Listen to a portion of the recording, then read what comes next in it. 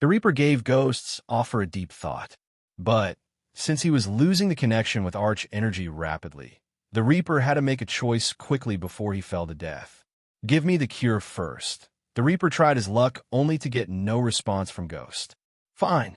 Here, this is the map to the guild where I picked up the assassination contract with your name on it. The Reaper quickly accessed his space ring and threw a parchment to Michael, who caught the map. Michael opened the parchment to see the map of the Aur continent, which was divided into 3 elven kingdoms, 2 dwarven kingdoms, 1 large beastman kingdom, 1 orc kingdom, and finally, 1 kingdom ruled by a human king. Even after being divided into 8 kingdoms, a vast piece of land was occupied by a barren snowy mountain chain to the north. Michael searched for Nagaland on the map of Aur, but found it very far from the continent. Nagaland wasn't a part of the mainland. Instead, it was a large island almost a quarter the size of Aur. The Grim Reaper's Guild was located between Sil, Allery, and Thera in the forest. It was marked with a red cross. Now give me the cure. The Reaper's voice became weak as Michael predicted.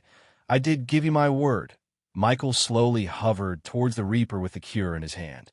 How do I know it's the cure and not poison? Asked the Reaper. You don't. Michael simply smirked as he reached an arm's distance from the Reaper. Then, Michael handed over the cure to the Reaper, who looked at the potion for a few moments before ultimately deciding to drink it. It was not like the Reaper had a choice to. Pulch. The Reaper's hand froze in time, a few inches away from his mouth. A second later, the Reaper coughed up blood and looked down to see Michael's hand going through his chest. You fucking bastard. The Reaper snarled at Michael with his last few dying breaths. Death will get to. Death can't have me until I want to greet it, Michael whispered into the Reaper's ear, holding the Reaper's heart in his hand. The heart was still beating in Michael's hand until he crushed it into a bloody paste. Mission failed, Reaper. Michael devilishly grinned, looking at the Reaper free falling down. Ding! Congratulations to the host for killing a fusion stage. Level 8 Cultivator. The reward is 750,000 experience points and 10,000 badass points. Hey system, what's the deal? I get the same amount of experience points for killing both level 8 and level 2 cultivators? Yes. After the fusion stage, every higher stage will get a fixed number of experience points regardless of levels. But why? Michael frowned, because the system needs to change the host body from the molecular level. Anything more or less than a fixed number of experience points will be harmful to the host and prevent the host from reaching immortality. Michael's frown got replaced by a grin when he heard the word immortality. Reaching immortality was Michael's initial desire when he came to this world. If it wasn't for all the Dark Lord business, immortality would have been his only sole purpose in this world. Now, it was a weapon and a shield for him to face his enemies. Speaking of immortality, the system urges the host to upgrade the system to the next level. You cannot reach the half-immortal stage with the current level. After hearing the system's words, Michael willed the system to show his status window. Host, Michael Cultivation Level, Fusion Stage, Level 4 Experience Points, 750, 000/1, 000 Badass Points, 320, 000 Skills and Spells. Wind Blast, LVL 6 Visit. For the best notice of Experience Responsive Shield, LVL 8 Environment Scanning, LVL 6 Ignitia, LVL 8 Lightning Dash, LVL 6 Energy Devour, LVL 2 Soul Eater, LVL 1 Death Range, LVL 3 Eyes of Darkness, Normal. Can sense the cultivation level of others' Eyes of Darkness, Lucifer. Can sense the cultivation level of others. Can see through illusions cloud of darkness, Lucifer. Weak-willed enemies will lose their courage completely and surrender. Death range will be 50% more powerful, and if activated in darkness, the host cultivation level will be boosted 4 levels up regardless of the stage barrier. Wordless Spellcaster, Lucifer. In full Lucifer form, the host just has to think of the spell to cast it.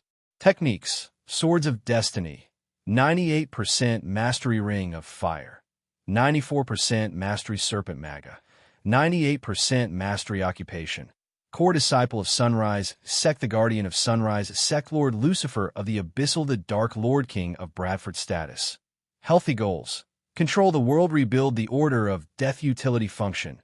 Banker, LVL 5, ratio, 1,000 gold coins, 40 badass points, runic teleportation X-ray vision. Also integrated with Eyes of Darkness. Wealth, 25 million gold special trait. 5-star alchemist. The latest _sodies are on _the website. 5-star inventor subordinates. Gaia, warrior, loyalty level 100%. Raylene, 5-star chef, loyalty level 99%. Arya, assassin, loyalty level 87%. Heinberg, warrior, loyalty level 48%. Maxine, warrior, loyalty level 98%. Tiberius, warrior, loyalty level 55%. Sadie, loyalty level 50%. Ricky, loyalty level 98%. Titus, loyalty level 60%. Optimus, loyalty level 60%. The Silent Reaper crew, pirates, loyalty level 92%. Base of operation. Sunrise Sect, the Abyssal, the Crypt Kingdom of Bradford Familiars. Nightmare. Forest Dragon, Vidora, 3-headed Hydra, elemental manipulation. Wind, 10% mastery. Fire, 10% mastery. Lightning, 15% mastery. Darkness, 25%. Michael could turn his gold coins into badass points, but the upcoming auction prevented him from doing so. According to Valric from Grand Spire Bank, 20 million gold coins was just a measly amount to have when attending the auction. She also said he could buy some ordinary items with his coins if he had luck. But for the time being, Michael wanted to hold on to his gold coins. You also used to give me gifts every time I reach a new stage, Michael complained to the system. It had been quite some time since the system gifted him like it used to. With everything going on, Michael wanted to get his hands on some legendary gift boxes of the system. Stop asking for freebies and focus on upgrading the system. The system sounded kind of irritated by Michael's question. Michael didn't have time to argue with the system. Besides, he knew there was no point arguing with the system. Hence, Michael closed the system interface and flew in the direction of the Voldegard compound. While flying, Michael tried to contact Gaia through the earpiece. "Where are you?" Michael sighed in relief when he heard Gaia's voice. "On my way to the Voldegard compound. Is everything all right? Did you have any trouble?" "No," answered Gaia. "Things are pretty normal here, but they're preparing a lavish feast for you. Hope you're hungry." "As a matter of fact, I am. All the fighting and killing made me hungry." Michael cracked his neck, producing a cracking sound in his neck. The latest _sodies are on the website. I'm not surprised. The Reapers are becoming a headache. Have you managed to get the location of their guild? Gaia had the same thought about getting their location as Michael. "I did, so let's pay them a visit then, but not as Ghost and Elia." Michael sensed a tinge of evilness and killing intent in her voice. It was apparent she wanted to destroy the Grim Reapers as Dark Lord and the Dark Queen. "We'll talk more when I get there," Michael said before cutting the communication between them. Afterward, Michael just flew towards the castle without using the lightning dash. He enjoyed the dark clouds above him, drizzling and the wind against his face. It provided him with a captivating experience. Even after almost 2 years, Michael still had goosebumps every time he flew in the sky. After almost 30 minutes of flying under drizzling weather, Michael finally reached the Voldegard castle.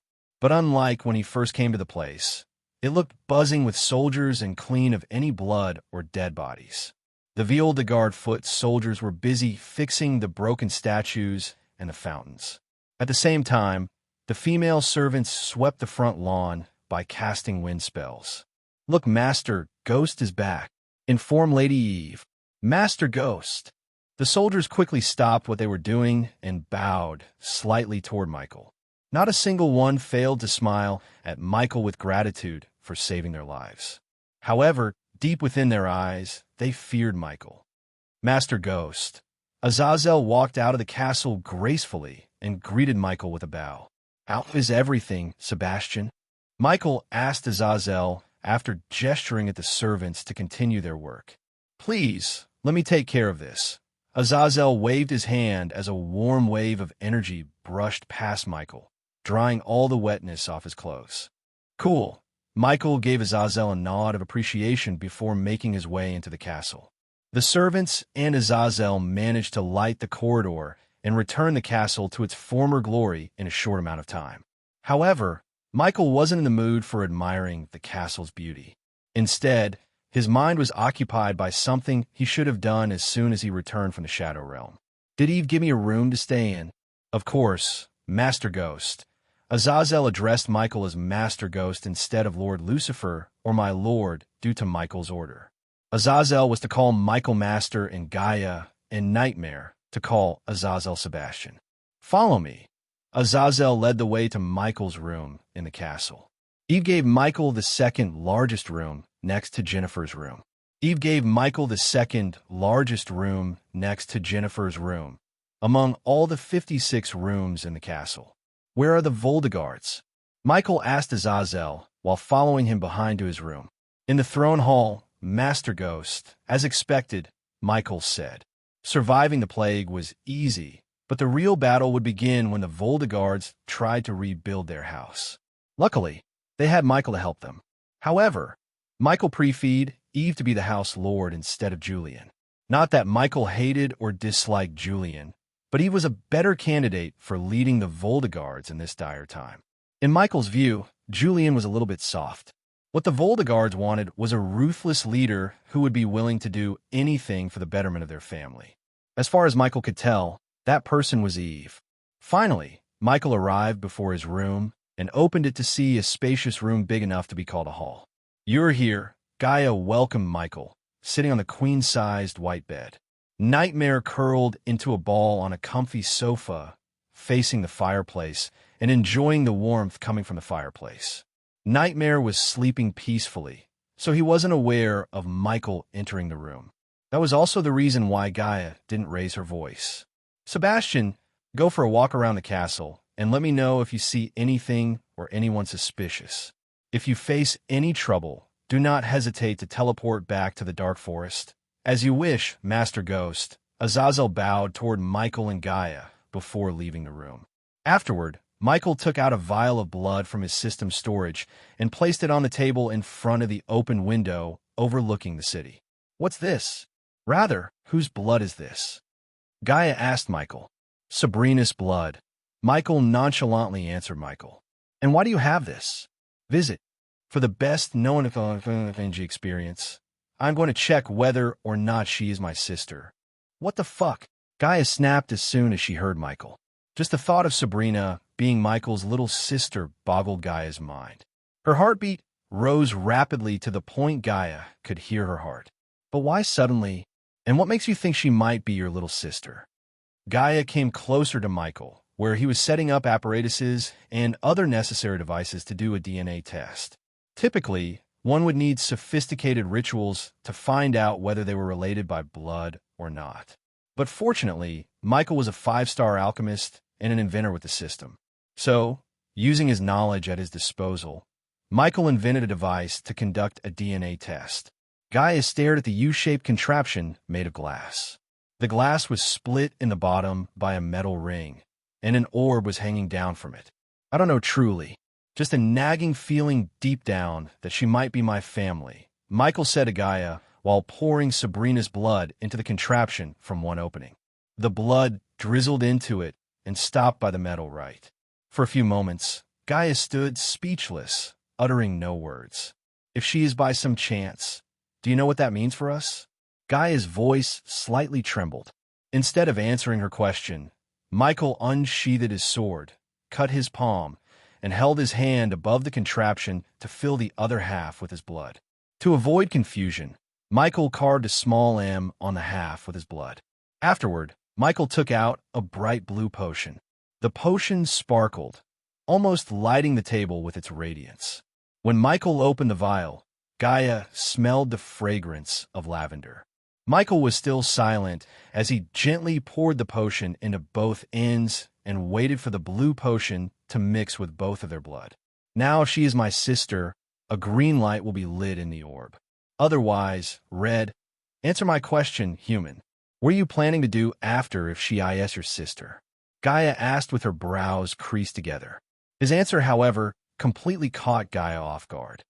To be honest, I have no plans. Michael sighed and waited for the blue potion to turn violet. What the fuck? I never heard these words from you before. First time for everything, huh? Despite the seriousness of the matter, Michael remained calm. It was true that Michael had no plans if Sabrina proved to be his sister. This would mean Noah his brother, Rowena his big sister, and Diana and Ethan were his parents. He may be cold and ruthless to his enemies, but if Noah was his brother, it wouldn't be as easy as facing Noah as an enemy like any other. After all, fighting a brother was very different than fighting an enemy. Visit. For the best non-energy experience. How long will it take for the orb to light up? Gaia couldn't wait to see the result. Red or green. She wanted to know whether or not Sabrina was his little sister. That would change everything from her perspective. Couple of minutes. Michael took a deep breath and waited for the orb to light up. Although it would only take a couple of minutes, each second felt like an eternity. While waiting for the orb to light up, Michael and Gaia didn't speak to each other. Instead, they waited silently until the contraption trembled slightly. Is this supposed to happen? Gaia questioned. Michael was supposed to say yes when the orb lit up in red light. As soon as Gaia saw the red light, she sighed in relief. But Michael couldn't even tell what he was feeling. His mind was boggled with mixed feelings. Michael's contraption checked the 2 blood samples shared bond of siblings. The orb would have lit in green only if the Sky Hall hadn't put a rune on everyone in Diana's family to cut all their ties to the Dark Lord. Simply put, there were no typical means to prove Michael was related to Diana or anyone in her family. Qin made sure the Dark Lord wouldn't find out about his real family in this world. Qin believed a person's greatest power was his or her family. Thus, she wanted to cut the Dark Lord's ties to his family. No matter what, she didn't want the Dark Lord to be united with his family. It was why Qin left notes that ultimately led Eladir to create a forbidden ritual that required Diana to cut all her ties with Michael when he was a baby. If it wasn't for Wulfric, Diana's teacher and the headmaster of Mazaroth, the Sky Hall would have passed a judgment to eliminate Diana and her family as a precaution. However, convincing the Sky Hall to spare Diana and her family cost Wulfric to put them through a ritual that removed any and all biological connection between them and Michael. So unless Michael could devise a way to reverse the ritual, the contraption to test the blood wouldn't light up as green as it should be. Nonetheless, Michael was led to believe Sabrina wasn't his little sister. With this effort, Michael let go of his little desire to find his real family in this world. Look, Michael, you have a family, and they're in this room. Gaia spoke to him in a gentle voice and took a step forward. I remember my mother used to say it's not that blood makes you family, but love. I love you. More than anything in this world, Gaia cupped Michael's face in her hand and stepped closer to the point her forehead touched his. Your mother is a wise woman, whom you haven't helped me find out. Gaia gestured to lighten up the mood a bit. You know Eladir is working on a way to find her mother. We must first find out why she is in hiding before finding her location. After giving up on finding his own family, Michael wanted to reunite Gaia with her mother more. At least one of them would have a mother. Michael and Gaia were still standing with their forehead touching. I am kind of relieved Sabrina wasn't your sister. It's not easy to fight against your family on a battlefield. Gaia spoke in a low-pitched voice. Visit. For a better user experience. Do you mean Noah and probably Rowena? If they were your family, raising your sword against them would be hard. Trust me, I know, Gaia sighed, thinking about Zanali. True that Gaia wanted to strike Zanali down for stealing the throne that rightfully belonged to her. If she wished, Michael would definitely help her kill Zanali, except she didn't feel the fire to kill Zanali as she used to before she met Michael. Of course, that didn't mean Gaia would give the throne of Nagaland to Zanali. It's just that Gaia didn't want to kill Zanali anymore. After they take over Nagaland, Gaia would simply exile Zanali from Nagaland. If she tried to cause any trouble, she would put Zanali in the same prison Zanali put her in. At least, I'm relieved now. Besides, I'm giving up on finding the people who gave birth to me. So there is no point. Michael sighed with a heavy heart. I know it's hard, but it's for the better, Michael. They gave you up willingly.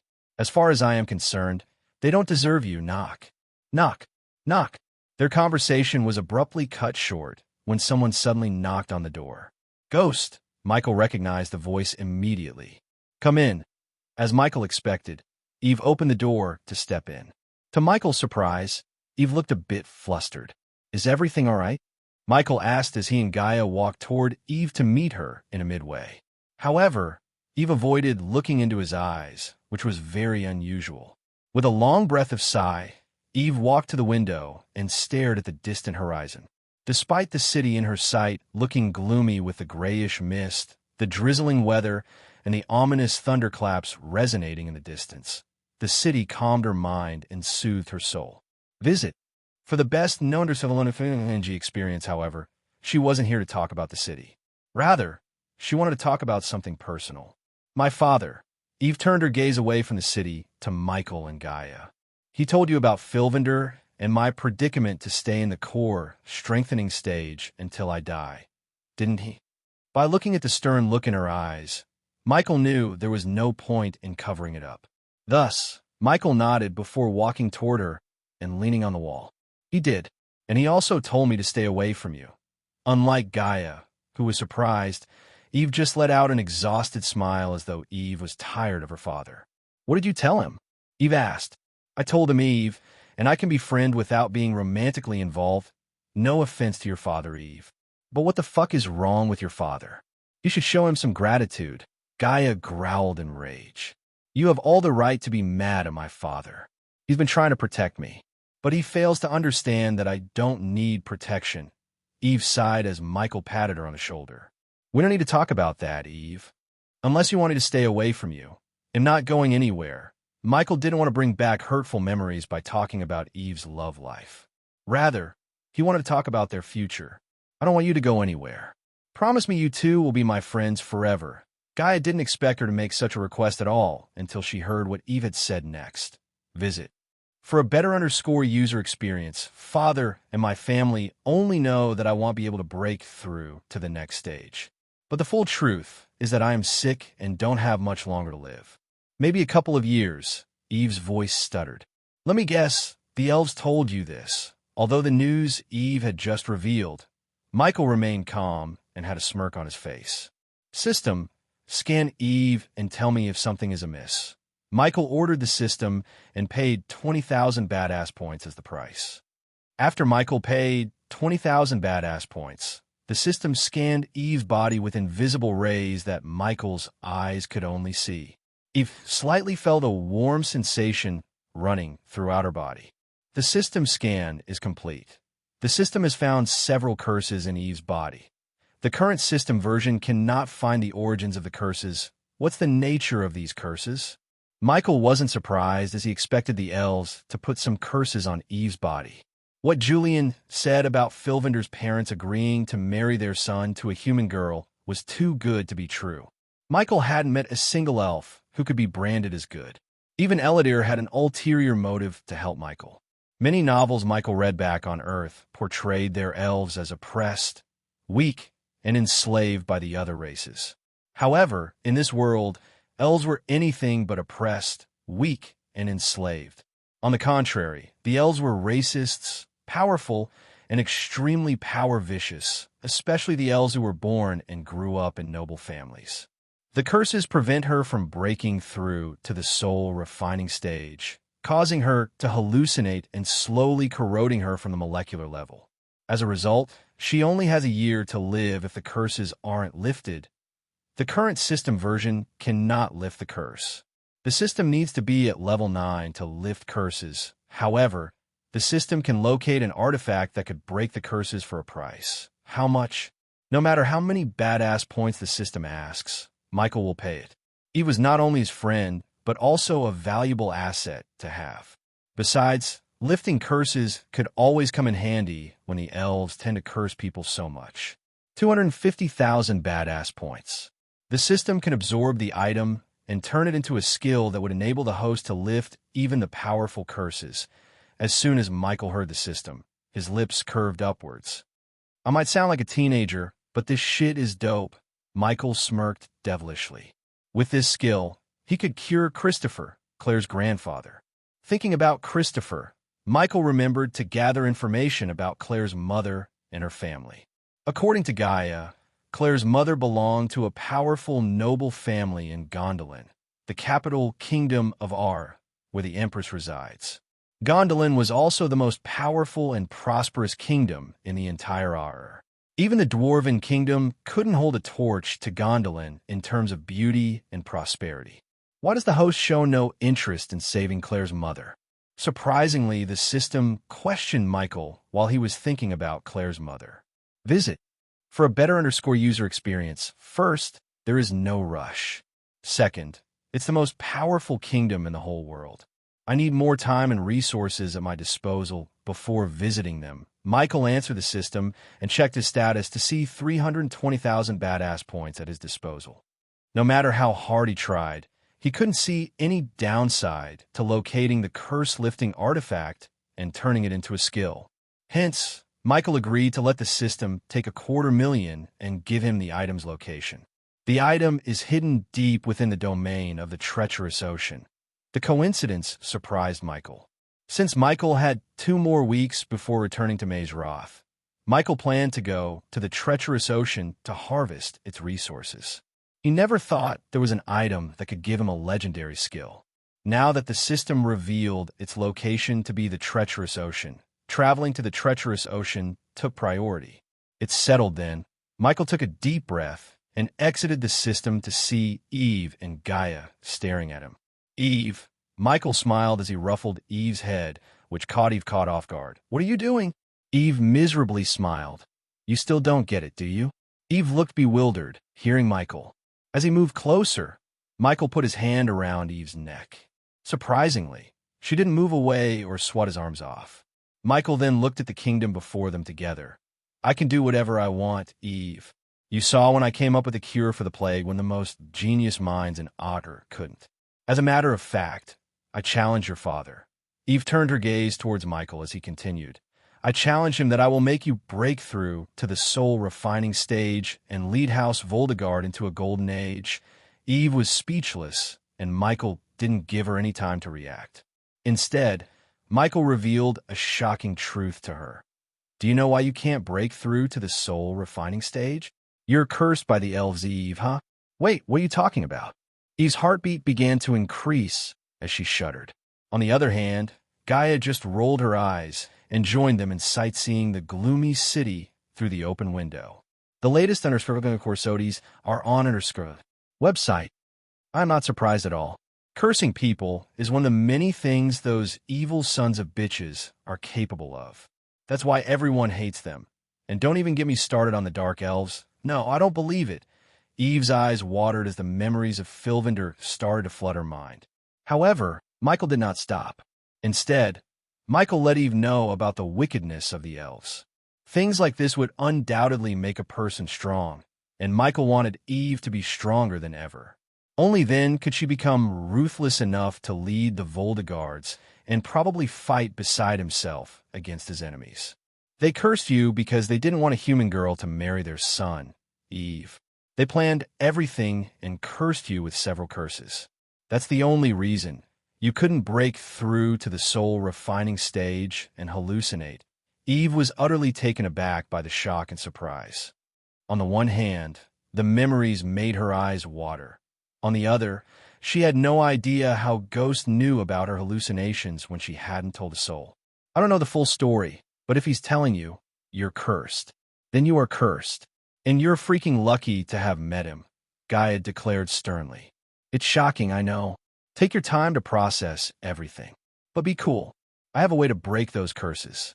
You will ultimately believe me when I do that and make you break through to the soul refining stage. Michael kept patting Eve on the back to calm her down. At that time, tears had already started to gush out of her eyes. To be honest, she couldn't believe Fylvander would do that to her. However, her brain told her otherwise. As Eve was staring at the distant horizon, Michael quickly bought a potion from the system, instead of brewing it himself. Here, Gaia saw a glistening white pill in Michael's hand. The pill itself radiated a sweet fragrance like no other. Take this tonight. It will stop the hallucinations and give you a good night's sleep. If anything, you need good rest. Michael lifted Eve's hand and placed the pill on her palm. Why go to all this trouble to help me? Eve couldn't help asking Michael. Although she felt like Michael was her best friend and could trust him with her life, Eve wanted to know why he was helping her. After all, Eve didn't have a clue that they were best friends once, and she died protecting the Dark Lord. No matter how many times you ask this question to me, my answer will be the same. You're my friend. To be honest, I feel like you're special, like my gut's telling me you're my best friend. I always trusted my guts, and it never betrayed me, said Michael. For a while, the place was haunted by silence as no one uttered a word. But the silence between Michael and Eve revealed a lot more than words to Gaia. Master Ghost, Miss Elia, suddenly a gentle voice called out for them from outside. Visit. For the best no-underscore experience, the feast is ready. Everyone's waiting for you in the great hall. The female maid softly spoke these words. Why don't we go out there and enjoy a nice meal? We deserve it, Eve, Michael said to Eve as Gaia also placed her hand on Eve's other shoulder. He wanted to take Eve's mind off of Filvinder and the curses. She had a year to live, and Michael was optimistic he could go and come out of the treacherous ocean within a year. This time, he wasn't going there as a core formation cultivator, but as a fusion stage cultivator with the system online, unlike the last time. Stop sulking, Eve. Let's go eat. I'm fucking hungry. You two can get me up to speed later. Since Gaia was hungry to the point her stomach started to grow, she couldn't care less about Eve's tantrum. Instead, she wanted to drag the both of them to the feast. We'll be there in a minute, Michael told the maid waiting outside and pulled Eve by her hand on the way to the door. Does Filvinder know about the curses? Eve stammered, failing to believe Filvinder had betrayed her. Of course, she shouldn't believe Ghost, but Eve's heart trusted Ghost more than Filvinder.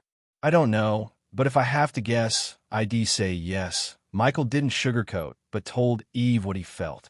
For him, it was too hard to believe a guy who truly loves a girl left her just like that because she can't break through to the next level.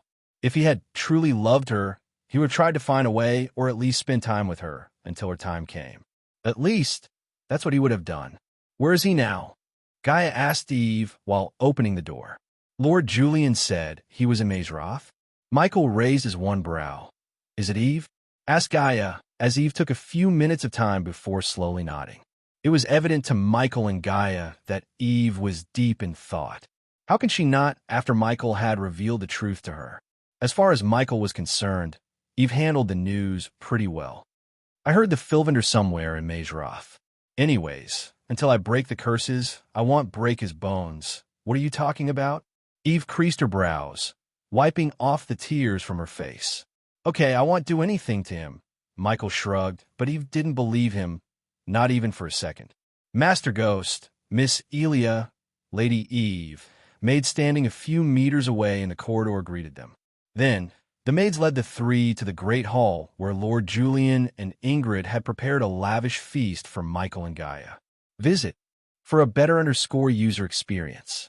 Michael followed the maids to the feast hall. The metallic lock rattled against the door when the maids opened the dark wooden doors. He couldn't help but grin when he saw the feast just for him. The hall had several long oak tables filled with food, mainly meat and freshly baked loaves of bread. In this world, most of the grand halls had the same arrangements. Long tables with a space leading to stairs to reach the elevated platforms, with a prominent figure dined in behind engraved oak tables set facing the grand hall. As soon as Michael entered the hall, the chit-chattering silenced a bit while Michael gestured at them to continue. Usually, there would be barrels of ale for everyone to treat themselves, but the ale storage was destroyed in the battle against the rock guards. Due to that, they only had fruit juice and water. Good thing they didn't have any dwarves among them. Otherwise, the short-bearded bastards would have caused a riot just because there was no ale. The servants and guards in the hall were grateful to eat it all. They almost died and now had the chance to eat. Somehow the near-death experience caused them to appreciate the little things in life, even eating a loaf of bread. The cultivators and Otter didn't give much importance to eating. Instead, They revitalized their bodies with arch energy, which was abundant in the atmosphere, unlike on any other continent.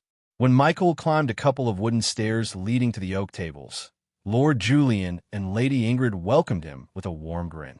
Lord Julian, Lady Ingrid, Michael and Gaia nodded as Lord Julian looked a little bit uneasy, seeing Michael with Eve.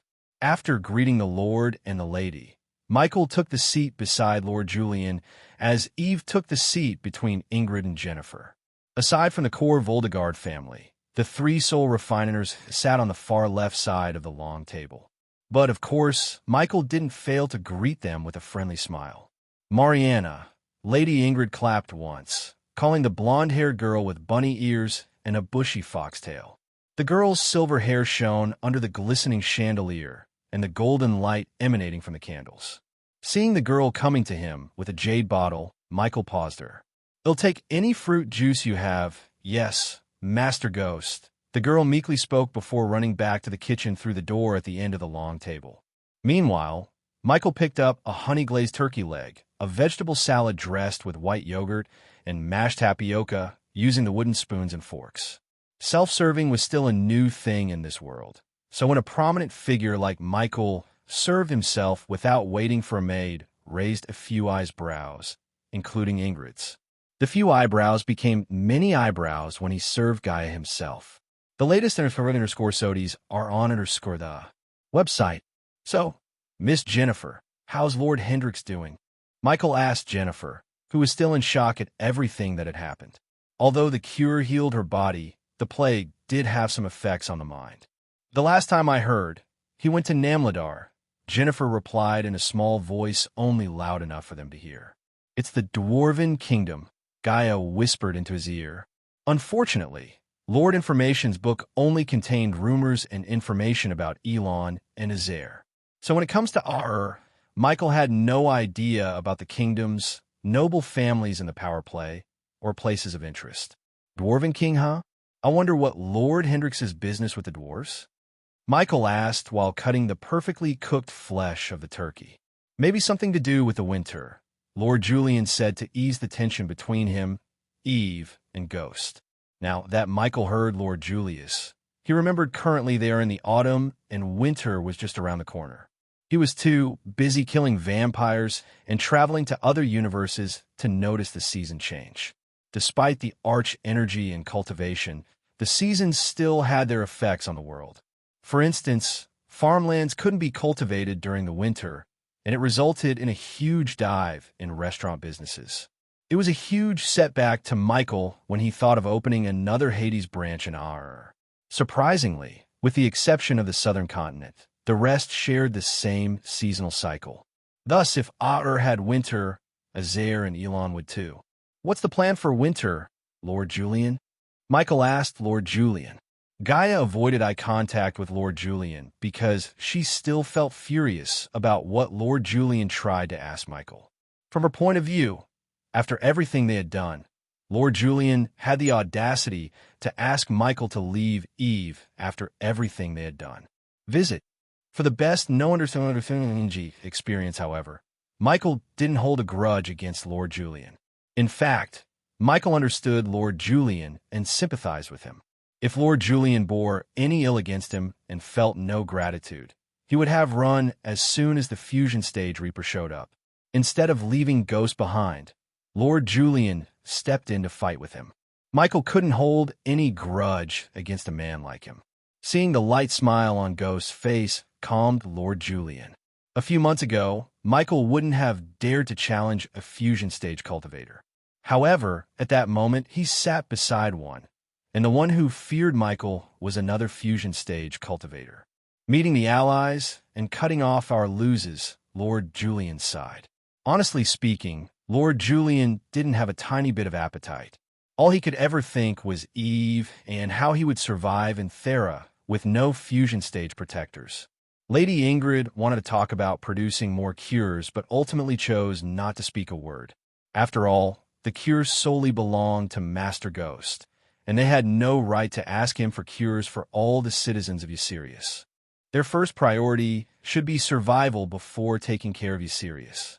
Michael and Gaia may have taken out Rotgard, but there were still two families in Eucerius. Among the two, one was an ally, and the other remained neutral with House Voldegard.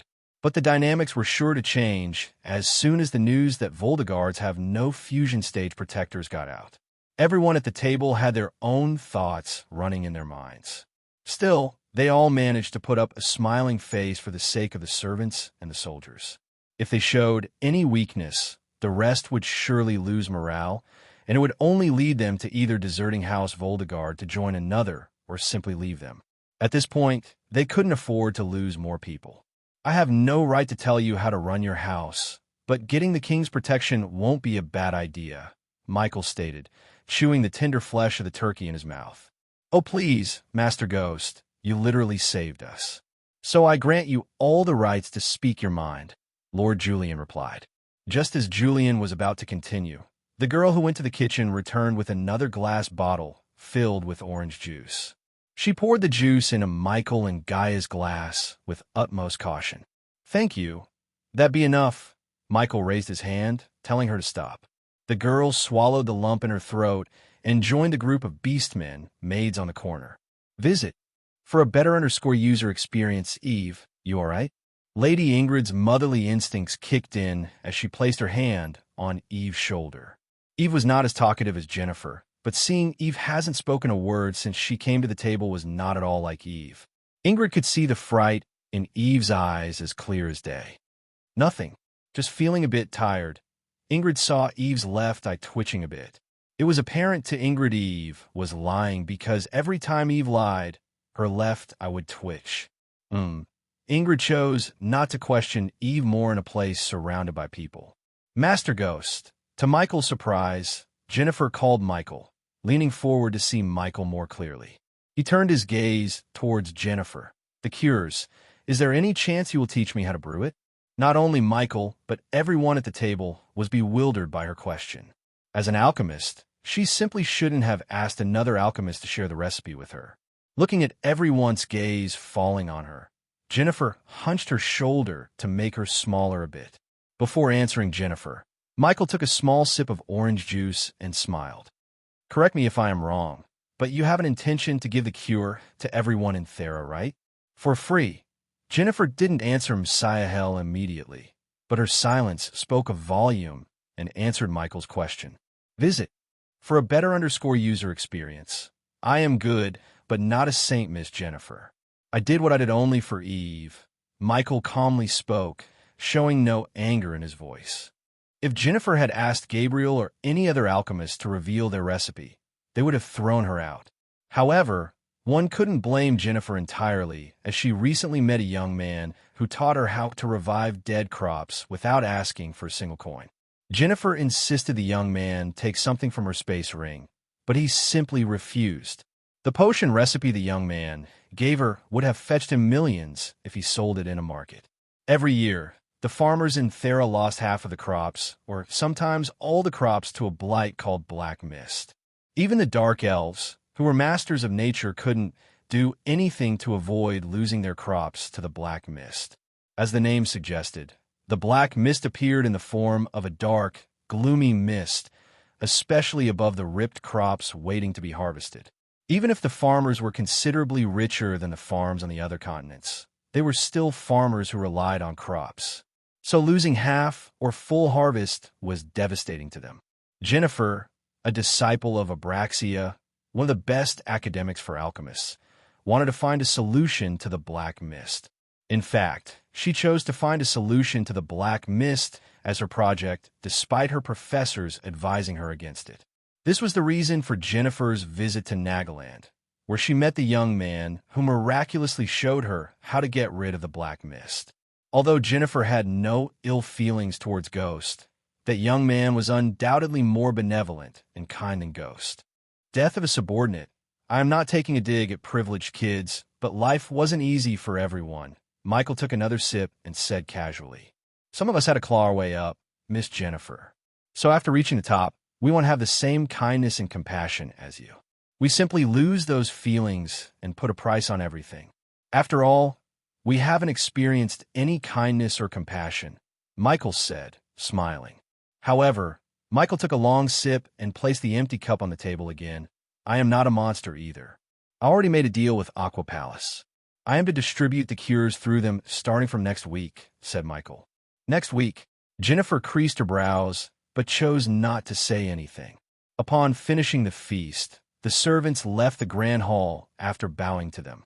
They were fortunate to work for the Voldegard family. Otherwise, they wouldn't have received extra cures for their family members. After everyone left the grand hall, Michael went directly to his room and began to brew the cures in silence. On the other hand, Gaia and Nightmare sat on the bed with their eyes closed to cultivate. After all, they had to take advantage of the thick arch energy in the atmosphere. Michael placed his table facing the open window. He stared at the evening sky, brewing the cure.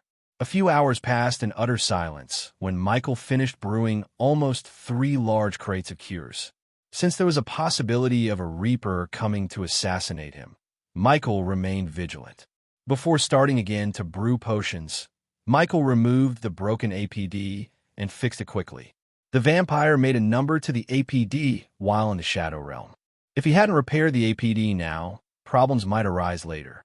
Thus, Michael fixed it under the light of candles. Although they had chandeliers, Michael enjoyed the darkness. His next goal was to brew enough potions to cure 500 people. It was indeed a small number, but brewing more would take time. Fortunately, Michael had nothing to do for a week. At least that was what he thought until his vision completely turned red with the system's notifications. Warning: subordinate Heinberg is dead. The host has lost 50,000 badass points. The latest understanding Corsodis are on website. Michael clenched his fist when his vision was blocked by pulsating crimson red warning boxes in front of his eyes. He couldn't believe what he had just heard. The system did not only reduce 50,000 badass points, but gave him a massive headache like someone's been hitting his head with a sledgehammer. But neither the headache nor the badass points disturbed Michael. Rather, it was the notification. What the fuck? Michael furrowed his brows as he tried to contact Maxine. My lord, where is H? Michael asked, gazing at the gloomy city under the night sky. He wanted the peace talk with General Quintus. Tiberius went with them. Is something wrong, my lord? Maxine's voice turned grave. Where? Instead of giving Maxine a direct answer, Michael asked where they went to hold the peace talks. If anything, the system couldn't be wrong, and if it said Heinberg had died, then it must be true. The question was how and who killed Heinberg. But after hearing Maxine, Michael could answer his own question. In the abandoned castle in the hissing wood, Michael ignored the rhythmic clicking sounds produced by the undead harvesting the arch energy crystals with pickaxes. Where are you at? Michael asked Maxine as Gaia's eyes twitched. In the Stormville Mountain, my lord. He'll be there in a minute. Get ready to move out. Michael cut the connection without saying anything further. Afterward, Michael quickly closed the windows as well as the curtains. The room lost all the light, and the darkness took hold of the room. With a simple wave of his hand, Michael snuffed out the light from the candles and chandeliers. When the room fell pitch black, Michael's eyes glistened like rubies. Stay here, Michael told Gaia a second before he vanished from the room. Visit. For the best known of familiar 3G, experienced Maxine dropped the pickaxe in her hand. Feeling uncomfortable because of the graveness in the Dark Lord's voice, Maxine flicked her wrist. In the next second, a skull mask and black robes materialized in her hand. She quickly placed the mask on her face and put on the dark robes above the dusty brown tunics. A cold breeze brushed past her back as Maxine felt a terrifying yet familiar presence. Maxine didn't need to turn around to tell that the man standing behind her was the Dark Lord. But unusually, the glistening blue crystals flickered and the dark caves became darker. There was also a coldness in the air that sent shivers through her spine. She had never felt such a presence from the Dark Lord before. Coupled with the Dark Lord's questions about Heinberg and where he went, Maxine had a sickening feeling in her gut. No time for pleasantries. Lead me to Heinberg now, Michael said. Before Maxine could reply, Michael grabbed Maxine by her shoulder, casting a lightning dash. Michael only wanted Maxine to show him the way. He had no need for a backup, especially when one of his subordinates had died a few moments ago. This was the first time Michael lost a subordinate. Though he remained calm, Michael wanted to rip whoever killed Heinberg into shreds. It took so much effort to make each and every subordinate loyal to him. The last time Michael checked, Heinberg was on his way to becoming completely loyal to Michael. Every single subordinate was the cream of the crop, handpicked by Michael and Gaia. So losing one of them really stung Michael. Considering Michael pushed himself to the limit, his speed was to the point everything looked blurry. I shouldn't have taken Azazel away from the surveillance room. Michael blamed himself for making such an amateur mistake. Though all his subordinates had spiders that functioned as neck cameras, they were useless without Azazel to monitor them and inform Michael that something went wrong. Since Michael took Azazel with him to Ar, there was no one to watch the feed. He would have put Vidora on the job if they didn't go into seclusion to cultivate. Such a bad time to go into seclusion. Still, Michael had no way of foreseeing the future. He knew there was no way he could have predicted Heinberg's death. After 30 minutes of flying at a speed closer to the speed of sound, Maxine stopped him.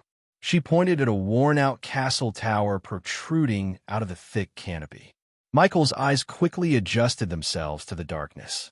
Upon flying closer to the castle, he activated his thermal vision to see if there were any life signs inside the castle. Except for veins and roots coiling around the ruined tower, nothing occupied the castle. System, teleport Maxine back to the Stormville Mountain. The runic teleportation immediately teleported Maxine back to Stormville Mountain. Afterward, Michael slowly flew towards the broken castle. Only the tower was visible to Michael. The rest was covered entirely by the canopy. He entered the castle through the opening where a huge bell used to be. Azazel. Michael contacted Azazel while descending towards the throne hall. "My lord," answered Azazel. "Visit. For the best known the experience, return to the dark forest and tell me where Tiberius is, as you wish, my lord." Upon landing on the once lavish throne hall, Michael saw the large roots and veins running chaotically throughout the hall. However, there was a stone table in the center that was spared by nature. With a wave of his hand, Michael conjured the alchemy flames, vanquishing the darkness with the jade light. As he got closer to the square stone table, fresh blood glistened under the jade light. Michael furrowed his brows, looking at the puddle of blood on the other side of the stone table. He squatted down beside the blood and touched it with his hand. Still warm, Michael felt the slight warmth from the blood. However, he couldn't be optimistic. The ground had absorbed most of the blood, but still, there were at least 3 liters of blood in the puddle. No way a person could survive after losing that much blood. The question in Michael's mind was whether the blood belonged to Tiberius or Heinberg. Michael stood up to investigate the scene until Azazel contacted him again. While floating around the table, Michael noticed 2 sets of footsteps on either side of the table. He closed his eyes, picturizing the scene. In his mind, he could see Tiberius and Heinberg sitting on one side of the table and 5 people on the other. According to the footsteps' depth, Michael could tell whoever it was, they all wore heavy armor. "Quintus, were you here?" Michael asked himself, slowly opening his eyes. "Why did those idiots come here alone?" Michael muttered under his breath. Apparently, the peace talk was just a facade to kill Heinberg and Tiberius. If General Quintus had Heinberg killed, he didn't want anyone to find Heinberg's body. Besides, he may have taken Tiberius too, because no footsteps were leading to any of the broken windows or collapsed walls. Knowing Tiberius and his skills, it will be challenging for Quintus' men to take Tiberius alive without a fight. How did they ambush them? Michael saw no signs of footsteps in the blood puddle. So Michael looked upwards and flew towards the ceiling. To his surprise, Michael saw claw marks on the ceiling straight above the table. He looked deep to see if he could see more claw marks, but he only found 4. The pattern and distance between each claw mark told Michael that a person wearing sharp claws was sticking to the ceiling like a gecko. Michael looked down. When the time came, he dropped to the ground and probably cut Heinberg's throat. The sudden turn of events must have caught Tiberius off guard, Michael concluded. To learn how Tiberius went down, he needed more evidence, but luckily, his investigation came to an end when Azazel contacted him through the earpiece. Visit. For a better user experience, my lord. I found Lord Tiberius. He's been tortured by someone in a dark room as we speak. Meanwhile, in a dark room dimly lit with torches, Tiberius was hanging from the ceiling with his hands and legs bound by metal chains. His entire body was riddled with cuts and bruises. Heinborg's body lay on the ground beside Tiberius. His throat was slit from one end to another. Whoever killed him made sure Heinborg had no chance of healing at all. The cut's deepness was to the point they almost cleave his head off. Arg, Tiberius growled as blood oozed out of the cut on his left cheek. Despite the torture, the fire of anger burned bright in Tiberius' eyes. In addition to the anger, he grinned, revealing blood-stained teeth. "You have no idea who you are dealing with here," Tiberius said, looking at the darkness. After Tiberius growled and spat the blood in his mouth, 3 figures walked out of the darkness. The man who walked forward with a devilish grin on his face was General Quintus. The armor itself consisted of broad ferrous strips fastened to internal leather straps. The strips were arranged horizontally on the body, overlapping downwards. They surrounded the torso in 2 halves, being attached to the front and back by means of brass hooks, which were joined by leather laces. Tiberius saw Quintus grin before handing over the golden Spartan helmet with dark blue plumes. He had golden hair styled to resemble the Caesar cut on Earth. The 2 soldiers behind Quintus stood almost 7 feet, wearing heavy armor from head to toe. The armor exposed not a single place in their body. After handing over the helmet to the heavily armored soldier to his right, Quintus unsheathed the bloody dagger he used to cut Tiberius. "Are you talking about the pirate captain who could use magic, or the Black One who controls the Senate of Maven and Giselle from the shadows?" "Both are the same, you moron," Tiberius snickered. He didn't show a single sign of fear to Quintus or the dagger, no matter how many times Quintus cut him up. Upon hearing Tiberius, Quintus didn't look surprised.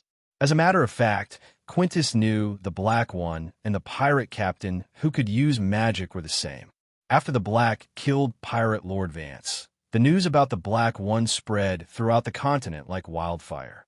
At this point, there was not a single person who didn't know about the Black One. Even the 3 kings of the southern continent had formed a secret alliance to fight the Black One in case he tried to invade them. The alliance extended its arms to Kingdom Myril.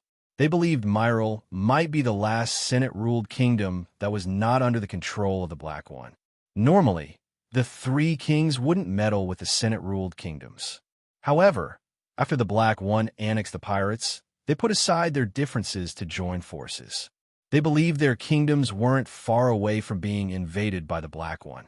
So Myril declared war on Prerid to lure the Black One out of the shadows.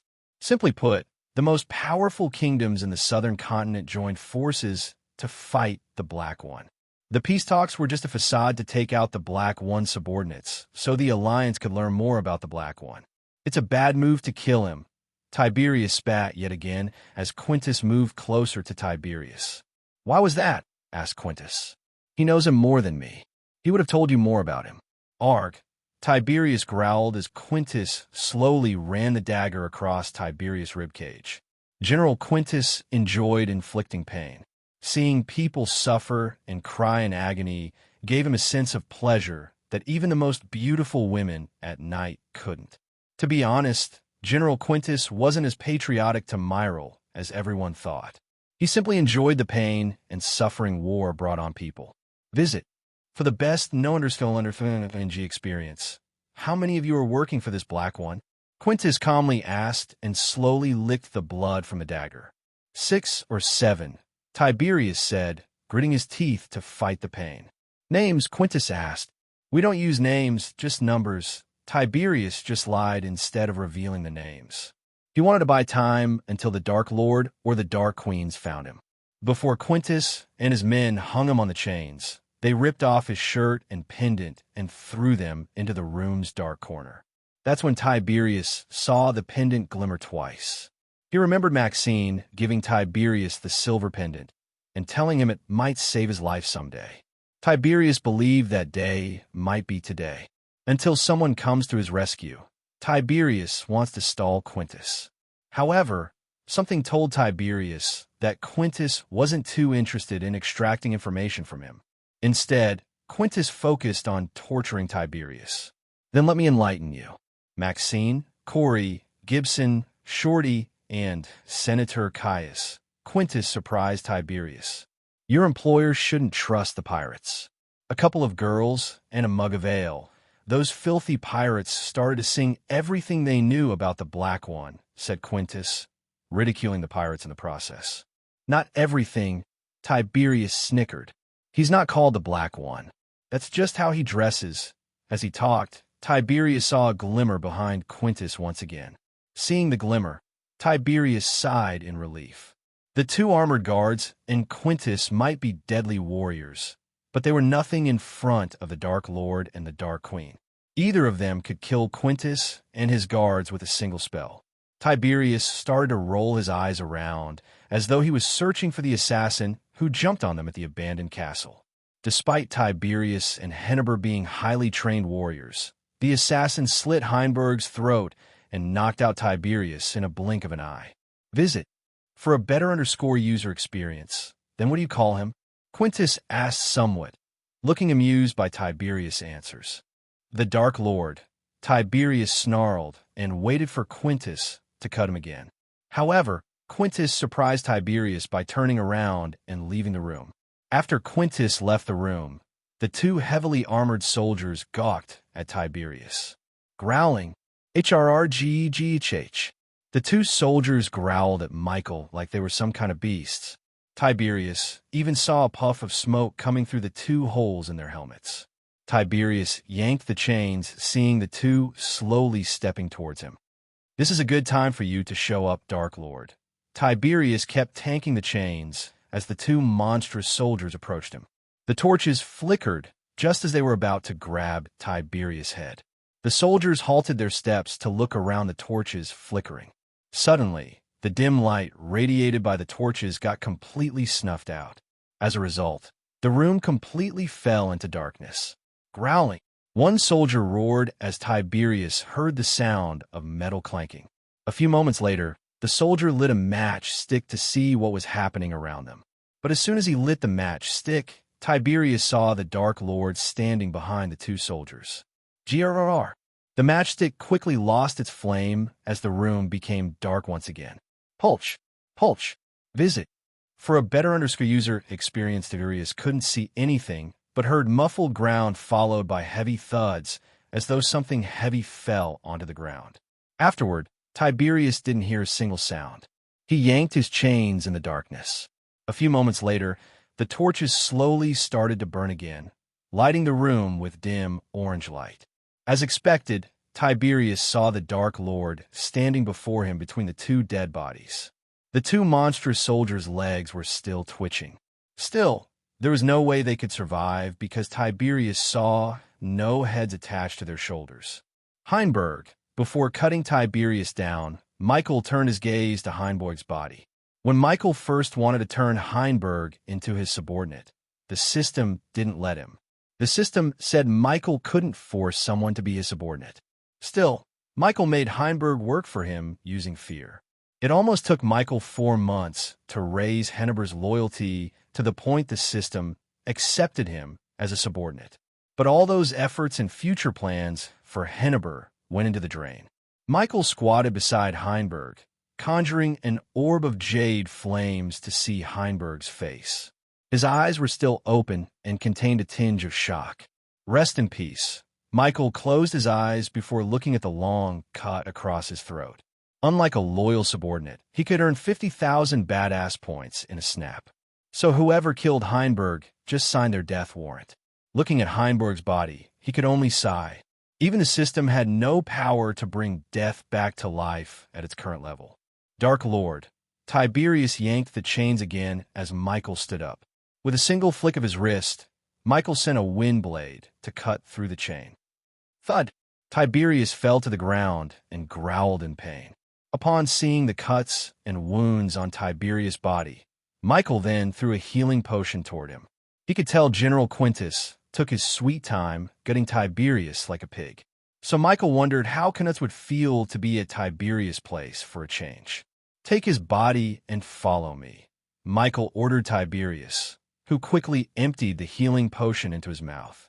The healing potion closed all the cuts in Tiberius' body. Tiberius immediately felt refreshed and revitalized. So he slowly stood up and walked to Heinberg's body. Michael was about to reach the door when he halted his steps. He then turned around to see Tiberius following him, carrying Heinberg's body in his arms. Visit for a better user experience, was it General Quintus? Michael asked in his demonic voice, which sounded colder than usual. He tortured me, but he didn't kill Heinberg.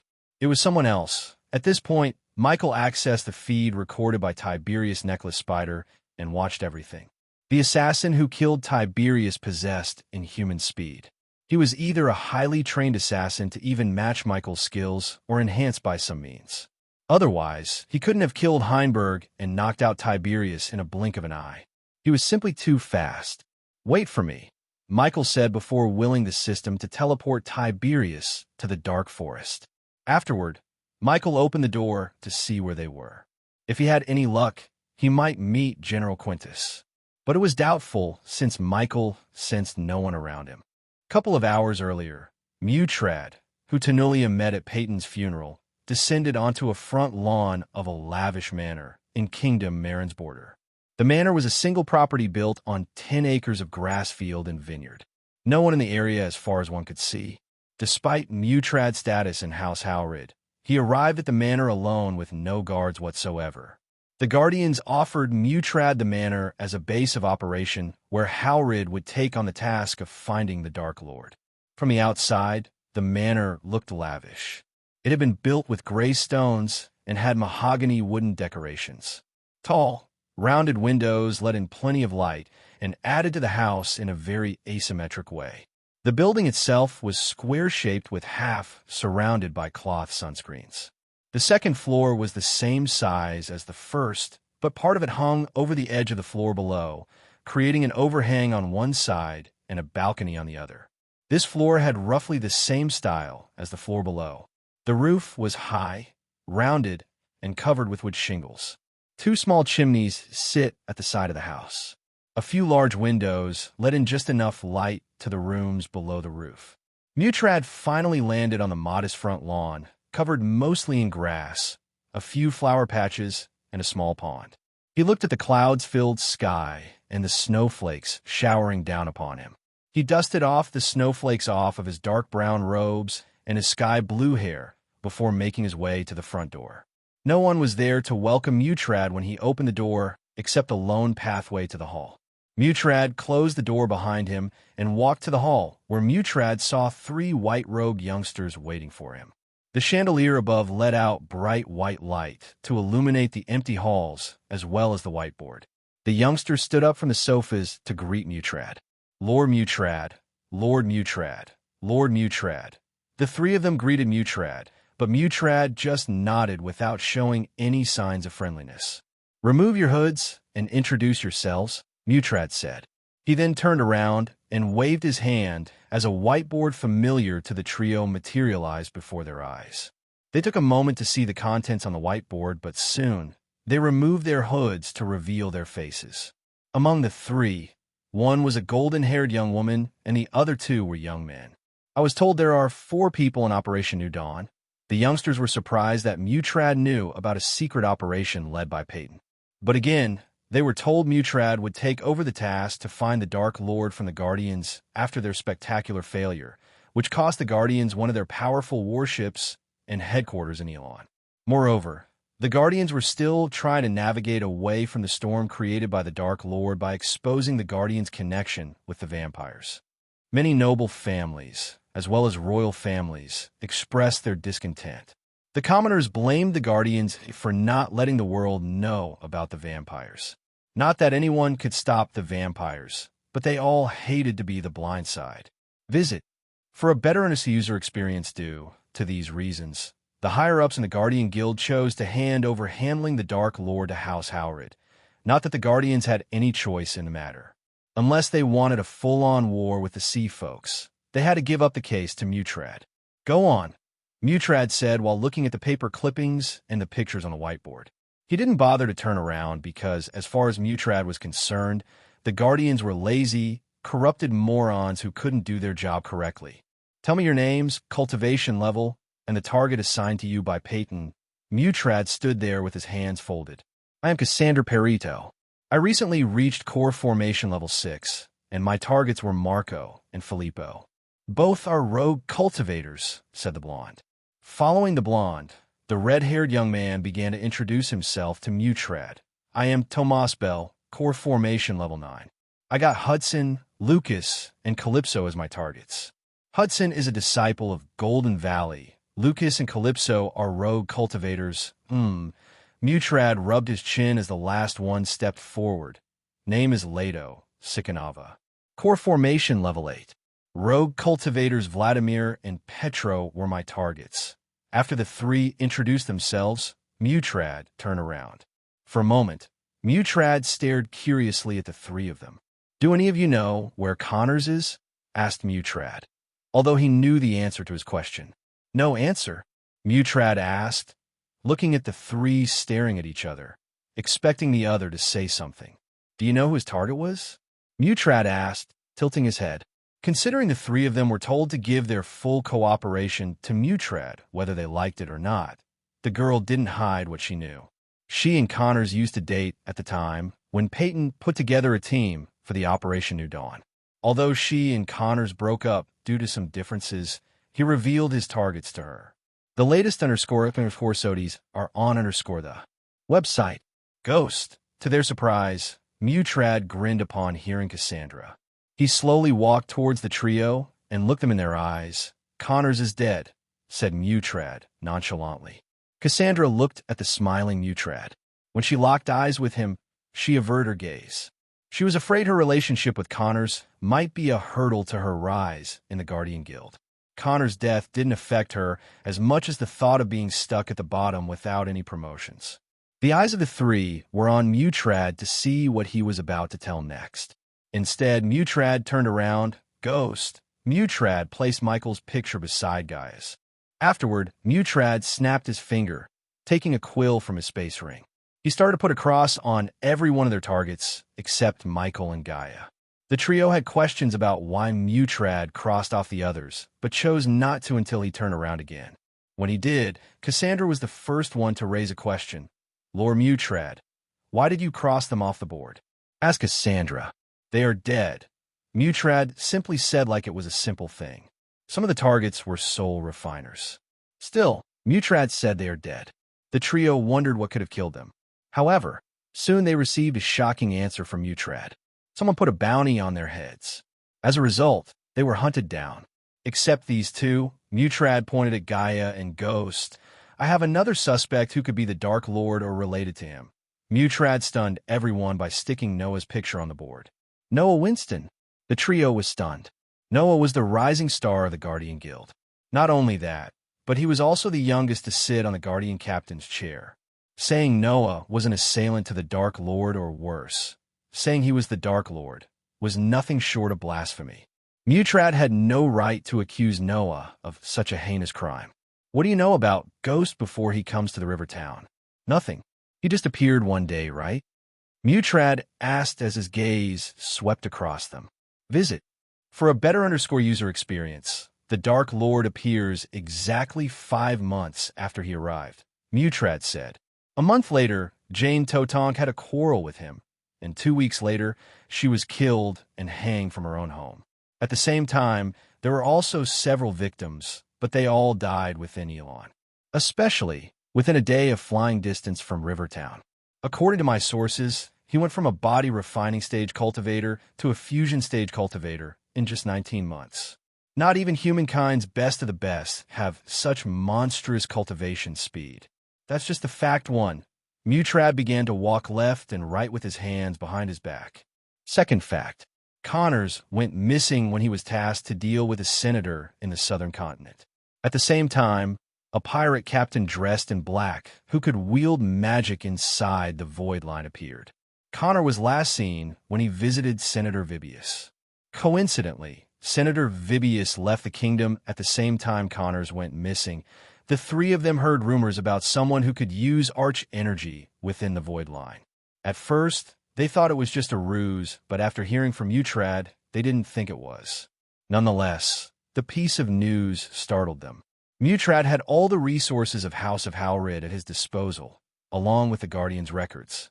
Using both, it wasn't tough to find everything about Connor. Although Peyton was on the right track to find the Dark Lord, she didn't have the resources or authority like Mutrad to filter the suspect list effectively. After all, it cost Mutrad $80 million to put a bounty on all the suspects, including Michael. So, just to be safe, Mutrad requested the Grim Reapers to send fusion stage Reapers after the targets. To Mutrad's surprise, only one survived, Ghost. Connor's soul suffered in agony in the last moments of his life. He was tortured brutally. Assume the magic wielder is the Dark Lord, and he was the one who kidnapped Connors. Why did he torture Connors? The Dark Lord took his time with Connors. Why? Mutrad directed his gaze to the three of them. Instead of asking Mutrad how did he know for sure that not only Connors is dead, but also he was tortured, the trio picked their brains to answer Mutrad. Deep down, they wanted to impress Mutrad so they could get a shot at a promotion. After all, they were handpicked by Peyton because they were power-hungry and eager to impress their higher-ups. He must have done something to piss off the Dark Lord, said Tomas. Can it be because Connors killed someone the Dark Lord cherished? Asked Mutrad with an amused smile. It can be, answered Cassandra. Jack Nerian, a disciple of the Sunrise sect, who murdered by a mysterious bandit group near their sect. This is funny because there was no bandit camp near their sect at that time. Connors killed Jack, and as a result, he was tortured to death by the Dark Lord. All things being equal, the simplest is often the right one. The Dark Lord arrived after Ghost. Jane Totonk had a quarrel with Ghost and died. Connors, who killed Jack, disappeared and was tortured to death. The common thing between all these is Ghost. The latest Infinite Crusodes are on her website. But lore Mutrad, Ghost was in the Nether Realm when Jane was killed. He even took the truth pill and proved his innocence. Leto raised his thought. He didn't kill doesn't mean he was innocent. In the southern continent, the Black One is seen with a woman. And guess what? Ghost also has a fiancée who didn't go to the Nether Realm. She must have sneaked into Totonk Manor and killed her, Mutrad explained. So you're saying Ghost is the Dark Lord? Cassandra asked. Yes, said Mutrad. Then what about Noah? Asked Tomas. There's a little chance Noah might be the Dark Lord. However, I am certain this guy has some sort of connection with the Dark Lord, Mutrad said. Although Mutrad didn't have enough facts to connect Noah to the Dark Lord, his gut feeling said Noah was somehow related to the Dark Lord. Now all he needed was to follow Ghost and prove him guilty. But he wasn't going to chase down the Dark Lord as Tenulia did. The Dark Lord might be the trinkets criminal Mutrad had chased because all Mutrad had was theories, not evidence. Without solid evidence, he wouldn't be able to deploy all the resources at his disposal. A small mistake could result in a calamity for the Arctic Hall. Unlike the Guardians, the higher-ups of the House of Howrid warned everyone about the Dark Lord and the threat he posed to the entire world. As a result, Mutrad was strictly ordered to investigate with utmost caution. I chose to share everything because of the same reason why Peyton chose you in the first. You three are the most power-hungry humans in the guild. You want to prove you're worth something. From now on, you three will work directly for me. As your reward for working for me, you will be placed directly under the Alpha Guardian of your choice, surpassing the position of Guardian Captain. The offer was beyond their expectation. Their eyes glistened, sparkling with excitement. Each of them would have done anything if Mutrad offered them a position of Guardian Captain, let alone a position under the Alpha Guardian of their choice. Being placed directly under an Alpha Guardian meant one thing. They could become the next Alpha Guardian one day. My sword is yours, Lord Mutrad. Cassandra was the first one to kneel down with her hands on her chest. Currently, Cassandra was tasked to monitor the nobles in Azair, which she considered a waste of time. She spent most of her time following nobles, watching them drink, harass people, and commit all sorts of heinous crimes. Guardian Captain Gerard gave her some of the worst tasks in the guild instead of tasks that could solidify her chance to become a Guardian Captain. Since Cassandra wasn't from a prominent noble family, she had to put up with Guardian Captain with the hope that someday her luck would turn. After hearing Mutrad, she had a feeling this was her way to get to the top of the hierarchy. Moreover, this wasn't an off-the-books operation. Therefore, each of them must be given some sort of reward. And a man like Mutrad didn't have a need to give them a fake promise. "It'll be an honor to work for you, Lord Mutrad." Leto dropped to one knee and lowered his head like a loyal soldier. If someone made a list of the most racist people in the Guardian Guild, Leto would be in the top 10. He literally killed countless beastmen just because they weren't humans. His family was one of the biggest slave traders in Azair. Yet his racism went out of the window before a golden opportunity presented by Mutrad. He bent his knee to Mutrad, a sea folk, without a second of hesitation. The latest Underscore course ODs are on Underscore website. Unlike Cassandra, Leto didn't hate the task given to him by Gerard. On the contrary, he loved his task of destroying goblin nests throughout Elon. Since his family was in the slavery business, he captured all the goblins along with any other non-human races and sold them to nobles for a hefty price. The weak goblins were the perfect replacement for dummies to test spells and attacks. In fact, many nobles preferred live targets such as goblins and weak beastmen over dummies. His family supplied thousands of goblins and beastmen every year. Of course, the Guardians knew about this, but didn't care less about the goblins or the beastmen. If Leto could become the next Alpha Guardian, or even a Guardian Captain, he could use the connection and authority to send several teams just to capture non-humans. In other words, he could treat the Guardians like adventurers. The only difference was Leto wouldn't have to pay the Guardians. "I am yours to command, Lord Mutrad." Finally, Tomas knelt down with his hand on his chest, like Cassandra. If Leto's family profited by trading in slaves, Tomas' family was in the business of mining and real estate. Even as a low-level guardian, Tomas used his status to force hundreds of commoners out of their lands. If a commoner decided to file a complaint against him or his family, they would simply disappear. Tomon's family owned at least one mine in every kingdom in Azair. Suppose Tomon became a Guardian Captain, his family would own almost all the mines.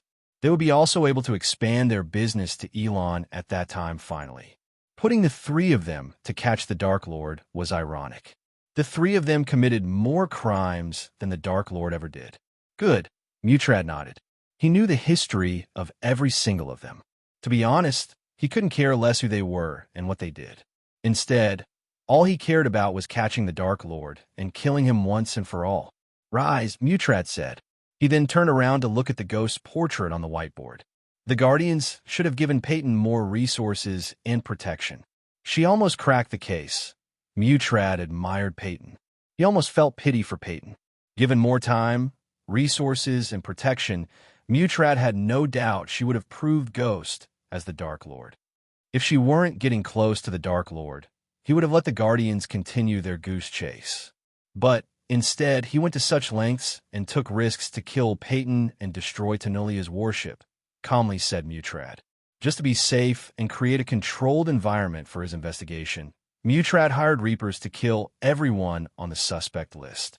The Reapers killed everyone except one, Ghost. Now that Mutrad picked Ghost as his target, he would dissect everything about Ghost. Several moments later, Mutrad turned around and issued his first orders to each of them. Visit. For the best notifying experience, Cassandra, the Sunrise Sect is hiring teachers. Get the job. Mutrad handed over a golden parchment to Cassandra. He then turned his gaze to Leto. Get your family to become one of Ghost's biggest customers of Majestic. When the time comes, represent your family and meet him. As you wish, my lord. Leto bowed. Tomas. Mutrad looked at Tomas. You're to leave for the southern continent and establish yourself as a pirate under Pirate Lord Corey. Take this. With a flick of his wrist, Mutrad took out another golden parchment from his space ring before handing it over to Tomas. The latter opened it to see the map of Giselle and a cross. You will meet my contact there. He will give you all the necessary tools to survive. After issuing orders to them, Mutrad gazed at them. If you have any issue, you can back out now. As Mutrad expected, none of them dared to open their mouths. Visit. For a better user experience, remember, under no circumstances you're to approach Ghost or the Black One in the southern continent. The last time Guardians underestimated him, he played you for a fool, destroyed your headquarters, and killed one of your best. Unlike Tenulia, Mutrad didn't dare to underestimate Ghost. Until Mutrad was sure Ghost had no way to escape, he wouldn't make a move against him. There were still too many things he didn't know about Ghost.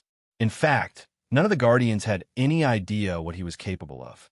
Without knowing every aspect of his power, he wouldn't be able to catch the Dark Lord. Moreover, if a single word of what I said went out, I will wipe you and your family out of this world. Trust me when I say this, I don't make threats. I make promises. Mutrad's voice became colder to the point the three of them felt shivers running through their spines. His eyes glimmered as they could see the murderous intent in Mutrad's eyes.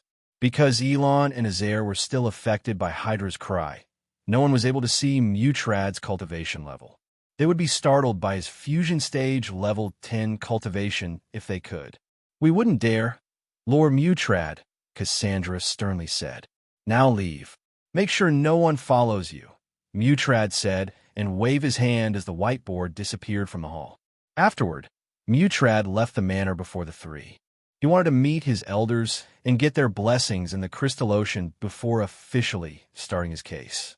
Do you really think Ghost is the Dark Lord? After Mutrad left the manor, Leto asked the other two. What he said made sense to me, but I didn't get why he feel Noah had something to do with the Dark Lord, Tomas answered. Whatever it is, I'm pretty sure we will figure it out soon. I heard the Seal folks are smarter than us. Now I know it's true. Cassandra admired Mutrad. He has more resources and authority than Peyton or we ever had. Do you think Guardian Captain Gerard would let us do anything without a pile of paperwork and shit like that? Leto complained.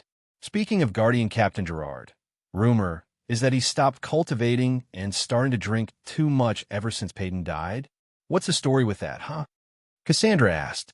The latest open of Corsodies are on the website. Don't you know? He was in love with Peyton. One of my servants saw both of them together in Ruby Cuisine one day in Thusia, said Tomas. Oh shit. So he was in love with her. Now I know why he agreed to Peyton to start the off-the-book operation in the first place. She was his sweetheart, chuckled Cassandra. That's not all. After her death, he was drinking and blaming Noah for her death at Nightshade one day. I don't know the full story, but we can expect Gerard to go against Noah soon. Chapter 607. A celestial being back in the Shadow Realm. The dark sky split open suddenly. A vortex appeared out of nowhere and swirled rapidly in the sky. This wasn't anywhere close to where Michael was earlier. Instead, the vortex appeared on the other end of the dungeon, where the vampires and the skinless creatures emerged from the Queen's homeworld. The walls had countless holes from where the skinless creatures crawled out to see the vortex in the sky. The skinless creatures hissed at the vortex while the vampires materialized out of thin air. Unlike the vampires Michael fought, these were monstrous creatures. Each of them stood 7 to 8 feet tall, with shark-like teeth, and covered themselves with robes made of solidified blood. As soon as the skinless creatures noticed the vampires, they stopped hissing to kneel down. Although the vampires had their faces covered, one could see a tinge of fear in their red eyes. For some reason, the vampires shuddered to look at the vortex. They could all feel a tremendous power coming through the vortex. He is coming. Suddenly, the demonic voice of the Queen resonated in the area. Her furious shout made the vampires drop to their knees. Afterward, a silhouette of a woman gradually formed near the vortex. The Queen, our goddess. The vampires raised their hands and prayed in their own language at the silhouette. The black smoke was almost finished forming the silhouette when a shock wave appeared from the vortex and blasted away the silhouette. Woof! After the silhouette faded into thin air, a loud bark echoed through the dungeon walls. As soon as the vampires heard the bark, they trembled. The bark contained enough force to melt down a few skinless creatures like wax statues. Hiss! The skinless creatures hissed violently as the vampires bore their teeth, revealing their long, bloody fangs. They were all poised to attack whatever comes out of the vortex. The amount of pressure coming out of the vortex nearly crushed the skinless creatures and the vampires. So I'm back to this hellhole? Following the bark, a calm voice resonated from the vortex. The vampires and the skinless creatures took a step back, sensing the pulsing energy in the air. They even shivered. As they backed away, a figure dressed in black stepped out of the vortex. As a result, the vortex gradually faded away. The figure who walked out of the vortex gazed at the skinless creatures and the vampires on the ground. Just like Michael, he was also dressed in full black. However, the man's armor had several metal plates around the shoulder and chest, giving him extra protection as well as adding elegance to the dark armor. In addition, he also wore a cape and a hood to cover his head. Hisses! The skinless creatures roared, jumping up and down vigorously in anger. On the other hand, the vampires began to float. This chapter upload first at NovelBin. Net, if you want to read more chapters, please visit NovelNext.com to experience faster update speed. Looking at the vampires approaching him, he slowly removed the dark hood covering his face. If Michael were here, he would be surprised or even startled to see him. He was none other than Michael's fellow Earthling, Hunterblade. He was dealing with a group of traitors when the Shadow Realm sucked him from his castle. Considering Hunter had visited the Shadow Realm a couple of times, the Shadow Realm didn't shock him much.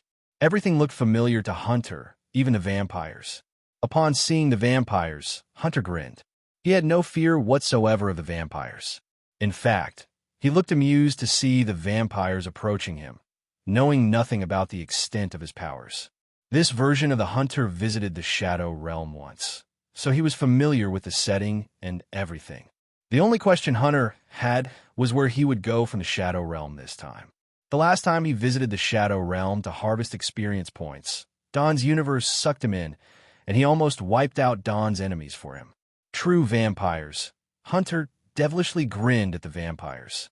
In his universe, he came across the vampires a couple of times. In his world, he called these vampires true vampires because they were pure breeds. They were born and grew up in the Queen's world before coming to the Shadow Realm. Is that Queen bitch still around? Hunter asked, folding his arms. He pretended to search for the Queen. Grrrrrrhhh. The vampires roared after they heard Hunter. Although they lacked the ability to communicate in the Shadow Realm, they could understand any language. Hence, they knew what Hunter had just said. Hearing him disrespect their queen made their blood boil. They didn't even try to gauge Hunter's power in their anger. Instead, they blindly dashed at him in the air. Stupid as always, Hunter snickered. Then, while the three true vampires were dashing at him, Hunter calmly flicked his wrist as a whip made of pure red energy materialized in his hand. Whoosh! Hunter just waved the whip in a circular shape, cleaving all their heads in a blink of an eye. Ding! Congratulations to the host for killing a level 85 Sentinel Stage True Vampire. The reward is 750,000 experience points and 10,000 badass points. Ding! Congratulations to the host for killing a level 86 Sentinel Stage True Vampire. The reward is 800,000 experience points and 20,000 badass points. Ding! Congratulations to the host for killing a level 87 Sentinel Stage True Vampire. The reward is 850,000 experience points and 40,000 badass points. So weak, Hunter disappointedly shook his head. The number of experience points he received was so underwhelming. But again, Hunter didn't expect too much from the weaklings. To be honest, he almost wished he appeared in the darkest corners of the Shadow Realm, where the most powerful beings under the Queen's command reside. If they were all in Michael's world, the true vampires would be at half immortal stage, and Hunter would be at celestial stage. The celestial stage was the highest stage one could have in the mortal world. After reaching the celestial stage, they would ascend to the upper realms. So suppose Hunter went to Michael's world. There would be no one to stop him except the Skyall. Even the Council of Immortals would be as weak as ants in front of Hunter at the moment.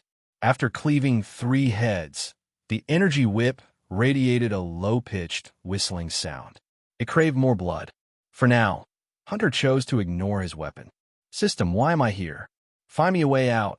Hunter ordered his system.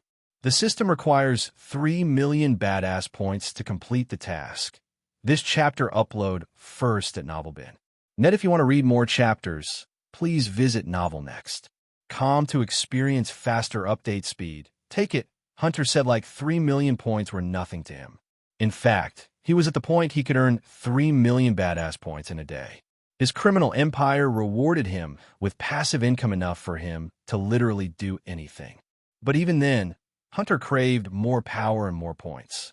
After all, Hunter still had powerful enemies to deal with in his universe. Therefore, coming to the Shadow Realm was like a nice vacation for him. GRRRRHHH, seeing the headless bodies hitting the ground, the 6 remaining true vampires roared. Where's that bitch anyways?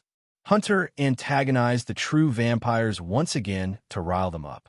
Otherwise, they might use their brains and form a strategy to fight him.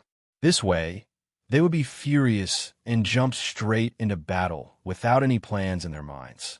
As far as his experience with the true vampires went, they were not mindless idiots. Before he came up with a way to destroy them, the true vampires were one of the most formidable opponents in his world.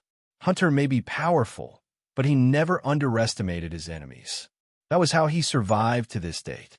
GRRRRRR. The true vampires stomped the ground and shot towards Hunter at the speed of a lightning flash.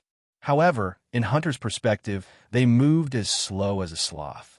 This time, he flicked the whip's hilt as the energy whip transformed into a scythe.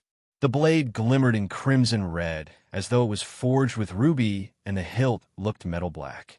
With the scythe in his hand, Hunter resembled a reaper. Whoosh! Hunter just swung the scythe, cutting the vampires in halves from their hips. The blood gushed out as 6 halves slowly fell to the ground. The vampires didn't even realize how they died. Ding! Congratulations to the host for killing a level 85 Sentinel Stage True Vampire. The reward is 750,000 experience points and 10,000 badass points. Ding! Congratulations to the host for killing a level 86 Sentinel Stage True Vampire. The reward is 800,000 experience points and 20,000 badass points. Hunter ignored the system notifications ringing in his head. Instead, he looked down on the army of skinless creatures crawling out of their holes. Let's have some fun. Hunter smirked as the scythe disappeared from his hand. Upon seeing the skinless creatures roaring and growling at him, Hunter simply snapped. Although it was a simple snap, the entire dungeon trembled violently. Afterward, a bright light appeared in the sky directly above them. The skinless creatures closed their eyes due to its brightness, but soon, what started as an orb of light grew big enough to make Hunter look puny near it. In a blink of an eye, Hunter created a meteor to drop it on the skinless creatures. At this point, I just feel pity for them. Hunter devilishly grinned, contrary to his words. The next moment, he snapped again as the meteor soared through the air and landed in the middle, creating a massive mushroom cloud. The impact could be compared to a mini nuclear bomb. The system has completed its task. When the host is ready, the system can teleport the host out of the Shadow Realm. I am ready. Hunter didn't even bother to stay in the Shadow Realm to see the skinless creatures burnt to ashes. Instead, he wanted to get out of here to see where he would go next. It would be nice to see Ghost again. Hunter smirked as a bright light enveloped him. Chapter 608. Hunter and Ghost meet again after the meteor hit the dungeon. Everything within a 15-meter radius burnt to the crisp. Even the walls that stood the test against time for thousands of years crumbled down in a few moments. Seeing the huge crater on the ground, Hunter smiled with satisfaction. The light shrouded him for a couple of moments before fading away from the Shadow Realm along with Hunter. When the bright light covering his vision disappeared, Hunter was hovering in the sky above a forest stretched far to the horizon. The storm clouds grew darker by the second, indicating the approaching storm. The ominous sound of thunderclaps and the howling wind pushed Hunter to find shelter before the storm. Hunter looked around to locate any villages or cities, yet there was nothing but green forest as far as he could see. Warning! Warning! One of the Queen's generals has woken up by your presence. Utmost caution required. Hunter creased his brows. The last time Hunter fought a general, they destroyed an entire pocket dimension. He also entered a coma state because the general damaged his soul and body a little bit too much. He would have died that day if it wasn't for the system. Although he killed the general at the end of the day, Hunter didn't want to go through a battle such as that again in a different universe where the energy rules may differ from his. Can you sense how powerful this general is? Hunter asked. You have a 50% chance to defeat if you use all your powers, the system said. Unlike Michael's system, which still had a tinge of mechanical sound, Hunter's system sounded completely like a serious woman. That means I have a 50% chance to die. Fuck that. It's a problem for the people who live here, Hunter said. He was a man who wouldn't do anything unless he could get something in return. He was building a criminal empire based on the soul principle. Fighting a general would not only give him nothing, but also endanger his life. Besides, Hunter knew if he started a fight with a general, most probably every single powerhouse in this universe would arrive at the scene. At that time, his secret of being another worlder might be exposed. So you're going to ignore the badass points and experience you would get by slaying the general? The system asked, almost sounding mad at Hunter for being overly cautious. Yes, Hunter simply said. He valued his life more than the badass and experience points. After all, no amount of points would save him if the general killed him. Afterward, Hunter picked a random direction and flew in that direction. Hunter was flying in peace when his body trembled due to the sudden thunderous roar that resonated in the area. Even though he was in the air, his body shivered as though the roar had shaken the sky itself. Grrrr. Fuck, Hunter cursed. Since he had fought a general before, he instantly recognized the roar. We have to find out why we are here as soon as possible. Hunter creased his brows. Every time the Shadow Realm sucked him out of his universe and spat him into another, he had to complete certain tasks. Even the system had no control over traversing throughout universes. Therefore, he knew that until he found out the reason why he was in this universe, he wouldn't be able to return to his world. This chapter upload first at NovelBin.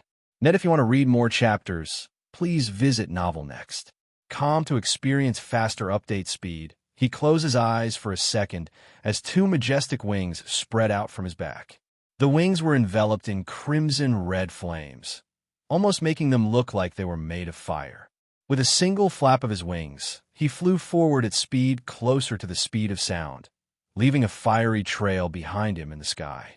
After flying for a couple of minutes, Hunter noticed a bolt of lightning shooting towards the sky from the ground. Hunter rubbed his chin before flapping his wings once again. Instead of flying away from Hunter, he noticed the golden lightning bolt approaching him.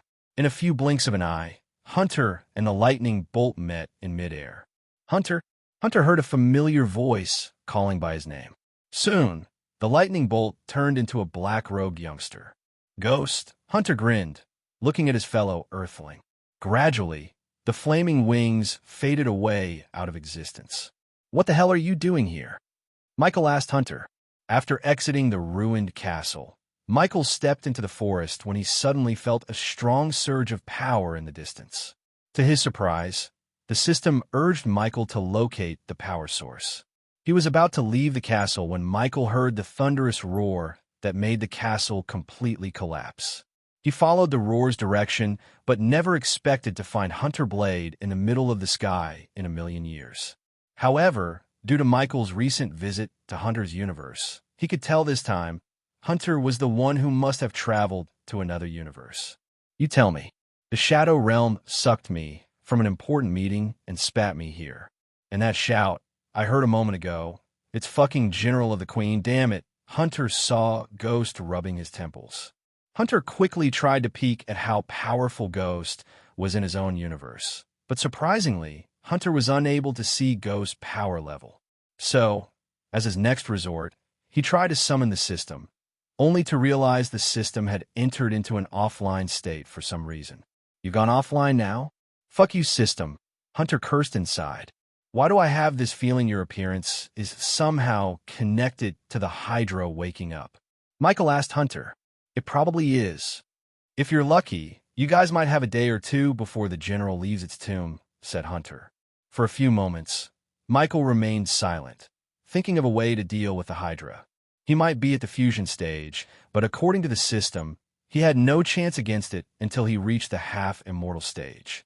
Luckily, with the skill Michael bought in the Shadow Realm to convert the cultivation stages to match the cultivation stage in his world, he was able to tell Hunter was stronger than a half-immortal.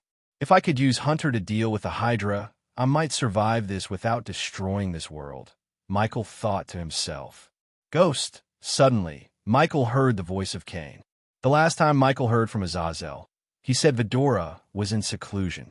It seemed like they had to come out because of the Hydra's shout. "Give me a sec," Michael said to Hunter, and flew a couple of meters away from Hunter. "The Hydra. It's calling us." "What do you mean calling you?" Michael furrowed his brows. "He wants us to meet him. Otherwise, he's saying he will destroy this world." "We have 6 hours to meet him in the Stormville Mountain," said Cain. "What do we do?" Iag asked Michael. This chapter upload first at NovelBin. Net, if you want to read more chapters, please visit Novel Next.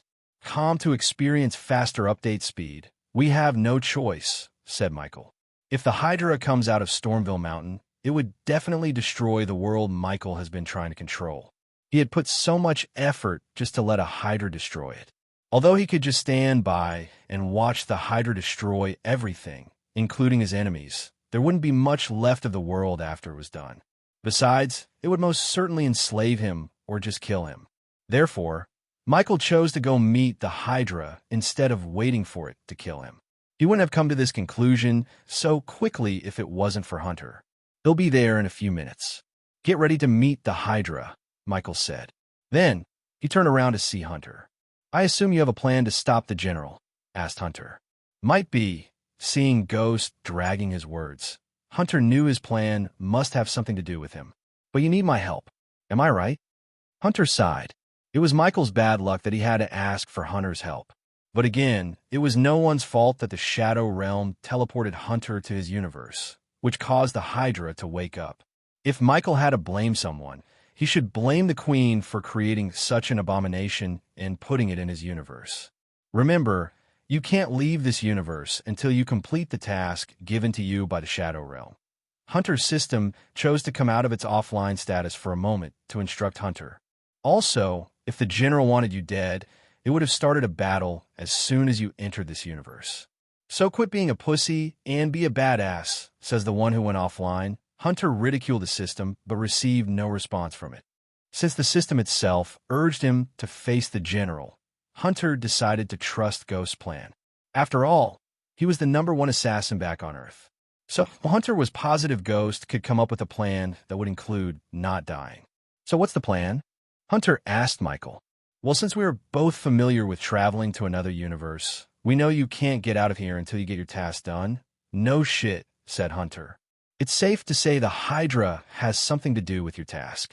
So, why don't we go meet it in person? But as soon as Hunter heard Michael, he was taken aback by surprise. He furrowed his brows. You want to go meet the general? That's your plan? Michael nodded as Hunter let out a heavy sigh. Tell me you have a backup plan, asked Hunter. Michael looked at Hunter and smiled. Although Hunter looked like he was following Michael's plan, he had a plan of his own in case Michael's plan failed. After all, Hunter built a powerful criminal empire from scratch on his own. He was not stupid to follow Michael into the Hydra's den just because Michael was from Earth. On the other hand, Michael also knew Hunter must have another plan of his own. Simply put, they were using each other to finish their own tasks. Chapter 609. Meeting the terrifying Hydra, Hunter, and Michael flew towards the Stormville Mountain in silence. When they saw the mountain on the horizon, Michael halted his flying. Wait a moment, Michael said. Hunter just nodded as Michael disappeared from his sight. Teleportation, Hunter muttered. While he was waiting for Ghost to return, he stared at the ominous mountain on the horizon. The mountain reminded Hunter of Mount Doom in Lord of the Rings movies. The storm clouds and flashes of lightning decorated the mountain. Stormville Mountain. A fitting name, Hunter nodded. Although he was floating far away from the mountain, he could feel the terrifying energy coming from within the mountain. He didn't like the mountain or the general residing within it all. However, Hunter had no choice. He had to deal with the general if he wanted to return to his world. Hopefully, Ghost's plan would work and avoid any calamities. Several moments later, Hunter sensed the space around him distort again. Out of the blue, Ghost appeared before him again. This time, he appeared with a three-headed hydra in his hand. To Hunter's surprise, he felt the same energy as the general from the little hydra. Fuck! Iag's eyes went wide when she saw Hunter. Compared to Ghost, the new guy's energy radiations were on another level. They could tell he was most certainly stronger than any fusion stage cultivation. Nonetheless, they had no idea Hunter was at the celestial stage, above half immortal and immortal stage. Kane, Sarba, Iag, meet Hunter. Michael introduced Hunter to Vidora. Why do I sense a different kind of energy coming from you? Sarba asked. Let's deal with the Hydra first. Then, we can get acquainted. Michael interjected Vidora before they could nag Hunter. Hunter grinned at the three heads before following behind Ghost. The closer he got to the mountain, the denser the energy in the air became. Of course, he would be lying if he said he wasn't terrified of the general. And he was positive Ghost was also feeling the same. But for now, Hunter shoved any fear he had to the back of his mind and landed on the cave's mouth, leading to the mountain's center.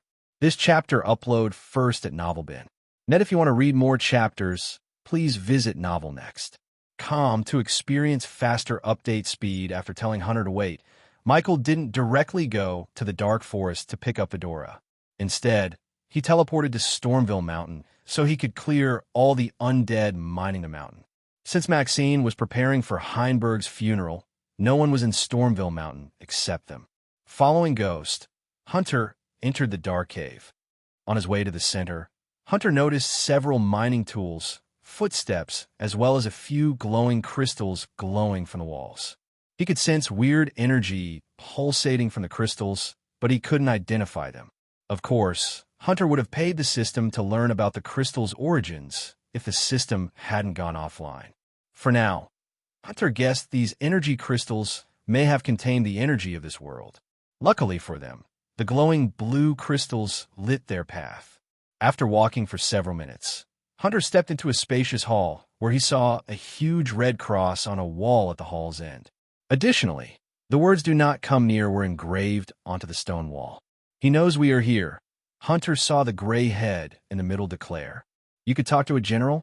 Hunter asked in surprise. Not to any general, but a Hydra, Michael answered instead of Vidora. So you named them after King Ghidorah, huh? Hunter smirked. As a fellow Earthling, the name Vidora sounded familiar to Hunter. I heard you named your dog Dogzilla, Michael chuckled, just to lighten the mood a bit while walking toward the cross. Hunter was about to ask Michael something when Michael placed his hand on the wall before them. Afterward, he plunged his head into the wall, slowly sliding the wall open to reveal a crack behind. As soon as Hunter saw the crack, he felt a hot gush of air, forcing him to take a few steps back. Moreover, Hunter heard a loud breathing sound. This is it. Michael took a deep breath. For a few moments, his mind went black. He wondered what might be the reason for the Hydra to summon them here. Besides, Michael hated the connection between Vidora and the Hydra. If the Hydra could communicate with Vidora anytime, it might mess up with Vidora one day. After all, Vidora was still little and weak compared to the Hydra. Hunter, on the other hand, focused more on his well-being rather than on anyone else's. As far as he was concerned, all he wanted was to get out here alive and return to his world. As Ghost squeezed through the crack, Hunter thought about destroying the Shadow Realm once and for all. No Shadow Realm. No sucking him into another universe. Hunter heard a rhythmic growling coming from the other side. They all felt like they had entered into a storm. But after they stepped out of the crack, everything became dead silent. Hunter and Michael walked to the edge and stared into the abyss below. Without their control, their heartbeat rapidly increased. As far as they could see, there was nothing but darkness below. Suddenly, they saw 4 pairs of crimson-red glow in the darkness. Michael and Hunter almost jumped back in shock. They tried to take a step back from the edge. Except when they were about to, an invisible force pushed them into the abyss from behind. "Fuck!" Ayag screamed as loud as she could. They continued to fall deeper and deeper. Shockingly, both Michael and Hunter lost their cultivation power. This chapter upload first at NovelBin. Net, if you want to read more chapters, please visit NovelNext.com to experience faster update speed system. Hunter screamed at the system in his mind, just as Michael did. Yet, both of their badass systems went offline instead of providing them with support. "We are still falling," said Michael. "Hunter, are you there?" Michael asked to make sure Hunter was with him. "Yeah, I better not die here, Ghost," Hunter growled. He was starting to enjoy his life as a crime lord back in his world. He would hate to die just when his life was getting better and better. Usually, Hunter liked the thrill of hunting a stronger predator. Whereas the Hydra wasn't a mere predator they could hunt. Rather, the Hydra was a world-ending calamity. "We want," Michael said, although he was losing confidence. Without cultivation power, they stood no chance before the Hydra. After falling continuously for another 5 minutes, they finally hit the ground. Fortunately, something soft cushioned their fall, saving their bones, and Michael's chest cushioned Vidora's fall. "Arg!" Michael growled as he slowly stood up. The pitch-black darkness around him prevented him from seeing anything. He heard another growl, probably belonging to Hunter. For a few moments, the eerie silence sent chills through their shivers. Michael listened to the surroundings closer, expecting the Hydra to show up any second. Other wordlers. All of a sudden, a thunderous voice resonated around them. The ground literally began to tremble as a dim crimson-red light lit the abyss. In the red glow, they saw a massive object that looked like a metal tower. It took Michael a few seconds to realize that it wasn't a metal tower, but a nail. While in utter shock, Michael saw Hunter slowly making his way to his side and joined him, looking upwards. Their necks began to hurt, but they simply couldn't see the Hydra's head. Instead, they could only see giant scales. If Michael had to guess, he would say the Hydra stood at least 250 meters tall with a wingspan of 150 meters. In the dim crimson light radiated by the Hydra's eyes, they saw the metallic black scales and red wings. This Hydra made King Ghidorah look like a puppy in Michael's eyes. "It's huge." Hunter's jaw dropped several inches, his eyes widened, and several beads of sweat formed on his forehead upon seeing a small glimpse of the Hydra. "You have something that belongs to me." The Hydra's voice sounded louder than a thunderclap. Unfortunately, it was difficult for both Michael and Hunter to decode the words, as the words coming out of the Hydra's mouth were simply too horrifying. Initially, Michael imagined he might meet the Hydra face to face. Although he knew it was huge, he had never expected the Hydra to exceed his imagination by several folds. The size of the Hydra itself scared the hell out of Michael. Still, he hadn't seen the full form of the Hydra, but what he saw was enough to make his legs tremble. On the other hand, Vidora was speechless, just like Hunter. The Hydra was beyond any cultivation stages. To be honest, Hunter didn't think they could take on the Hydra, even with their cultivation power. If the Hydra wanted, it could crush them with its toe. Now Michael realized how a single Hydra could make an entire continent void of any arch energy. Without any spell or energy attack, the Hydra could destroy cities just by walking through them. Swallowing the fear in his heart, Michael tried to gauge Hydra's cultivation stage. Yet no matter how hard he tried, he simply couldn't. How could he sense the Hydra's power when the Hydra was beyond any cultivation stages in Michael's universe? It took a moment for him to realize the Hydra didn't belong to this world or his universe. Michael tried to talk, but no words came out of his mouth. So he cleared his throat before speaking again. For the first time in his life, a lump formed in his throat due to overwhelming fear. "My lord, what do you want with us?" Michael addressed the Hydra as my lord. He didn't dare to show any signs of disrespect towards something that could end his life within a snap of time. I am called Muvu, one of the great generals of the Queen of all, as the Hydra said. Michael and Hunter saw countless thick red lightning bolts crackling around the Hydra, lightening the abyss for a moment. The lightning bolts were bright to the point Hunter and Michael had to close their eyes. As a result, they failed to see the complete form of the Hydra. Chapter 610, A Deal with the Devil. Your kind has persisted so much. Famine, wars, and even the test of time, the Hydra calmly spoke in its growling voice. However, this voice seemed slightly different than the voice before. Since Michael knew Vidora and how each head had its own voice and personality, Michael could tell the voice changed because of the different heads. There were 8 crimson red eyes, which meant unlike Vidora, who had 3 heads, Mugishiku had 4 heads. Do you know why, human? Mugishiku asked Michael and Hunter. They both felt like the Hydra's been looking at them. No, Hunter doubtfully said. Because your kind adapts. You know where to bow your heads and where to raise your hand. Another slightly soft voice compared to the first 2 voices. What do you want? Ayag raised her voice despite standing in front of a being like Mugishiku. Unlike the rest, Ayag wasn't afraid of the Hydra. But as soon as she raised her voice, Michael and Hunter wanted to grab her, shut her mouth close. Ha ha! To their surprise, the Hydra burst into laughter which gave Michael and Hunter a heart attack. They dropped to the ground, curled into a ball, and twitched. Hunter and Michael desperately called out their systems to teleport away or a way to escape the abyss. Stop! Ayag suddenly shouted, destroying the laugh's power completely. Finally, Hunter and Michael were able to breathe. Breathing heavily, Michael and Hunter picked themselves to their feet. This is the reason my kind was wiped out from our universe. We are not adaptive. We raise our claws at the wrong being, Mugishuko said to Vidora. Wiped out. Ayag's heart skipped a beat. Although she had never said a word, Ayag missed being with her own king. Not that Ayag didn't like the life she had with Nightmare, Gaia, and Ghost, but she wanted to meet other Hydras and visit her homeworld at least once. However, after hearing the painful voice of Mugishiku, her hope trembled. You and I are the last ones of our kind. And if your human doesn't do what I ask him to do, I will be the last one of my kind. Mugishuku's voice completely took a dark turn. The threatening voice of the Hydra literally made their bodies tense.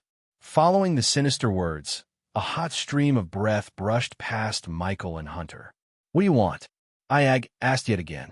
But instead of answering her question, the Hydra slightly moved its claw as a bright light shot out from above and landed on Vidora. As soon as Michael saw the light, he tried to move away, yet he failed because the light was too fast. When the bright white light disappeared, Michael and Hunter noticed a glowing rune on each head. What did you do? So many questions. Another hot air brushed past Michael and Hunter, almost burning their clothes. Thankfully, Hunter's robes were made of a special metal that protected his skin, so it could protect Hunter from a certain level-off radiation and heat. This chapter upload first at NovelBin. Net, if you want to read more chapters, please visit Novel Next. To experience faster update speed. We'll do anything you ask of us, Hunter quickly said to Mugishiku before the Hydra decides to dispose of them. You have something I want, human. Michael saw a dim red spotlight falling on Michael. The light came from one of the Hydra's eyes. Since they couldn't look at the Hydra's head because it was too tall, Michael could only guess. Hunter felt his body being lifted up into the air. Suddenly, a strong force sucked out a silver ring on Hunter's finger. Thud! After the ring left Hunter's finger, he hit the ground with a small thud. While Hunter was standing up, Michael noticed the silver ring radiating a bright silver light. The next moment, a ball of dark energy emerged from the silver ring. What the hell is that? Hunter's eyes went wide as he felt a tremendous amount of energy from the ball of energy. There are 30 energy orbs in this universe, and this tricky thing managed to squeeze into another universe. Mugishiku sounded amused. Hunter got the ring by killing a mage and ripping off his finger. He expected the mage to have some powerful spells, but all he had was this ball of energy inside. Unfortunately, his system's level was too low to find the energy ball's origin. I found 12, including this one. It's up to you to find the rest. If you don't bring me at least one of these every year from now on, they'll come out of my slumber and destroy this world, Mugashuka said. After hearing the Hydra, Hunter sighed in relief. Finding the energy balls had become Ghost's task now. The only thing he worried about at the moment was to get out of the abyss alive. The strange power in you will help you find them. Hunter furrowed his brows, looking at the dim red light falling on Ghost. He wondered what might be this strange power within Ghost.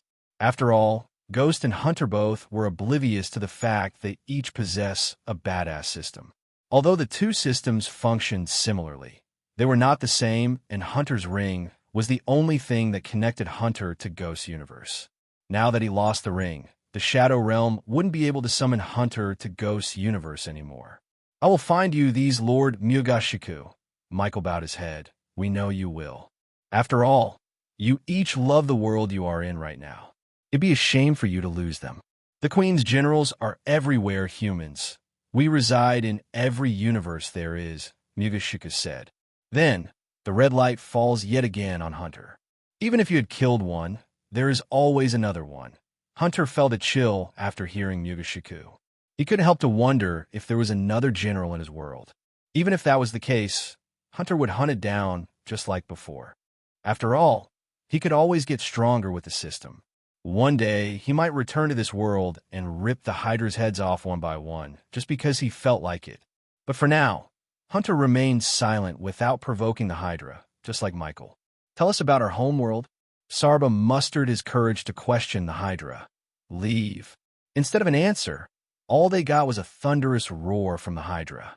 This voice sounded more demonic, evil, and terrifying than all the voices before. The fourth head, Michael muttered. This chapter upload first at NovelBin. Net, if you want to read more chapters, please visit NovelNext.com to experience faster update speed as the roar reverberated in the abyss. They were sucked upwards by an invisible force. Michael held onto Vidora tight, flinging higher and higher. When they reached the top, they regained their cultivation power. Phew, that's terrifying. Hunter let out a heavy breath of sigh. In his whole life, he had never seen such terrifying creature, and he had seen a whole lot of scary creatures and killed most of them back on his world. Now that it took my ring, I think the Shadow Realm will suck me out of here soon, Hunter said, almost sounding a bit disappointed. To be honest, Hunter would have liked to stay in this whole new world for a few more days. He wanted to see if he could get something valuable from this world and bring it to his. Before you leave, can you do me a favor, Hunter? Michael asked. A few moments ago, when Mugashiku took Hunter's ring, Michael had thought, since Hunter belonged to a whole new universe and the chances of him returning to this universe were pretty slim, Michael wanted to do something that could help him against the sea folks who were apparently hunting him now with the Guardians. To this moment, Michael had no idea that Mutrad marked him as the Dark Lord and started to hunt him in the shadows. However, if Michael's plan with Hunter worked, not only it would ensure his safety, but it would also prevent anyone from suspecting him of being the Dark Lord. What's in it for me? Hunter asked. Although Ghost, and he was from the same place, wasn't Hunter's style to do something for free. After all, if Michael's universe was bad, Hunter's was the worst. How about this? With a flick of his wrist, Michael took out the black metal card with a golden lion head engraved on it that Hunter gave him when he traveled to Hunter's universe first. According to the Hunter Michael met, the card would enable Hunter to visit Michael's world if a general of the Queen broke out to destroy their world and vice versa. My calling card. Hunter remembered he gave this card to Ghost a couple of years ago. What about it? Hunter asked, looking at his calling card. I will find the Hydra asked of me, so I'm not in an imminent threat. But you are. So if you do me this favor, I will travel to your world and help you kill that son of a bitch instead of breaking this card right now. Hunter gave it a thought for a couple of moments before finally agreeing to help Ghost. It wasn't because of what Ghost said. Rather, it was because Hunter felt curious to see what Ghost needed his help with. As a criminal empire's head, Hunter followed his guts and curiosity to strengthen himself. He felt this might be such an opportunity. "What do you need?" asked Hunter while walking towards the crack in the wall. As much as he liked to hear what Ghost has to say, he didn't want to stay near the Hydra. So he quickly squeezed through the crack to leave the abyss. Michael followed Hunter behind till they reached outside. Even then, Michael waited until they were far away from the crack. Now that he had made a deal with the Hydra, Michael somewhat felt relieved. He had to find at least one energy ball a year, so he had a maximum of 18 years of time. Instead of finding them as soon as possible, Michael would do the opposite. He would use that time to get strong enough to kill the Hydra once and for all. But for now, he needed Hunter's help to deal with the Guardians and Sea Folks. They walked out of the Stormville Mountain as Vidora stayed silent the whole way. After hearing what the Hydra said about them being the last of their kind, Michael understood their concern. Whoosh, whoosh. Michael and Hunter shot out to the sky as fast as they could. Only after the Stormville Mountain disappeared from their sight did they stop to talk. In the midair, Michael looked at Hunter. "I need you to kill me," said Michael. Chapter 611. Overpowered Hunter hearing Ghost. Hunter was shocked. He didn't get the full meaning of Ghost's words. Fortunately, Michael explained his plan in detail. A while later, Michael and Hunter reached the outskirts of Royal Land using a teleportation scroll Michael bought from the system store. Since Hunter could disappear at any moment, Michael didn't dare to waste any time. "This armor feels weird," Hunter said, wearing Michael's Lucifer armor. Although Michael asked Hunter to wear his armor, the latter chose not to ask any questions. Instead, Hunter just hovered in the air, looking at the golden church on the horizon. Michael stared at Hunter for a few moments. The armor looked menacing and terrifying. If any weak-willed men saw the armor suddenly, there was a high possibility of them getting heart attacks. Looking at the armor's design, Hunter quickly got some ideas to enhance his own armor back in his world. "Whatever you want me to do, we must do it quickly. I can feel the Shadow Realm's pull getting stronger." Hunter's voice was grave. "Hit me with enough force to send me crashing onto the church." Michael cracked his neck, preparing to get hit by Hunter. With the energy radiation Michael felt from Hunter, he knew the latter was stronger than him. However, Michael didn't compare himself with Hunter. Time flew differently in each universe. The Hunter before him might have spent more time in his world, getting stronger than him. With enough time, Michael had no doubt he would become the strongest being in the universe. To do that, he needed to push away his current enemies. "Just don't die," Hunter grinned. Soon, a golden light coiled around Hunter's wrist, forming the silhouettes of fire-breathing dragons. Boom! In a blink of an eye, Michael felt like he had been hit by a train. Before the brain could process everything and let him feel the pain, his body went crashing into the Holy Church's roof. Hunter looked at the tower, crumbling down, shaking his fist. His fist went numb after hitting Ghost. It was like he hit a metal wall. Hunter wondered what kind of cultivation Ghost was doing to be that strong. Ding! Ding! Ding! The holy guards who saw the tower collapsing quickly rang the bell to alert everyone. As a result, the soldiers adorned in white radiant armor rushed out of the church. They all shot to the sky from the ground like arrows to fight Hunter, who was in the Dark Lord's armor. The moment the holy guards saw Hunter, their eyes went wide behind their helmets. It wouldn't be an understatement to tell they trembled at the sight of the Dark Lord. In just a few moments, 50 holy guards surrounded Hunter. "This is fun," Hunter chuckled. "Abomination." This chapter upload first at NovelBin. Net, if you want to read more chapters, please visit NovelNext.com to experience faster update speed. Unholy evil. We will bring you to justice. Hunter furrowed his crease, as he had never heard such cliché lines before. He wasn't hiding his energy radiation, but still, the soldiers remained without budging. The reality was the soldiers simply couldn't see Hunter's energy radiation as Michael did. Moreover, Hunter was oblivious to the fact that the Hydra's shout has robbed the cultivators of their ability to see others' cultivation levels. Hunter threw a glance at the reluctant soldiers before looking at the sky above him from the corner of his eye. He sensed sudden energy appearing above him. "Interesting," said Hunter. Ghost had informed Hunter about this. He briefly explained how someone or something might appear to spy on them.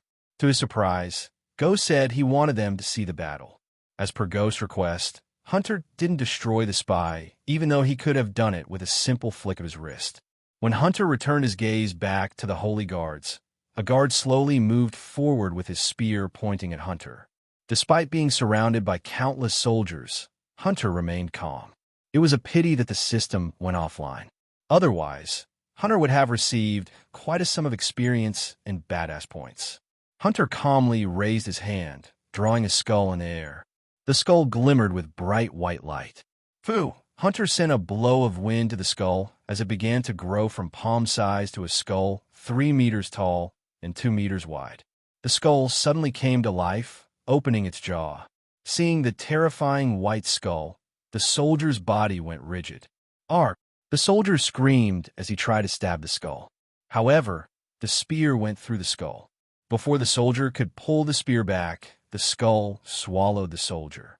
As soon as the skull touched the soldier, the poor one instantly turned into a puff of smoke. Even the armor wasn't spared by the skull. That was only a low-level spell. Hunter was surprised to see how weak the soldier was. Though the reality was the soldier wasn't weak, Hunter was too strong. The power gap between Hunter and the soldier to that of the earth to the sky. After all, in this world's cultivation stage, Hunter was at the celestial stage while the soldier was only at the soul refining stage. Even if hundreds of soldiers attacked Hunter at the same time, they still wouldn't be able to harm Hunter, not even a bit. Following their fellow soldiers' sudden death, the rest trembled. The soldiers swallowed their shock and tried to attack Hunter again. They wanted to kill Hunter before he could cast another spell. Attacking Hunter before casting another spell would have worked if Hunter wasn't too damn stronger than them. Simply put, Hunter didn't even need to cast spells. Instead, he could just crush them with sheer physical strength alone. Hunter tilted his head with an amused smile on his face. He was pondering what spell he could use to kill them, or just simply crush them to death as he would do to the traitors in his criminal empire. One after another, the soldiers standing behind the soldiers with spears started to cast the spells. In a few blinks of an eye, Hunter saw all kinds of shapes and symbols glowing in the clear sky. "Quiet the fireworks," Hunter said amusedly. Snap! Hunter just snapped his finger as a powerful sonic wave destroyed everyone around him, including the spellcasters. From the Holy Church's front lawn, Michael saw the bloody mist in the sky. He asked Hunter to put on a show, but never expected Hunter to slay the Holy Guards with a single snap. "Your Holiness!" Michael turned around to see His Holiness chanting something under his breath. It didn't sound like a spell, but an actual prayer to his gods. Yet Michael doubted any prayer could save His Holiness if Hunter decided to take him out. As far as Michael had witnessed, Hunter could destroy the church in a few mere moments. "Your Holiness, get to safety. His target is me. You go somewhere safe." "It's too dangerous here," Michael said gravely, pretending he cares more about His Holiness than his own life. This chapter upload first at NovelBin. Net, if you want to read more chapters, please visit NovelNext.com to experience faster update speed. Ghost, accept your sentence. Hunter's thunderous roar shook the church like an earthquake. It was a signal both Michael and Hunter agreed upon. Suppose Hunter felt he was going to disappear soon. Michael asked him to threaten him as loud as he could. "I will buy you some time, Your Holiness." The old man was still praying with his eyes closed. The holy guards around the old man wanted to take him away from the church to the secret bunker. However, the old man didn't budge an inch. Instead, he tried to strike down evil with his prayer. Sling! Michael unsheathed his 2 swords before launching himself toward Hunter. As though nature itself had terrified, the clear sky turned dark and covered by storm clouds in a few moments. Michael and Hunter met midair, preparing to put on a show. Hunter flicked his wrist as a metal rod engraved with coiling snakes appeared in Hunter's. When Hunter clasped the metal rod tight, the hilt lit up, turning itself into an energy whip. The radiant red energy pulsated energy along with a low-pitched whistling sound. At this time, Mutrad and several prominent figures in the Guardian Guild appeared near the Holy Church using teleportation. As soon as Mutrad saw Ghost fighting the Dark Lord, he creased his brows. Just yesterday, Mutrad theorized that Ghost and the Dark Lord were the same people. He couldn't believe he was proven wrong. "I won't give you a quick death. Instead, I will make you suffer," Hunter gnarled. Hunter then swung the energy whip. Since Ghost asked him to put up a real show, Hunter didn't hold back. He swung the energy whip vigorously. Unlike swords, defending himself from a whip took a great effort for Michael. With swords, or any other metal weapons, Michael could predict its trajectory. But with an energy whip, he was unable to, especially with Hunter's speed. Nonetheless, Michael moved his swords with speed and finesse, blocking the energy whip. Unfortunately, every time Michael blocked the energy whip with his swords, the energy whip chipped a piece away. At this point, the Guardian captains flew straight to Hunter with the sole intent to bring him down. While deflecting the energy whip, Michael looked around to see several people flying toward Hunter. He wondered where Noah was. Unfortunately, luck wasn't on Michael's side, as Noah was nowhere to be found. Instead, Michael saw several men and women dashing at Hunter. Annoying flies, Hunter just waved his hand, shooting a powerful sonic wave from the tip of his fingers. Just like before, the Guardian captains, along with several Guardians, exploded to death. "You won't get a painless death like that, Ghost," Hunter growled, increasing the speed of his swings. SHHHH. One of the wings finally brushed past Michael's hand. The energy whip burnt Michael's arm, completely scorching his skin. Just as Mutrad was about to join the battle when a vortex appeared in the sky. Upon seeing the vortex in the sky, Hunter stopped swinging the energy whip. "I've been summoned," Hunter said, loud enough for everyone around them to hear him. "But before I go, I have a gift for the Holy Church." Hunter raised both his hands toward the sky as Michael felt the clouds turning darker and darker. The howling sound followed by the dark clouds was nothing but ominous. Everyone was stunned to see the sky turning darker despite the time of the day. All the clouds gathered around the vortex to create an ominous storm. The next moment, a meteor slowly emerged from the storm clouds, enveloped in fire. Looking at the gargantuan meteor above his head, Michael felt the urge to move aside from its path. "No more churches in my domain," Hunter growled. Chapter 6:12. Ghost is not the Dark Lord. The meteor appeared, bringing down thunderclaps and several flashes of lightning. Those who witnessed the Dark Lord casually creating a meteor trembled. Even the Guardian captains halted their steps. Hunter lowered his arms without uttering a word, letting the meteor loose towards the Holy Church. Despite the church being protected by several arrays and countless runes, they were unable to stop the meteor. According to Michael's world sense, the spell Hunter cast belonged to the legendary class. Even in Hunter's world, the meteor spell was a top-tier spell. Not every image had the mana to cast such a powerful spell. "Your Holiness!" The holy guards quickly surrounded the old man, forming a human chain around him. They all promptly grabbed each other's arms as their armor began to radiate bright, warm energy. In a few blinks of an eye, a light beam shot out from the sky to envelop the holy guards and the old man. HRRRM. Meanwhile, the meteor approached the Holy Church, creating ear-piercing thunderclaps and countless lightning cracks in the sky. The energy distortion in the atmosphere petrified everyone. Because of the spell's power, the space around them was distorted, preventing the teleportation from working. That was why the Alpha Guardians who tried to teleport to the Holy Church failed to do so. Fortunately, it worked in Michael's favor. Too many Alpha Guardians and powerful people might result in more suspicion. Boom! The meteor crashed onto the Holy Church as Michael saw the golden dome around the church flicker vigorously before finally fading away. Under the burning meteor, the church crumbled into pieces. Regardless of the pain in his arm, Michael smiled at the Holy Church's destruction. Everything within a kilometer radius was crumbled to nothing but ashes. Michael asked Hunter to put on a show, but never expected Hunter to bring such destruction upon the royal land. At least, the the Guardians evacuated the nobles and the people on time. Still, the meteor took many lives. The shock wave even destroyed some of the walls around King Kramer's castle. Everyone coughed and closed their eyes due to the mushroom cloud produced by the crash. The rest were tossed into the air like kites without anchors except for Michael and a few others. Michael quickly rubbed his eyes, trying to locate Hunter.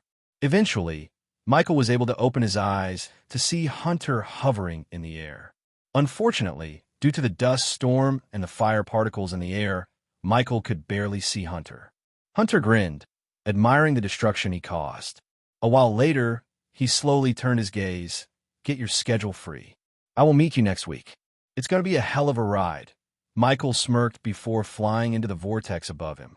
He took my armor, Michael growled, but after thinking about how much Hunter helped him, he couldn't help smiling inside.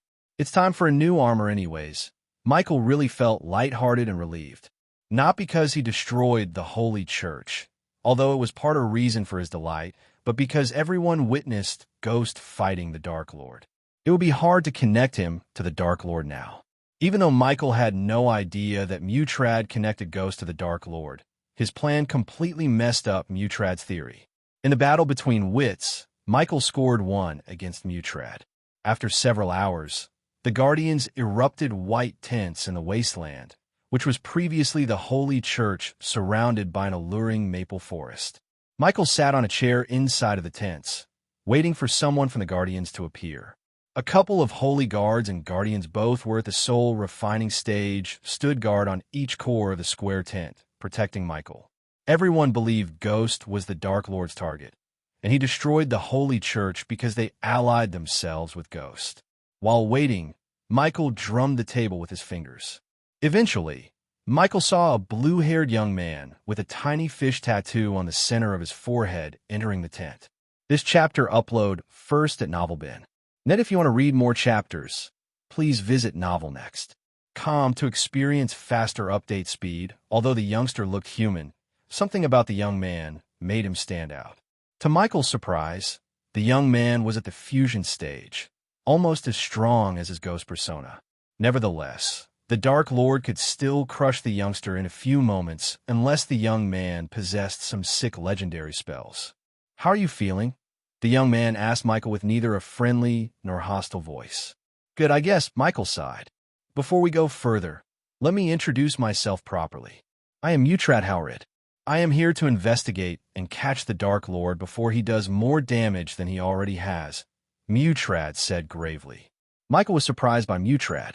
He thought he would meet someone from the Sea Folk, but never expected their meeting would happen this soon. Regardless, Michael didn't show his surprise on his face. I hope you succeed, Lord Mutrad. Michael nodded as though he really gave his blessing to Mutrad. In reality, Michael was imagining crushing Mutrad to a bloody pulp. In a few seconds, Michael killed Mutrad in multiple ways. Now tell me what happened before you appeared in the royal land, Mutrad asked. Well, I was in Thera. I went there to attend the Aqua auction. Michael began to recount everything truthfully except the part where he went to catch Heinberg's killer and the part where he met Mugashiku. I don't know where he came from. One moment I was in my room, and the next I was in the sky near the Holy Church. Did he say anything about why he chose you as his next target? Mutrad asked. He was saying some bullshit about me using my talents to profit instead of helping the needy, Michael said. He knew how Noah felt about him, as the latter always disliked Michael selling his potions for high prices to the nobles instead of helping the poor. So Michael decided to connect Noah with the Dark Lord as much as possible. Where were you in Thera exactly? You serious? There's a plague going on there. And guess who found the cure? Michael smirked. I was brewing the cures when that evil bastard teleported me here. Now I have to find another portal to get to Thera again. Michael sounded genuinely mad. In fact, he was mad at Hunter. By destroying the Holy Church, he destroyed the teleportation portal. He could use the runic teleportation to get to Thera. First, however, Michael needed to go through a teleportation portal to avoid raising any suspicions. Did you hear the Dark Lord saying he has been summoned? Michael questioned Mutrad for a second. This chapter upload first at NovelBin. If you want to read more chapters, Please visit Novel Next. Com to experience faster update speed. Mutrad nodded. Is there any chance there's another one above the Dark Lord? Michael asked Mutrad, putting Mutrad in deep thought.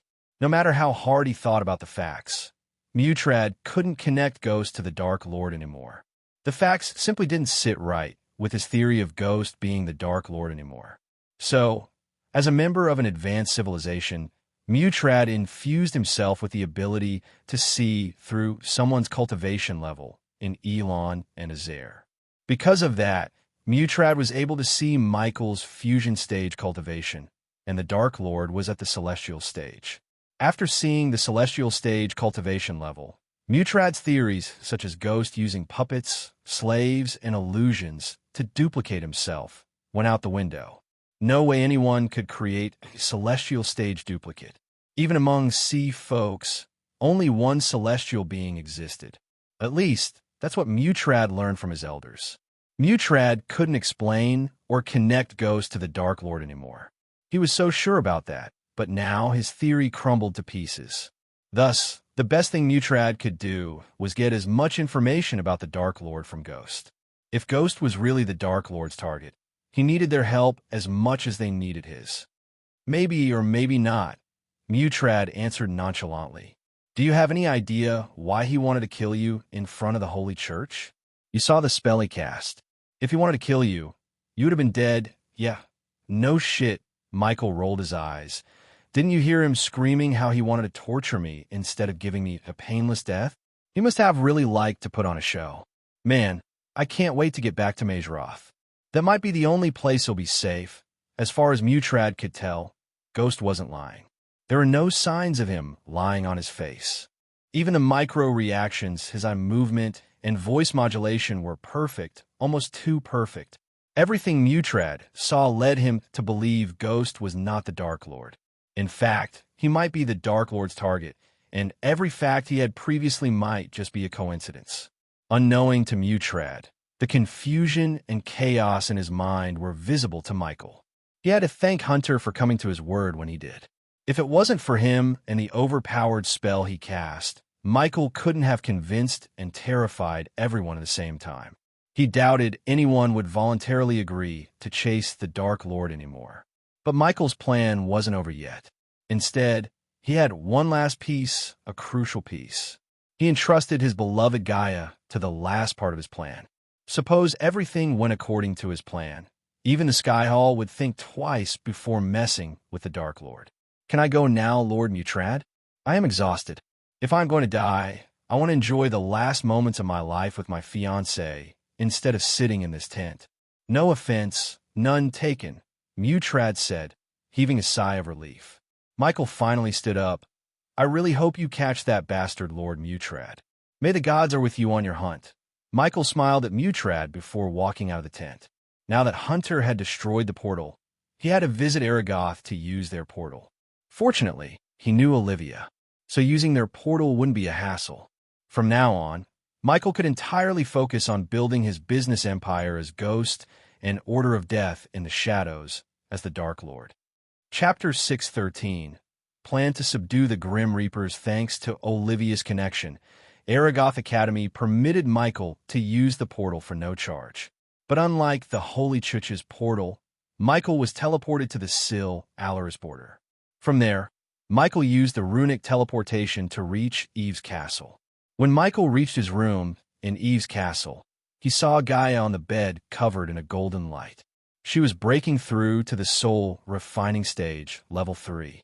Without making any sound, Michael sat beside her on the bed as Nightmare slowly crawled onto his lap.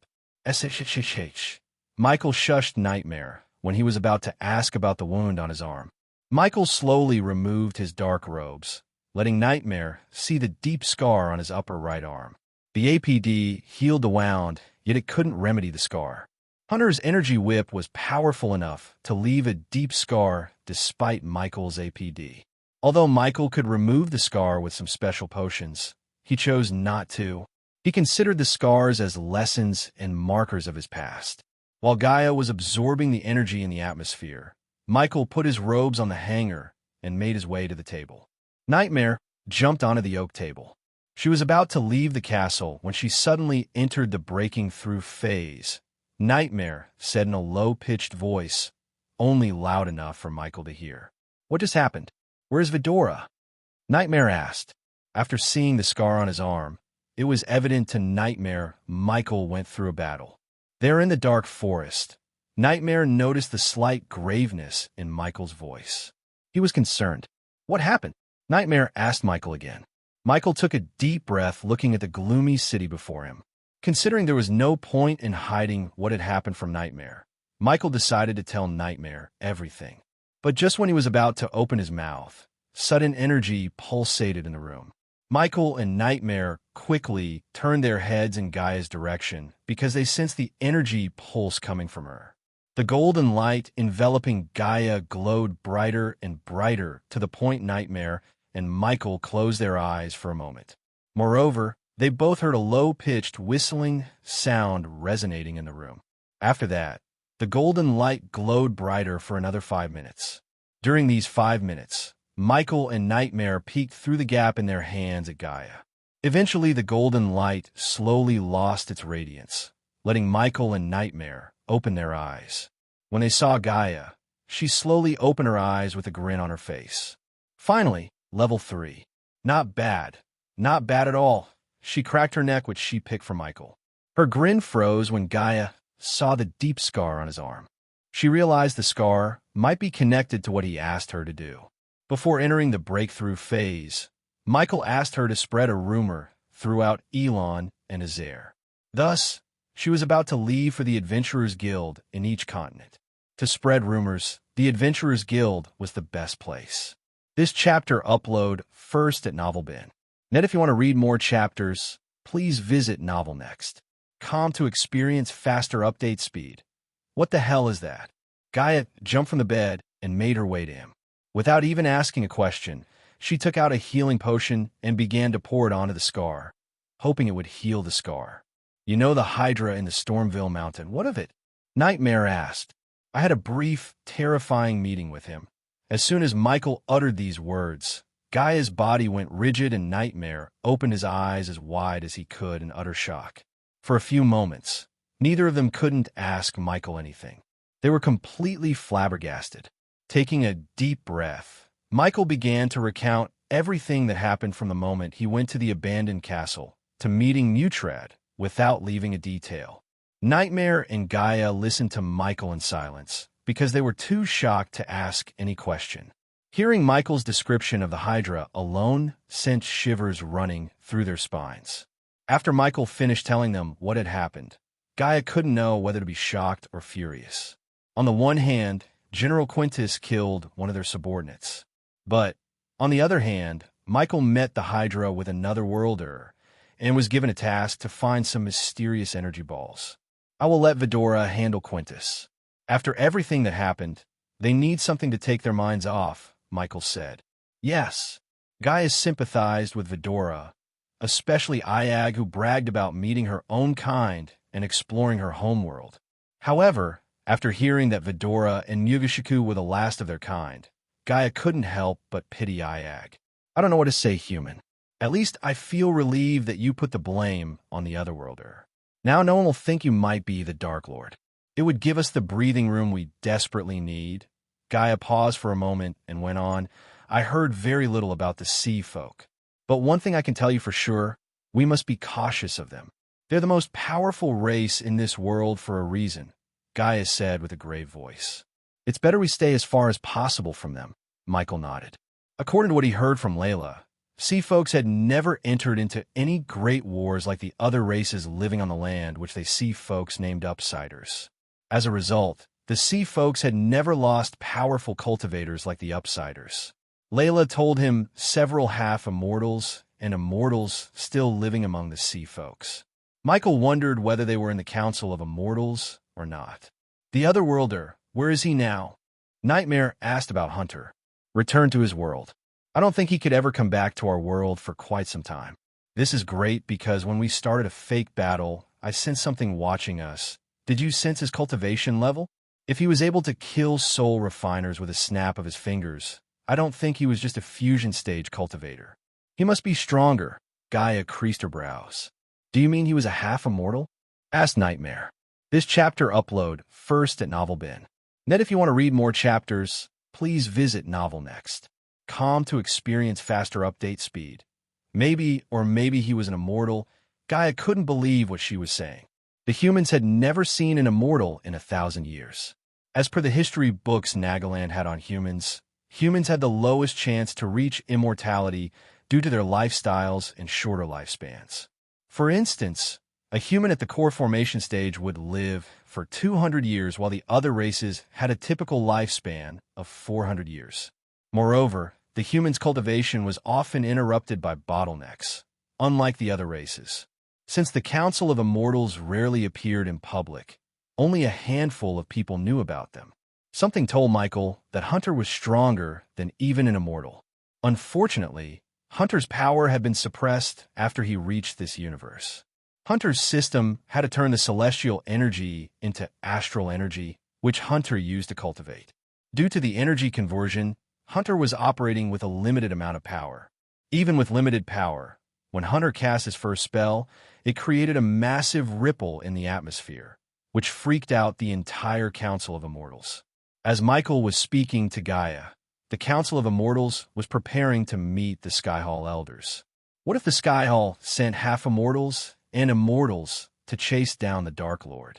Nightmare asked a question that's been in Michael and Gaia's minds. They might. That's why we need to be extra cautious from now on. If we don't leave any trail, they won't be able to find us, said Michael. So what do we do next? Asked Gaia. We build our own teleporter. Michael cracked his neck. A few months ago, building a teleporter was an impossible task for him. However, with a 6-star rune master like Eladir, he could build his own teleportation array. Although he had the runic teleportation skill, it wouldn't work when he was in a battle. So if Michael had met a stronger enemy and wanted to teleport away to escape, the runic teleportation wouldn't be of any help. However, if he had built a teleportation array and connected the array to the system, Michael knew he could teleport whenever he wanted, despite the situation. I know you're thinking of letting Eladir create the arrays, but he won't be able to build one without special materials. What do you think we should buy them? As you said, we cannot leave any trails that could lead our enemies to us, Gaia said. I will buy them and teleport here as someone else, Michael said. Buying the materials from the system store might cost him millions of badass points, but a face mask not. So, he could simply transform into someone else, buy the needed materials from Aqua Palace or somewhere else, and teleport back to the Dark Forest using runic teleportation. Gaia thought about Michael's plan for a moment before nodding. Then, she finally put her focus on Heinberg's death. Just the thought that Quintus had killed Heinberg made Gaia's blood boil. She wanted to pay him a visit and rip him apart piece by piece. I don't want to rush Fedora, but I need Quintus dead within a week. We cannot let someone who killed our subordinate live for long. It makes us look weak, Gaia growled. Why don't we go somewhere else and let our pin-up anger out? Michael asked with a devilish grin. Are you thinking what I am thinking? Gaia too grinned like a devil after hearing Michael, which confused Nightmare. What are you two talking about? With a flick of his wrist, Michael took out the golden parchment he got from the Reaper before killing the Reaper. The Grim Reaper headquarters in Ar, Michael said. It was time Michael had paid them a visit and made them pay for putting his life in danger on several occasions. If Michael left the Grim Reapers left alone, someone with enough coins would always put a bounty on his head. Therefore, Michael decided to either wipe them out or make them join the Order of Death. Chapter 614. Visiting the Reaper's Guild when the night blanketed the forest between Sil, Allery, and Thera, Michael and Gaia descended through the canopy to the thicket. They navigated through the woods. They stepped on dried twigs and leaves, making creaking noises. Michael focused on the environmental map to see if any Reapers were around them. But to Michael's surprise, he hadn't found a soul. Michael thought it must be because the Reapers wanted to maintain secrecy. After all, having several men patrolling could expose their location. Gaia followed the map, and eventually they reached the hills adjacent to the forests. As far as one could see, there was nothing but stone before them. It should be here somewhere. Gaia furrowed her crease, running her hand through the rough surface. Michael stood a couple of meters away from the hill under the shade of ancient banyan trees. He looked around the place to locate if there were any illusion runes near them. Yet, he found nothing, which meant there was no illusion. So, after a while, Michael summoned the system. System, scan the place to see if there are any hidden entrances. Since it was just a simple scam, the system only asked for 5,000 badass points. Afterward, a pale blue light shot out from Michael, visible only to him, searching for hidden entrances in the hill. Off Kraus. Michael knew there was a possibility the Reaper had given him the wrong location. But he looked the Reaper in the eyes when he received the parchment. So unless the Reaper was a peerless liar, this place must be their hideout. Are you sure this map is legit? Gaia asked Michael. He stayed silent until the blue light in his sight turned jade green, spotlighting an area. The system has found an entrance protected by secret arrays and runes. Does the host wish to break them? It would cost the host 15,000 badass points. Yes, Michael said nonchalantly. The jade green light intensified as the hill, spotlighted by the system, trembled. Soon, it split open with a slow creak. How'd you? Never mind. Gaia was startled, but she was with him long enough not to get surprised by things like this. Before taking a step into the cave, Gaia conjured a ball of light in her hand, tossing it into the cave to not only light the cave, but also detect if there were any hidden traps. Afterward, the both of them cautiously walked through the cave, expecting trouble any second. Is this place supposed to be empty? Gaia questioned after noticing the empty caves. She could understand why there were no Reapers outside, but she wondered why there were no guards inside either. I don't think so, Michael said in a husky voice. They continued to walk without triggering any traps or meeting Reapers until they reached a spacious hall lit by a crimson-red chandelier hanging from the cave top. Surprisingly, the hall seemed to have been tossed by someone else. All the tables were either broken or upside down, the quest boards were destroyed, and what could have been the counter was burnt to ashes. This chapter upload first at NovelBin. Net, if you want to read more chapters, please visit NovelNext.com to experience faster update speed. This is not what I was expecting, Gaia said. She looked around instead of moving forward. At this point, Michael realized why there were no guards on the way or any life signs detected on the environmental scanning map. Michael slowly hovered to the burnt counter. He thought the Reaper's Guild would be bigger than a simple hall. He was disappointed. What happened here? Did someone kill them all? If so, where are the bodies? Gaia questioned Michael while looking around the hall.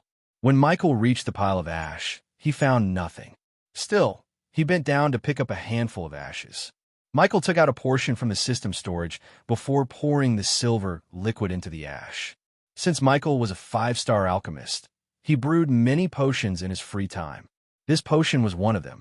He used it previously to find Jack's blood trail in the forest. If someone had burnt the Reapers, the potion would turn the ash red after absorbing the silver liquid. As Michael expected, the ash became red. So someone killed them all? But why and who? This place must have had a fusion stage Reaper. Every Reaper guild has one. Gaia furrowed her crease. On top of a fusion stage cultivator, she knew the guild would have had several soul refining stage cultivators along with powerful defense arrays and runes. If this place only had one fusion stage cultivator, he must have been the one who tried to kill me back on the floating mountain. Michael tossed the ash to the ground and dusted his hands. I killed him, leaving this place with no fusion stage Reaper. Michael hovered around to see if there were clues to figure out what had happened here. But he found none. Whoever killed them did a thorough job of erasing the evidence. We need to figure out whether this is connected to someone sending a Reaper after you or not, Gaia said. Michael nodded. If we could get our hands on some Reapers in Elon or Azir, we might get some ideas. We cannot deny the possibility this might have happened because of some internal dispute. Gaia was right. Yet Michael didn't think it was the case. He needed more concrete evidence before coming to a conclusion. But one thing was for sure, he wouldn't be bothered by the Reapers for some time. Let's go. Michael threw some spiders around the place before flying out of the cave. Suppose the killer or the killers returned to the cave, the spiders would catch them. After leaving the cave, Michael and Gaia flew higher and higher until they flew past the clouds. Then They stopped to enjoy the starry sky. Lord Information. He might know something about this, Michael said. That elf made his living by selling information. So if someone knew about the Reaper's Guild destruction, it was him. Why waste time? Let's go there now. You could teleport us there, right? If someone asked, we could say we used some teleportation scrolls we got from some ruin. Michael agreed with Gaia. Although the scenery was too alluring, he was not in the mood to enjoy it. Instead, Michael willed the system to unequip his old Lucifer armor. Thanks to Hunter, who disappeared wearing his dark suit too, his latest armor, Michael had to wear his old one. Because of that, Michael had to forge new armor again. But this time, Michael decided to take his time and forge the armor from the materials bought from the system. To do that, Michael had to upgrade the system first, which he would do as soon as the auction was over. This chapter upload first at NovelBin. If you want to read more chapters, please visit NovelNext.com to experience faster update speed. When Michael appeared behind a tavern in Sarton, it was already midnight. The streets were empty, blanketed with a tiny layer of whiteness. The snowflakes rained down upon them, making the night colder and prettier too. Since Michael and Gaia visited Lord Information a couple of times, they knew the way to Mary's Flower, where Lord Information resides. The streets were void of any light except fireflies which illuminated the road and the falling snow specks. Michael and Gaia walked the paved streets under the embrace of darkness until they saw the brightly lit Mary's Flower shop. Even at this hour, the shop was brightened by 2 street lamps and a glowing blue rub atop the roses. Cling! Michael pushed open the door, ringing a bell attached to the door. Welcome to Mary's Flowers. The same brown-haired girl from before greeted Michael and Gaia with a bright smile. Can we meet Lord Information? It's kind of an urgent matter, Michael said. Send them in. Michael heard Lord Information's voice resonate in the room. They both followed the girl to one of the glass racks filled with rose bouquets. Sliding the glass door, the girl pulled the bouquet in the center just like before. After entering the room, Michael saw Lord Information sitting behind the oak table with a tall stack of parchments. He had enough parchments to bury a grown man underneath. The candlelight illuminated the elf's fatigued face. You traveled very fast from Royal Land to Thera and Thera to here. Lord Information surprised Michael and Gaia. To be honest, even Michael was freaked out by Lord Information's extent of reach. Michael thought he only operated in Elon and Azair. Now he realized Ar wasn't out of his reach either. After Michael and Gaia took their seats before Lord Information, he closed the parchment he was reading and turned his gaze towards them. So how may I help you? Asked Lord Information. Someone has put a bounty on my head again. Lord Information. I need to know who, and, as usual, am willing to pay any price for that information, said Michael, leaning back on his chair. We also need the Reaper's Guild locations, asked Gaia. Lord Information had never been concerned about what his clients would do with the information provided by him. His clients valued privacy, so Gaia knew whatever she asked would strictly stay between them. I have 2 kinds of information to provide you. First one, you will get for 100,000 coins. The second one will not cost you coins, but I require something else. But, of course, the second one is very valuable and might give you some answers, Lord Information said to Michael as though he was expecting Ghost to inquire about the Reaper's Guild. It's a long day, Lord Information. So hit me straight with what you require, Michael said, deeply exhaling. With a nod, Lord Information flicked his wrist as several alchemy ingredients materialized on the table, along with an old worn-out parchment. Let me guess, you want me to refine a pill or a potion for you using these? Michael asked, looking at all the alchemy ingredients on the table. Although it seemed like a simple task, both Michael and Gaia knew Lord Information wouldn't have asked for this instead of coins if it was an easy task. However, Michael could refine any pill or potion within a 5-star alchemist domain. The pill requires to be concocted within 3 minutes, Master Ghost. 3 minutes? Gaia furrowed her brows. By looking at the ingredients and the parchment, Gaia was sure it was some ancient recipe that required ultimate skills. Not that she doubted Michael, but 3 minutes seemed too little. Chapter 615, Plan to Start an Assassin's Guild.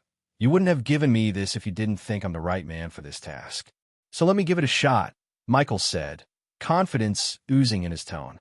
Ever since he became an alchemist, he had refined thousands of pills and potions. Refining pills and potions had become his second nature, as easy as breathing. When Michael was inspecting the parchment, Lord Information took a few inches tall hourglass and placed it on the table. You ready? Lord Information asked. Michael nodded, conjuring the emerald green flames to dance above his palm. Your time starts now. Lord Information put the hourglass upside down, letting the sand from one side slowly rain down. Regardless of the short time he had to finish, Michael remained calm. Because the calmer he was, the more focus he could put on the task at hand. He focused like a hawk, throwing one ingredient after another into the flame. Sitting beside Michael with one leg atop another, Gaia heard the ingredients crackle in the flame. The gentle warmth from the flames blankets her like a motherly hug, protecting her from the chillness in the air. Every time she exhaled, she could see her breath. It was that cold inside the room due to the coming winter. Little by little, the sand grew taller inside the hourglass. Finally, almost half the sand had fallen down from the top when 12 dark purple beads hovered above the jade green flames. Lord Information had seen several top alchemists in A'ur try and fail at what Michael had just done. Bluntly speaking, the elf was terrified of Michael's ability. Even among the orcs who had a natural talent for alchemy, there was no one like the human before him. Lord Information knew, with time, Ghost would become the top dog in the alchemy world. Gaia and Lord Information remained without speaking a word, fearing if they did, it might break his focus. After the beads had formed above the flames, Michael willed the flames to disappear before pulling his arms together. As though the beads were connected to his hands, they slowly pulled towards each other. The beads then gradually merged together, forming a hand-sized ball, and then condensed into a sparkling purple pill in the air. Finished in roughly 2 minutes, Michael said with a smirk. Lord Information stared at the pill while inhaling the sweet aroma coming from the pill. It turned the musty, paper-smelling air aromatic. As you wanted, 90% pure pill. Now it's time to fulfill your part of the bargain, Lord Information. Lord Information examined the pill until he placed it in a wooden box cushioned with red cloth inside. After that, Lord Information opened up a drawer on the table. Michael and Gaia heard some ruffling as though the elf was rummaging through some parchments. Then, he eventually took out a parchment made of red paper. However, the elf didn't hand it over to Michael. Instead, he opened it up to read it himself. The Grim Reapers are no more, Lord Information said nonchalantly. What? Gaia furrowed her crease. She could swear she had just heard the elf say the Grim Reapers are no more. This chapter upload first at NovelBin. Net, if you want to read more chapters, please visit NovelNext.com to experience faster update speed. That's right. They were all wiped out last night. If you go to their headquarters, you will find nothing but ruins, Lord Information stated. Lord Information looked up from the parchment to see Ghost's reaction. As expected, Ghost had dark lines on his forehead. It's definitely connected. Whoever sent a Reaper after me killed the others to wipe out the evidence. But who and why? Michael questioned himself. At least you won't have to worry about the Reapers anymore. After all, no guild, no contracts. Michael's train of thought got interrupted by Lord Information.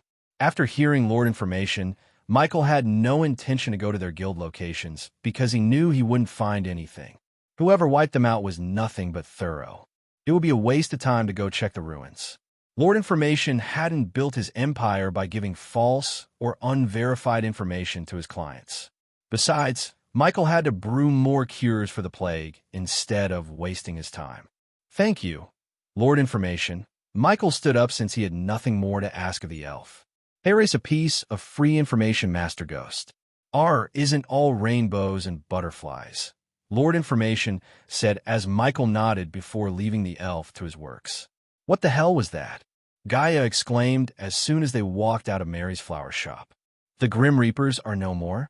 I don't think it's a coincidence someone sent a fusion stage Reaper after you, and the Reapers Guild suddenly got wiped out from existence. Gaia's voice was grave. It's not, said Michael calmly. I'm telling you, human, I have a bad feeling about this. It's like someone is stalking us. Gaia took a deep breath. Michael, on the other hand, stayed calm as always. Just making everyone think Hunter was the Dark Lord took tremendous pressure off his shoulder. Without this pressure, Michael was able to plan and see things more clearly. Whoever wiped out the Reapers did us a favor. As the elf said, now no one can put a bounty on our heads. It's a pity we couldn't swallow the Grim Reapers into our organization. But it paves the way to something greater, something best at Michael grinned. Looking at the bright grin on his face, Gaia was taken aback by surprise. His smile was like that of a kid who received a brand new toy he had wanted for a long time.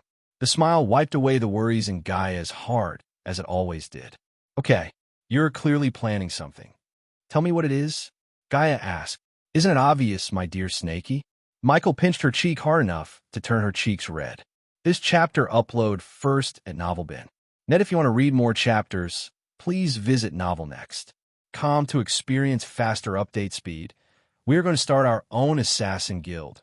Michael smirked.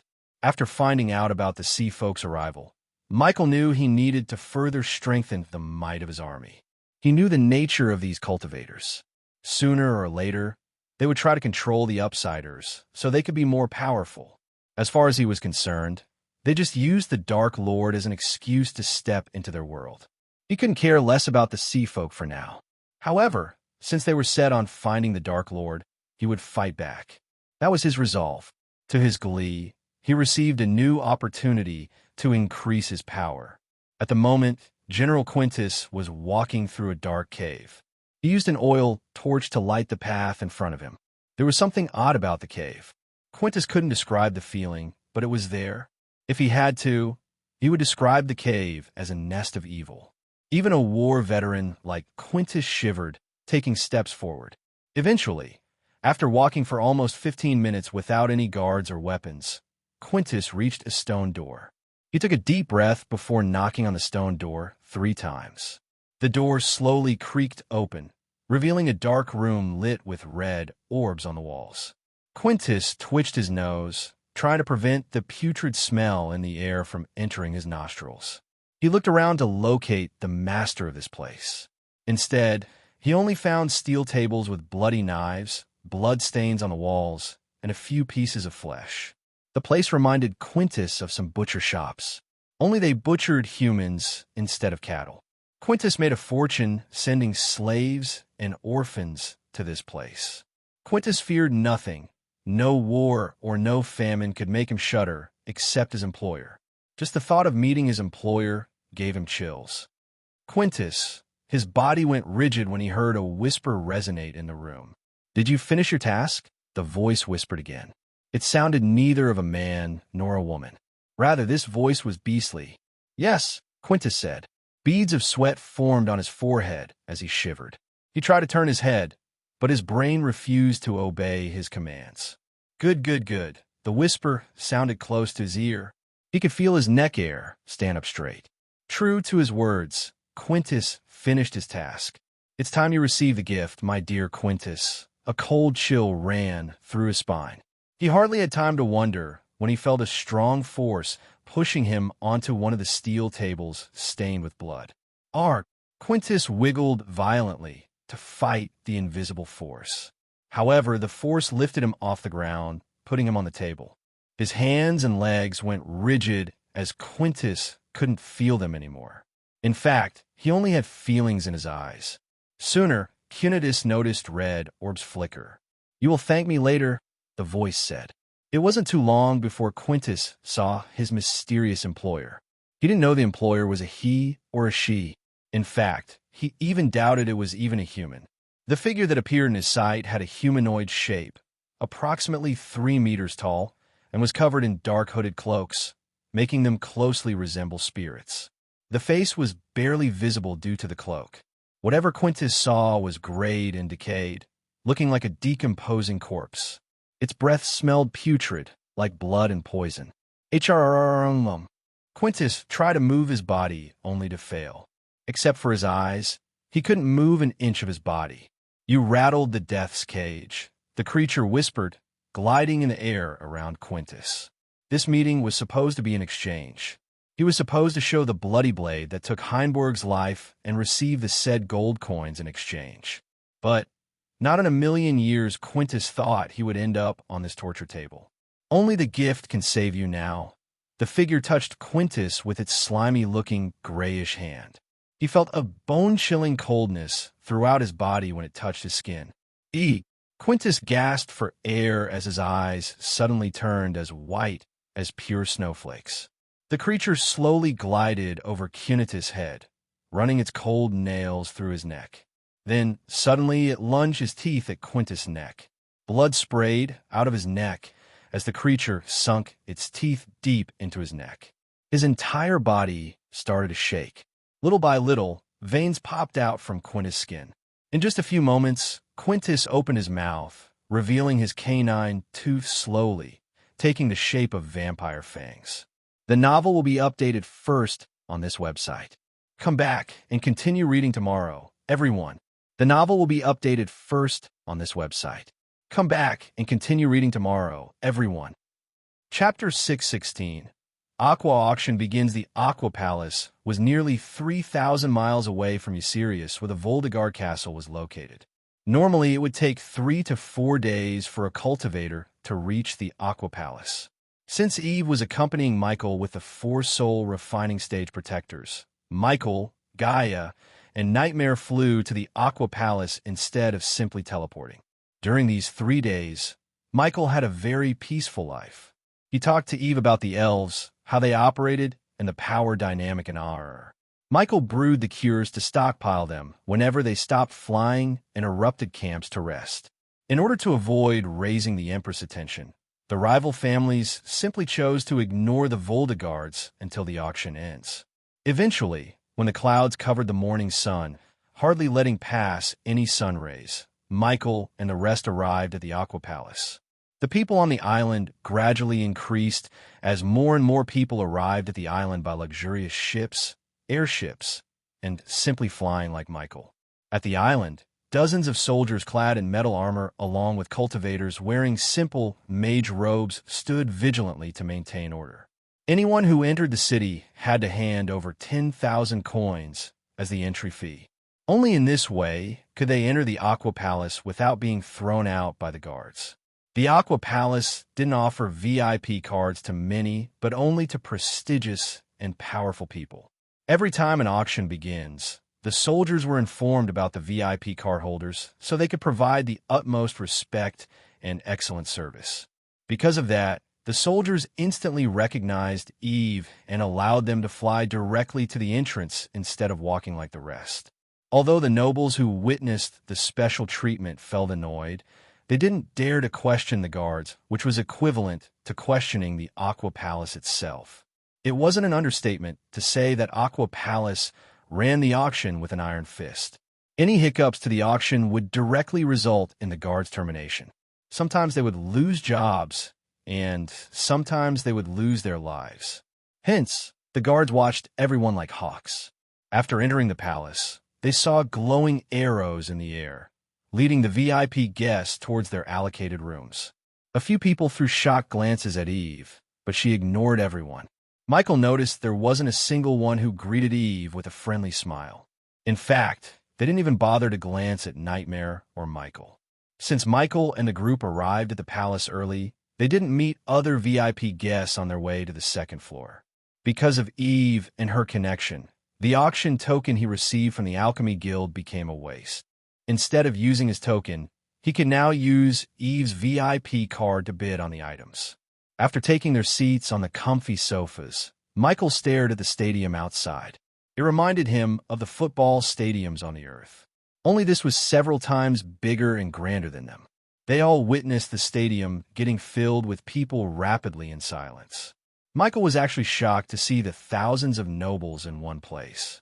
He knew the Aqua Palace must have earned millions just by the entry fee alone. It took the stadium an hour to get completely packed with people. The atmosphere outside was like a beehive, but inside they didn't hear a word. The VIP rooms had special runes that filtered most of the undistinguishable chit-chatter to prove a serene environment for the VIPs. This chapter upload first at Novelbin. If you want to read more chapters, please visit Novel Next. Calm to experience faster update speed, looking at the auction house. A sense of nostalgia hit Michael. It wasn't long ago when he visited the Phoenix Manor to attend an auction. At that time, he wasn't even a core formation cultivator. He remembered how he bought a teleportation scroll to escape Lord Julius. But now that he thought about everything, he couldn't help smiling. In just 18 months, he went from running away from an auction to getting VIP treatment from the biggest auction houses in the world. Outside the Aqua Palace, many nobles gathered outside in a long line to enter the auction house. As time went by, several luxurious airships appeared above the island. One of them was painted in crimson red and black.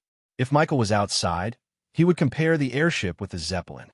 But again, he would be more furious than curious, because the ship had the emblem of Kingdom Thusia. Several figures clad in fiery robes flew out of the Zeppelin and directly entered the palace from above. Just like Michael and his group, they followed the arrows to reach their VIP rooms. Without having an idea that his sworn enemies were sitting next to his room, Michael sat on the sofa, enjoying the orange juice offered by the Aqua Palace with Eve, Gaia, and Nightmare.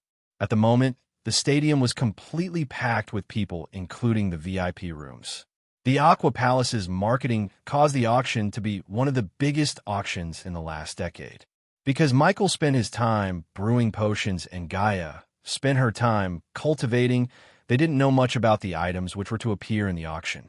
They would have bothered to care if they had enough coins to afford the items. But, as far as they were concerned, they would be lucky to buy something in the auction for the coins they had. After all, 20 million was pocket change for the nobles and VIPs in our. How much do you think we will make by auctioning the cure? Asked Nightmare, breaking the silence in the room. 0 coins, Gaia sighed. Although they traded the cure for promotion, she still felt terrible about losing all those coins. Okay, let me rephrase my question. How much do you think our cure will go for? Asked Nightmare. 5 million. Simple. Gaia didn't even take a few seconds to think about it. She could bet on her life that the cure would go for at least 5 million gold coins. There was not a shred of doubt in her mind the nobles would buy the cure just to study it so they could mass produce it for themselves. 5 million? I think it would go for more. Especially now the molten plague has spread to the nearby kingdoms, said Eve. Eve still was in shock at what Filvander and his family had done to her. So unlike Jennifer, Eve couldn't care less about a few nobles in the nearby kingdoms succumbing to the plague. To be honest, Eve's mind was a boggle as she couldn't figure out her feelings. A part of her sought revenge on the elves, but the other wanted to forgive and forget. This chapter upload first at NovelBin. If you want to read more chapters, please visit Novel Next. Calm to experience faster update speed because of this, she occupied her mind with other things such as training, cultivating, and of course, spending time with her new best friends. With Michael and Gaia's guidance, Eve had already begun to come up with ideas to lead the Voldegards better than her father. However, almost 60% of the remaining elders supported Jennifer. But fortunately, she rejected the offer to lead the family without a single thought. Moreover, she named Eve as the better suited to lead the family, not her. Michael was glad Jennifer didn't turn out to be yet another cringe girl who would eventually end up as his enemy. Although Jennifer disliked the idea of waiting till the molten plague spread across the continent, she didn't question Michael or Gaia. On the contrary, despite everything, Jennifer felt grateful to them.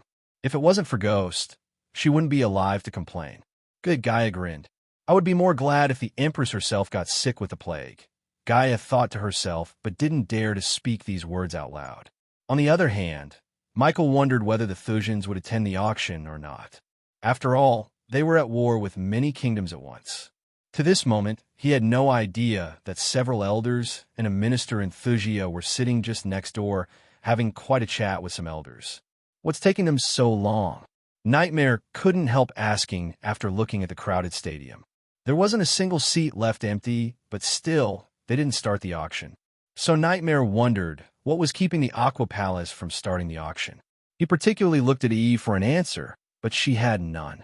But when she was about to say she didn't know the reason, they all had a thunderclap resonating throughout the arena. The entire stadium became death silent following the thunderclap. They all looked around to see what was happening.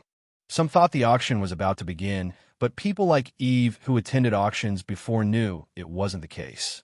A few seconds later, a bright golden light appeared from the sky and landed right in the stadium center. The bright golden light radiated a warmth that everyone in the stadium, including Michael, felt. Because of his X-ray vision, Michael was able to see a man standing in the golden light. To Michael's surprise, the man was also a fusion stage cultivator who was just one level away from reaching the half-immortal stage. Michael slightly moved forward, focusing on the man. Whoever it was, the man loved theatrics. He could have entered the place through the VIP channel, but he chose to enter through the open space above the stadium. The man loved heroic entrances. The golden light enveloped the man for another minute or two until it gradually faded away. Only then could everyone see the man who had just arrived. "It's the Golden Prince," someone from the crowd shouted without realizing the stadium had grown silent. Chapter 6:17. War Gods of Aur. The elf was armed to the teeth with golden metal plates, except for his head. So Michael could see the striking golden hair fluttering in the wind, blue eyes, and glowy skin. He simply waved his hand to the crowd before flying toward one of the VIP rooms. The elven prince left a golden light trail on his way to the VIP room. After the elf disappeared from his sight, Michael tilted his head to question Eve. "Who is he?" "The third prince of Gondolin," Eve said. Gondolin could be said as the capital of Aur because the empress ruled the continent from there. Although the dwarves never recognized the empress' authority, the dwarves avoided messing with the empress. Why? Because the dwarves were afraid of the princes. The 6 princes of Aur were collectively called the War Gods for a reason. Each of the War Gods was powerful enough to topple any kingdom that threatens Gondolin to the ground single-handedly. A War God. Gaia rolled her eyes when she heard Eve. They didn't deserve the name War God. If someone did, it was Michael. The reason why the princes were so powerful was they all had not one, but several legendary spells in their arsenal. In addition, their weapons also belonged to the legendary class, which was enhanced by powerful runes. Therefore, although they were at the fusion stage, they were several times more powerful than any fusion stage cultivator. In case Michael had everything they had, he would be unstoppable. "A war god? Fancy name," said Michael, making Eve quickly shut his mouth with her hand. "Shhh." When they heard Michael, the soul refiners' faces turned pale as a white sheet. Not a single one in Aur wasn't afraid of the war gods. Michael looked at everyone to realize he was a big deal in Aur. "Don't speak ill of them. In fact, don't speak about them at all," said Eve. "Why?" Michael asked, since he didn't know a thing about a war god. As far as he could guess, they were some kind of generals in the Empress army. He wasn't wrong, though. But they were not simply generals. Each of them was a one-man army who had been protecting Gondolin for centuries. Because they could kill you, and no one could do anything about it, Eve said with a grave tone, which only made Michael more curious. "Interesting," Michael dragged his voice. Deep down, Michael wanted to know more about this war god. Forming an alliance with a powerful figure, such as the elf, might benefit him in the long run. After the war god settled into his room, the people began to murmur with each other. In a few minutes, they became as loud as before. 10 minutes later, a deafening bell rang throughout the arena. The arena became deadly silent yet again as everyone saw an old man in gray robes slowly descend from the sky. The old man was a soul refining stage level 7. He had neatly combed hair with a black goatee. Under everyone's curious gazes, the old man landed in the arena center. Grrrhhh. After the old man landed on the neatly pruned grass field, he coughed a few times, clearing his throat. This chapter upload first at NovelBin. If you want to read more chapters, please visit NovelNext.com to experience faster update speed. Welcome to the annual prestigious Aqua Auction. I'm the auctioneer Rix Dunbash for today's auction. Many of you might know the rules of the auction, but I will go through the rules again for the newcomers. Michael took a long sip of the orange juice and put the empty glass on the table before him. Afterward, Michael rested his legs on the table as the old man began to recite the rules and regulations. Every item in the auction is examined and verified for its authenticity by the best people in Aqua Palace. So rest assured, you won't be scammed, Rickston said, pausing for a moment. Only the bidding token holders and VIPs can bid for an item. Every bid must be made in gold coins. Other currencies, such as silver coins, antique items, and ores won't be accepted. Aqua Palace also kindly requests the audience to enjoy the auction without making too much of a ruckus. It sounded more of a threat than a request in Michael's ears. After successfully winning the bid, you will be contacted by one of our employees. You can either choose to pay the price and take the item immediately or pay later at the end of the day. The auction will last for 3 days and battles are strictly forbidden on the Aqua Palace grounds. Rickston's grave voice reverberated through the arena. Knowing the Aqua Palace, none dared to break the rules.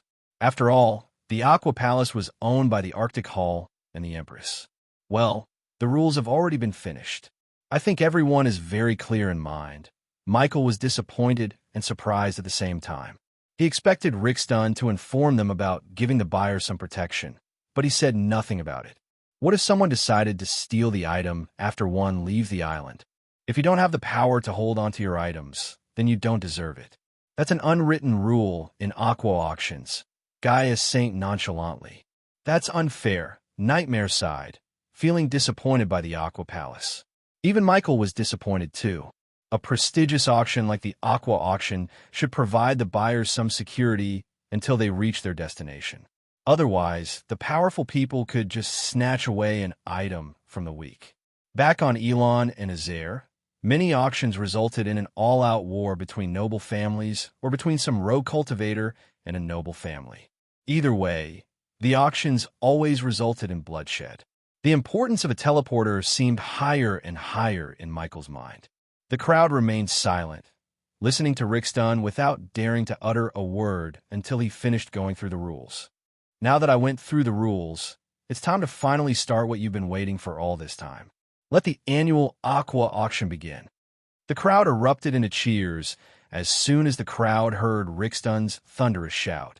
Only a small percentage possessed a bidding token to bid on items among the thousands of people. Still, they all cheer because not every day could they witness rare, ancient items with their own eyes.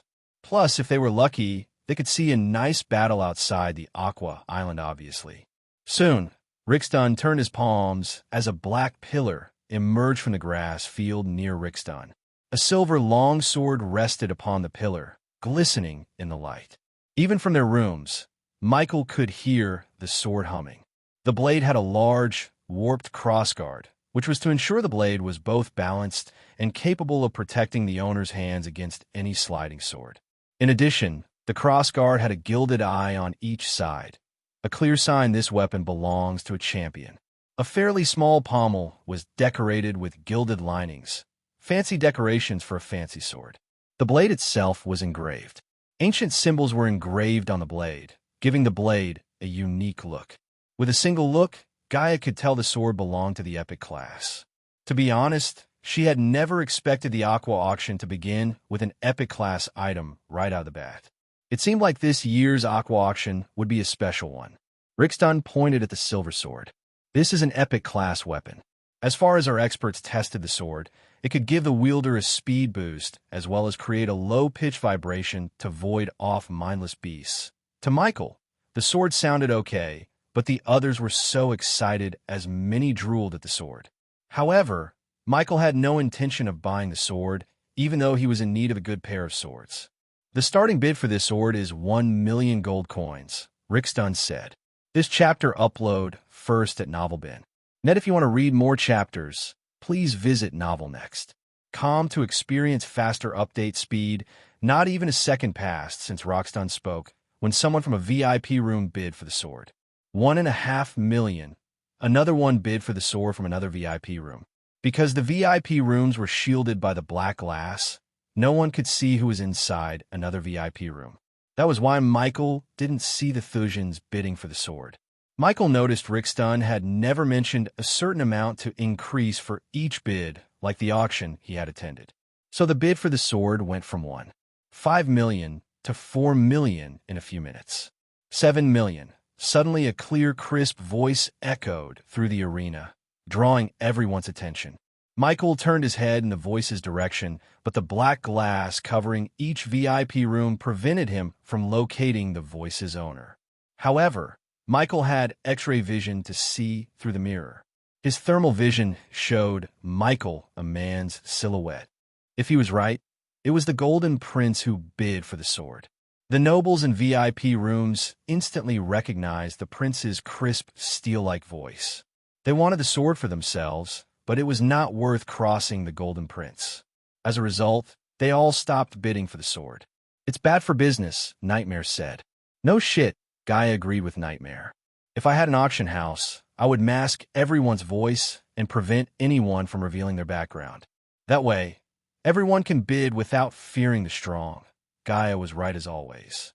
When it comes to anything related to making money, she was an unparalleled genius.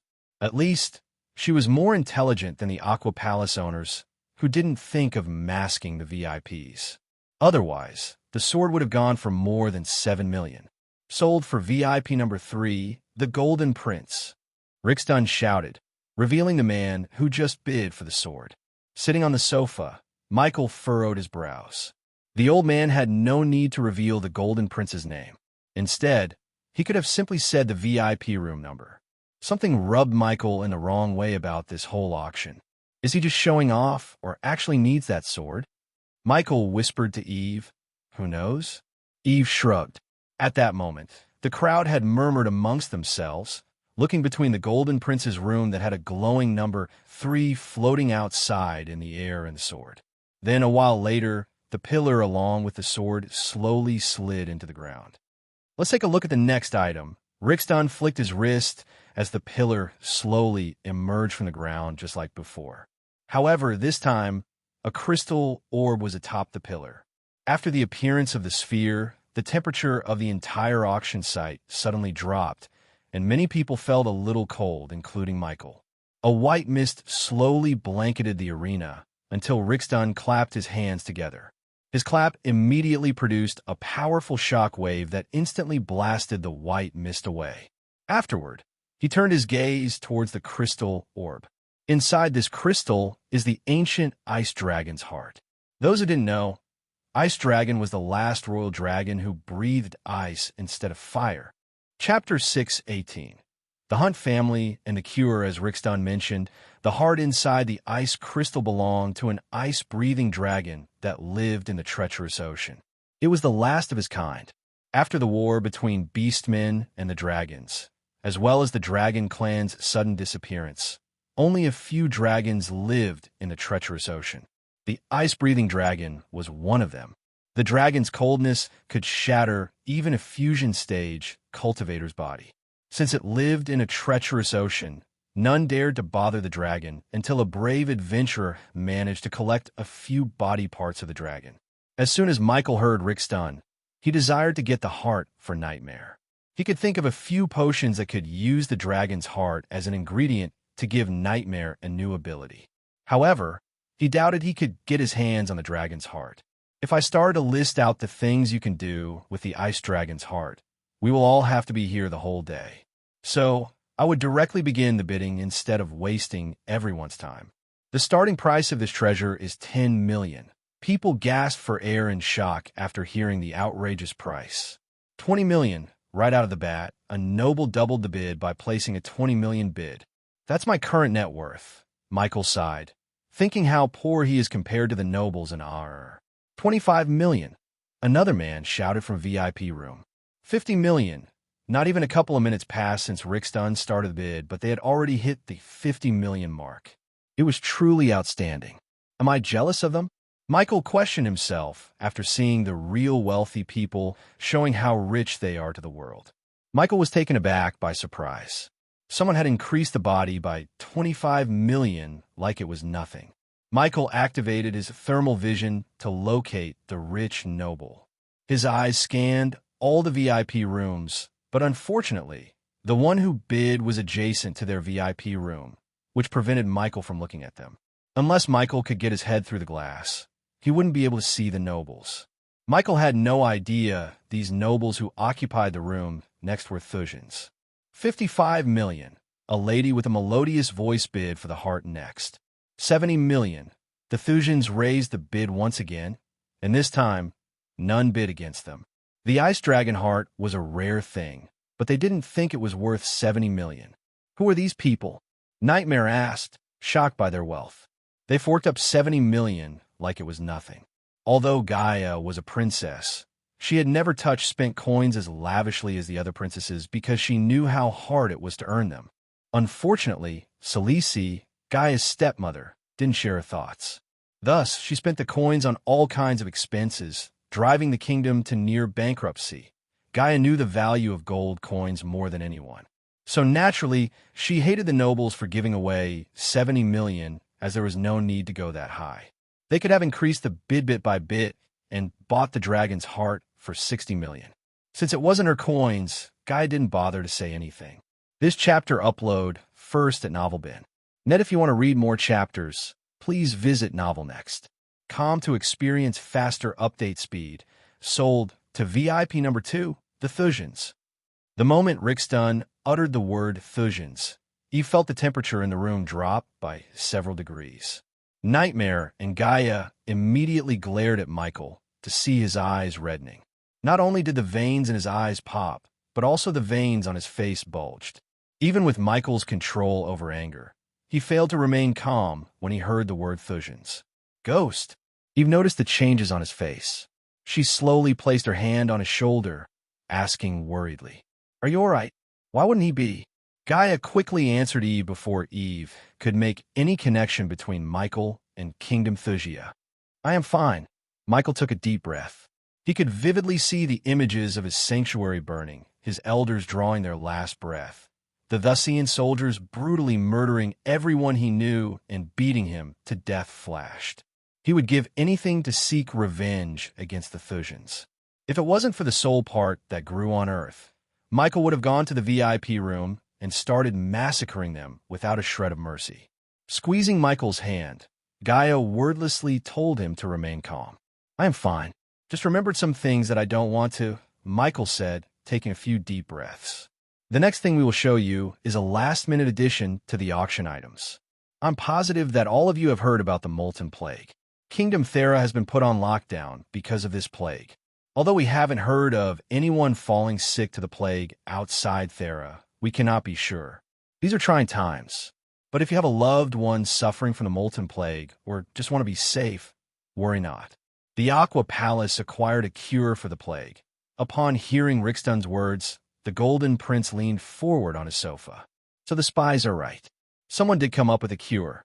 The Golden Prince rubbed his chin. Unlike the other VIPs, the Golden Prince didn't have any guard around him. He came here alone, seeking the truth behind the alleged cure. On the ground, Riksdun flicked his wrist as a vial with glistening purple liquid emerged from the ground atop a pillar. We have examined the potion and can say with utmost certainty that this potion not only cures the Molten Plague, but prevents anyone from getting infected by the plague. This miraculous cure was brewed by the #1 alchemist in Elon, Master Ghost. As per the deal, Riksdun promoted Michael on the grand stage. Ghost! The Golden Prince tilted his head, searching through his memories to see if he had heard such a name before. In fact, many nobles did the same, but only a few heard the name Ghost. These nobles had some connections to Azair and Elon, unlike the rest, who failed to recognize Michael. But, of course, the handful of nobles who recognized Michael included the Thujans. After all, Michael was the Thusian Alchemy Guild's leader. So naturally, they heard about Ghost even though they had never met him eye to eye. These Thujans even had the audacity to feel proud, except for a few who opposed Ghost for giving the cure to Aqua Palace instead of His Majesty Maxim Barnes. The starting bid for this potion that would change the fate of Aur is 5 million gold coins, 7 million. Michael heard a stoic voice for the first time. Michael didn't see the man, but his voice made Michael imagine a Viking with a full beard and muscular body. Because the voice was rough, thick, and heavy. 10 million. This chapter upload first at NovelBin. Net, if you want to read more chapters, please visit Novel Next. Com to experience faster update speed despite the bids. Eve saw no happiness in either of their faces. Yet, Eve chose not to question them as she heard about their deal with the Aqua Palace from Michael himself. No matter how much the nobles paid for the cure, Michael wouldn't get a single coin. Instead, all the coins would go to the Aqua Palace as a part of their deal.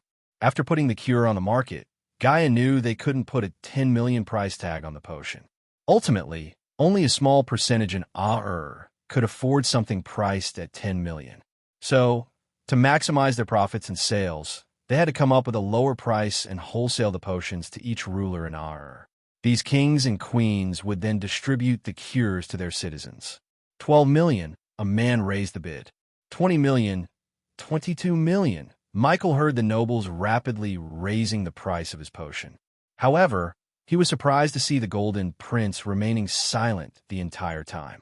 He or the Thusians didn't bid because the Golden Prince knew the Aqua Palace would start distributing the potions for a much lower price, and the Thusians knew they could get the cure from the man who brewed the cure himself. So the two parties chose not to bid for the cure. The Hunt family bids 25 million. The rough voice resonated in the arena yet again. As soon as everyone heard the voice, the bidding war had just stopped. None dared to bid against the man afterward. Aur had many prominent noble families, and the Hunt family was the second most powerful family among them. This multiracial family was only second to the Gondolin royal family in terms of wealth and power. The Hunt family was known to produce prodigies, including the late Harriet Hunt. The latter shook the entire world with her heaven-defying cultivation. The Empress herself feared that Harriet might overtake her in cultivation with enough time. It was a pity that Harriet Hunt and her two sisters died in an unforeseen accident. Even after her death, many academies in Aur taught their disciples about Harriet. Moreover, the Empress erected a statue of Harriet in Gondolin's capital as a sign of respect for Harriet Hunt. However, none of them had any idea that Harriet Hunt was very much alive and living as Diana Winston in Elon. The Hunts are here, huh? Now I have a feeling we might get some entertainment after the auction. Gaia grinned. She couldn't believe they were between the Thusians and the Hunts. After noticing the silence, Rixdun looked at the VIP room next to Michael's. Sold for 25 million to the Hunts. Michael paid no mind to the Hunts. As far as he was concerned, they were just another one of the powerful families in Aur. Ignoring the Hunts, Michael focused more on figuring out the most brutal way to kill the Thusians next to him. Following the cure, Rixdun brought 3 more treasures one after another. These 3 treasures were respectively obtained by the Hunt family, Thusians, and the Brugo family, which hailed from the Kingdom of Orcs. Many nobles, like the Golden Prince, didn't bother to bid for these items because they knew these items were just a warm-up. The real treasures would only appear later in the auction. The auction lasted for 2 hours with no items that interested Michael or Eve. Eventually, Rixdun took a deep breath. The first day of the auction concludes now. Please return here tomorrow morning for the second day of Aqua Auction, Rixdun said before ascending to the sky. Meanwhile, the crowd slowly began to disperse, including the VIPs. I hope you two don't mind staying in one room. Eve playfully winked at Gaia. All the rooms are booked, so I could only book 2. One for me and one for the 3 of you. Chapter 619. Marriage of Ghost and Victoria, the Voldegards booked a room in a luxurious tavern. The ground floor was an inn that had several people drinking and dancing. Michael, however, was not in the mood to mingle with the ground. Instead, he and Gaia followed Eve behind until they reached the wooden door. This is your room. If you need something, I'm just a door away, Eve said as Michael twisted the metal knob, opening the door with a small creak. See you tomorrow. Michael nodded at Eve before walking into his room with Gaia. The room was clean, neat, and cozy. There was a white queen bed big enough for Michael and Gaia, a large window draped with an orange curtain, blocking the light, and a small round table with a couple of red chairs for them to dine in. Nightmare leaped onto the bed and bounced on it to see how bumpy the bed was. Thusians, huh? Gaia asked, closing the door behind her. The room fell silent as Michael just leaned on the wall, watching the busy streets through the cracks between the curtains. If it makes you any better, we can go kill them. Gaia came to his side. She slowly hugged him from behind and rested her head on his shoulder. Immediately, Michael felt the light jasmine fragrance coming from her. Her hug was tight and warm. It had a certain magical effect to make him smile for a moment. Put simply, Michael was already planning on it. The best way to contain his anger was to blow off some steam. Otherwise, his mind wouldn't work at full capacity. As a result, he might make mistakes. Michael did not want to make any mistakes, especially now with the sea folks on his tail. Therefore, Michael decided to kill the Thusians. However, he had to wait till the night falls when his power would grow significantly.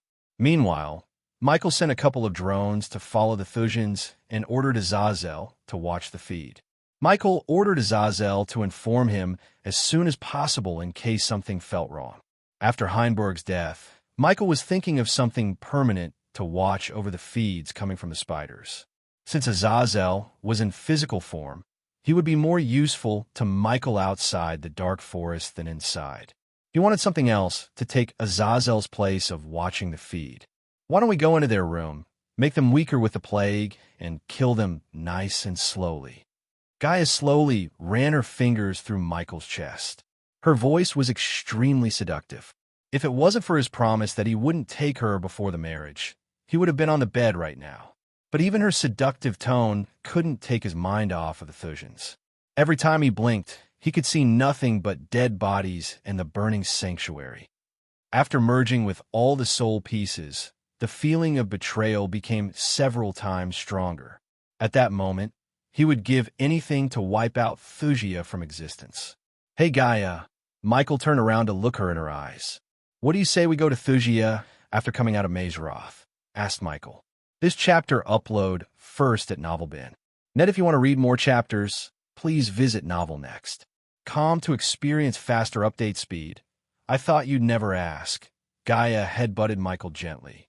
Initially, Gaia thought her life was a tragedy, but her life seemed all rainbows and butterflies compared to Michael's. So Gaia wanted to help him destroy Thusia before dealing with her own kingdom. To be honest, she felt no rush to visit Nagaland until at least she was at fusion stage. It's time I pay them back for what they did to me. Michael and Gaia silently waited till nightfall. Today the sky was pitch black without a moon or any stars. When the previously busy steers became void of any crowd, Michael and Gaia flew through the window. Michael headed towards the tavern where the Thusians were staying. For some reason, the Thusians decided to stay in a tavern in the middle of a forest. Granted, Michael could see the crystal blue lake outside the tavern, giving the customers a nice view. Inside the tavern, one minister at soul refining stage and 3 elders at fusion stage sat before a fireplace, enjoying the hot coffee. The red-haired minister leaned back on his chair, gazing at the ice crystal in his hand. The Thusians could hardly see the triangular-shaped heart trapped within the ice crystal. Give it to me, Rita. I want to take a look at it. Freddy, who was a dark-haired lean man, furrowed his gaze. The 4 of them were best friends long before Rita had become a minister. Thus, they called each by their name instead of any honorifics. I bought it so I get to hold it, Rita chuckled. While the 4 friends were having a good time under the fireplace's warmth, they noticed a group of elves entering the hall through the wooden door. These elves seemed to be guarding the elven woman in the middle. Ignoring their gazes, the elves climbed the stairs to get to the 2nd floor. I've seen her somewhere. Ryder rubbed his chin. He poked every corner of his brain to see where he met her. She seemed awfully familiar to Ryder. Hey, Dumbo, didn't you see the single silver leaf symbol on their chests? They are the Valorant family. Freddy rolled his eyes. The Valorans were another powerful family in Aur, but they were not from Gondolin. Rather, the Valorans hailed from Sil Allery. Since the Valorans were relatives to Sil Allery's king, Lycler Allery, the Valorans held unprecedented power within Sil Allery. Coupled with the fact that one of the Valorans was an Alpha Guardian, none dared to cross the Valorans in Sil Allery. After hearing Freddy, Ryda had a moment of realization. She is Tanulia Valoran. I knew I saw her somewhere. She visited Thusia and met with her Royal Highness, didn't she? Rita recalled Tanulia meeting with Victoria a few months ago before the latter went to Mazeroth. They didn't know why they met, but the rumors have that Tanulia offered Victoria a position in the Guardian Guild. The rumor hadn't specified whether Victoria accepted it or not. But as far as Rita could tell, King Maxim Barnes didn't have a good thought about the Guardian Guild.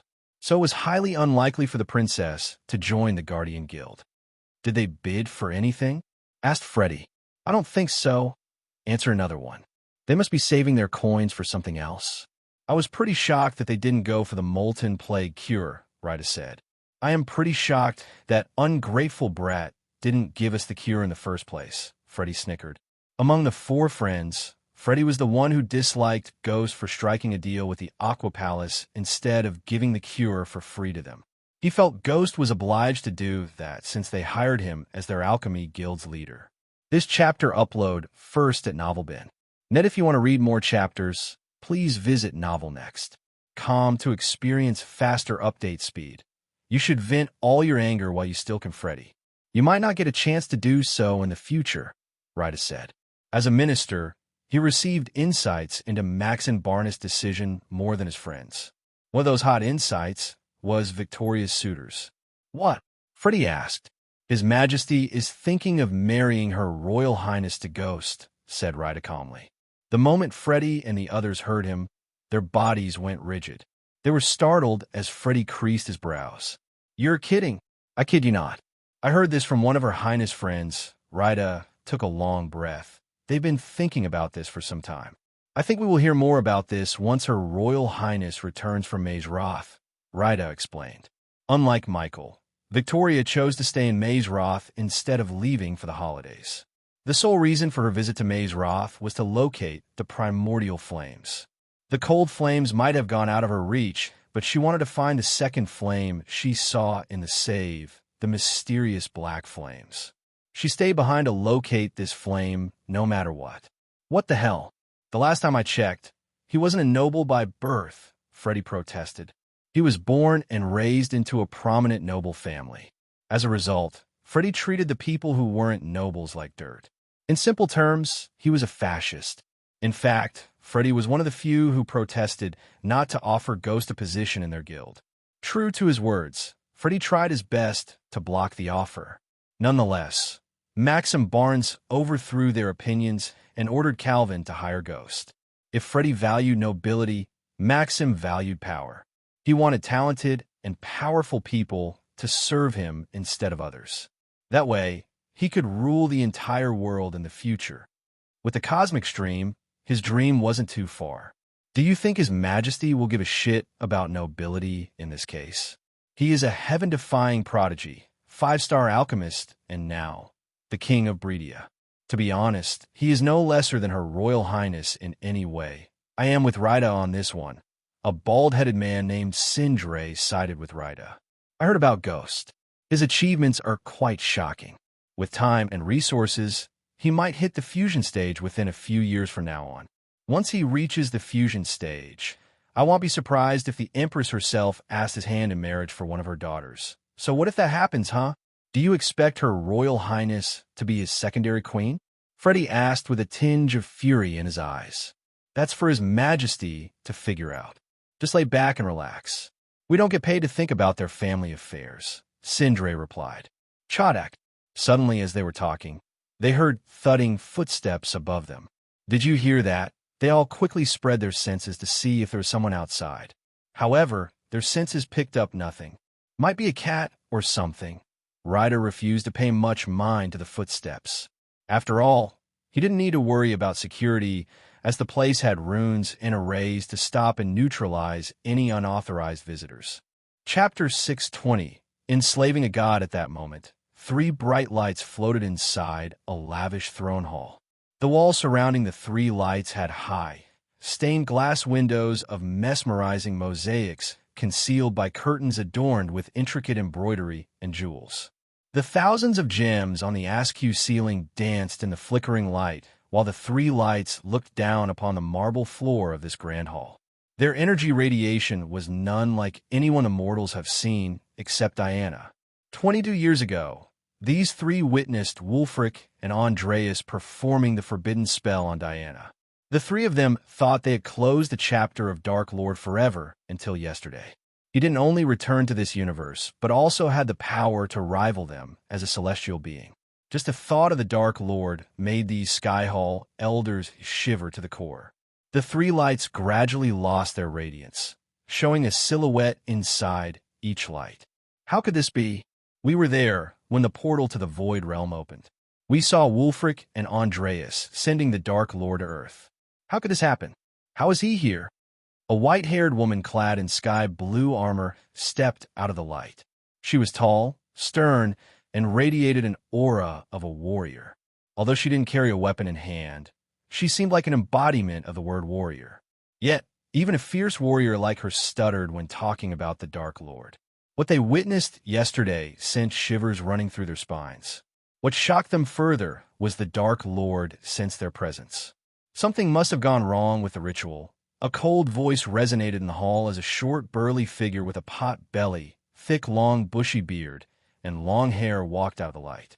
Even after reaching the celestial stage, the man couldn't stop excluding a drunken Viking vibe. Despite his status, the man only wore leather greaves and leather shoulder armor. We could ask Eladir, but oh wait, he's escaped from his imprisonment. This time, an elven man with haughtiness stepped out of the light. Sarcasm oozed out of his voice. The three bright lights faded away, revealing their figures clearly. The warrior lady was a human, the burly man was a dwarf, and finally, the sarcastic man was an elf. The archangels are scouring the Ukulon realm as we speak, the lady said. That's what you said a month ago, growled the dwarf. There is no need for any quarrel. In case you two have forgotten, we still have trump cards waiting to be used. The elf grinned. True to his word, the elf waved his hand as two figures made of smoke appeared before them. Slowly, each smoky figure turned into a young woman. One figure wore armor set with a rounded helm and a face guard. Attached to the forehead area was a crafted leather ornament piece shaped like a lion's mouth. The shoulders were oval, short, and quite large, decorated with three big, curved wooden spikes on each side, lined up from back to front. She had a perfectly sculpted face, porcelain skin, and silky raven black hair. The figure floating beside the black-haired girl was a petite, golden-haired girl dressed in purple robes. She looked a couple of years younger than the black-haired girl, as she still had a tinge of childness on her face. Both these figures remained still with their eyes closed. Looking at the two figures, the human lady remained expressionless while the dwarf furrowed his busy brows. Yasmin Winston and Jennifer Voldegard. The elf hovered towards the figures he summoned. He grinned, looking at his handiwork. His hand went straight through their smoky figures when he moved his hand across their bodies. This chapter upload first at NovelBin. If you want to read more chapters, please visit NovelNext.com to experience faster update speed. The God of Light only has two weaknesses. The elf raised two fingers, family and love. With them, we can exploit his weaknesses. The elf smirked. Judging by the elf's look, the dwarf knew he had formed a long-time plan way before they actually agreed to clone two humans. Usually, the dwarf preferred to end the conflicts with his war hammer, but after taking a glance at the future, even he controlled his lust for battle and decided to be patient. The dwarf turned his head to see the lady remain calm as a lake. She didn't even bat an eye. This is how we beat the God of Light, Thorfinn Borgerson, the elf said, ridiculing the dwarf. Not by sending a bunch of shells to kill him, the elf chuckled again. Seeing the ridicule in the elf's voice, Thorfinn clenched his fist. At least I did something. What are you doing? Sitting on your ass, plotting to get your hands on the holy maiden, Thorfinn growled. Despite the dwarf's growl, the elf remained as playful as ever. What can I say? I like the thrill of the hunt. Shut up, both of you. We just saw the Dark Lord and you two are acting like nothing's happening. The lady raised her voice, shutting both of them. Then, she hovered towards Yasmin Winston and Jennifer Voldegard. Like it or not, the Dark Lord is here, which means we all failed to imprison him. Did you even bother to think about what's going to happen to our world? Asked the lady, looking at the dwarf and the elf. The images of the future they had seen flashed across their eyes. A universe without any light or happiness, a sky painted with red, and all races void of any will to do anything other than serving the Dark Lord. Those are just a few glimpses. As much as I hate to succumb to this, we have to go with Devdan's plan. The lady looked at the elf. Although Thorfinn firmly believed fighting the Dark Lord and killing him was the only way to permanently fix the problem, he couldn't protest against Devdan. After all, the elf didn't protest when he sent his men after Noah a few months ago. But unfortunately, his men failed miserably. Thorfinn hadn't expected Noah to be that strong. Other than destroying a human restaurant, his men achieved nothing. But Devdan, we cannot kill Noah. Not after we have seen how powerful the Dark Lord is. He may be the only one who could stop him, just as the prophecy said. So what do you want me to do? Send my 2 perfect clones to him and pleasure him on his bed? The elf rolled his eyes, bothering not to tone down the sarcasm in his voice. No.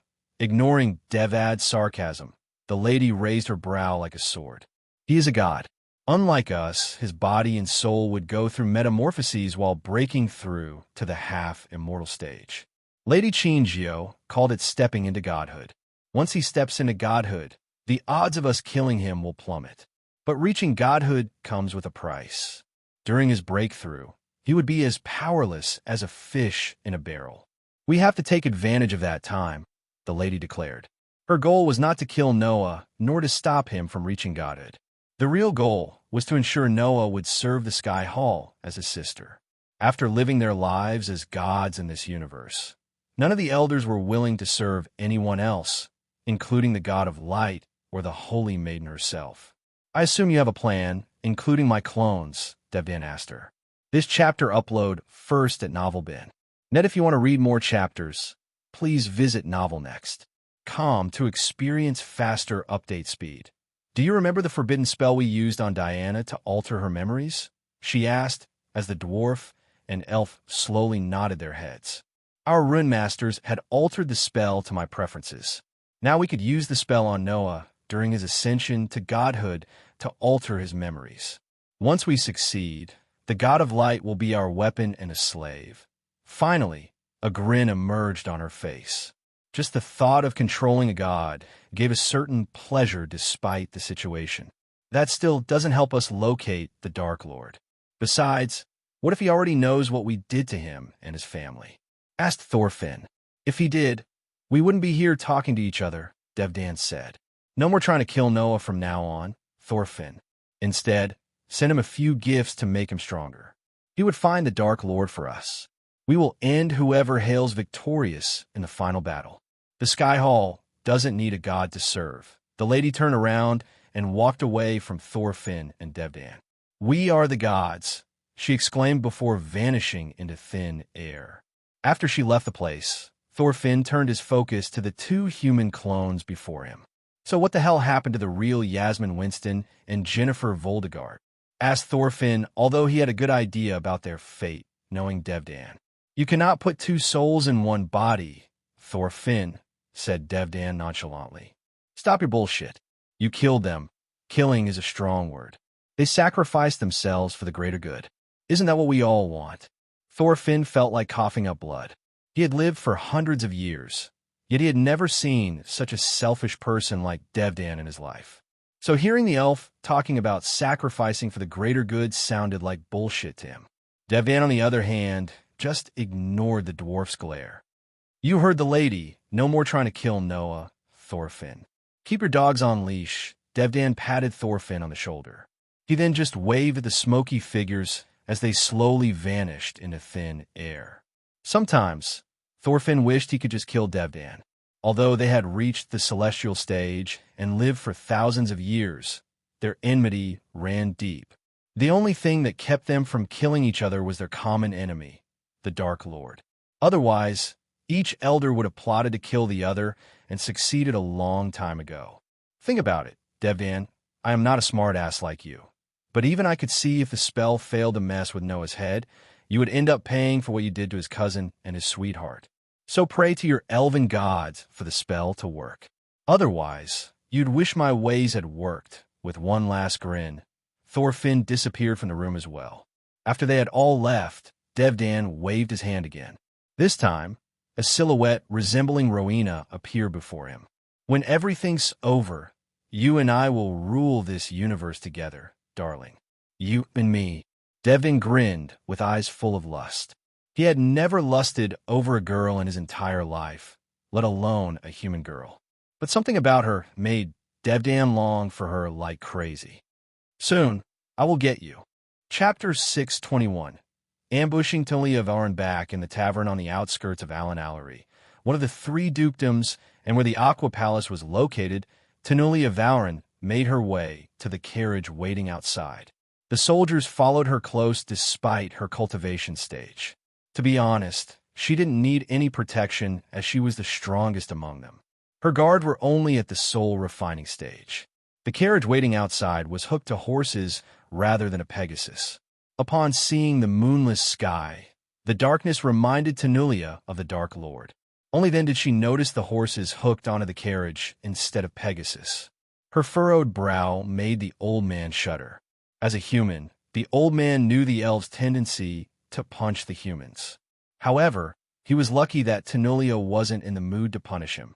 Moreover, she felt riding the carriage instead of flying may be a good way to calm her mind and soul. My lady, the Pegasi fell sick. Please forgive my incompetence. The old man quickly dropped to his knee. Rise. Tanulia waved her hand. Just drive the carriage to Thera, Tanulia said before opening the carriage door with a small clicking sound. Yes, my lady. The old man frantically nodded and hopped onto the driver's seat. The surrounding elves were displeased to ride the horses like humans, but they had no choice. After entering the carriage, Tanulia settled onto her seat. A small orb of light illuminated the interior. It was decorated with dark purple walls and cushions to make the journey as cozy as possible. The old man slapped the reins as the horses neighed. The horses then clip-clopped on the pavement built through the forest. Sitting inside the carriage, Tanulia hardly felt any bumps. Tanulia closed the curtains and flicked her wrist. Soon, a golden parchment appeared in her hand. After opening the parchment, she saw a few lines of a message written in a rush. She could hardly make out the words. The Dark Lord is in Thera. Tanulia mumbled the words written on the parchment. After escaping the Dark Lord's wrath in Dreidel, the elders ordered her to stay as far as possible from the Dark Lord. They didn't want Tanulia to obstruct Mutrad's investigation. However, Tanulia sought revenge. She couldn't help it. After all, her decisions caused the lives of many loyal guardians, including Tiriana and Peyton. Lucifer. Tanulia clenched her fist. There was spite in her voice. Cough, cough. Suddenly, Tanulia coughed twice, closing her mouth.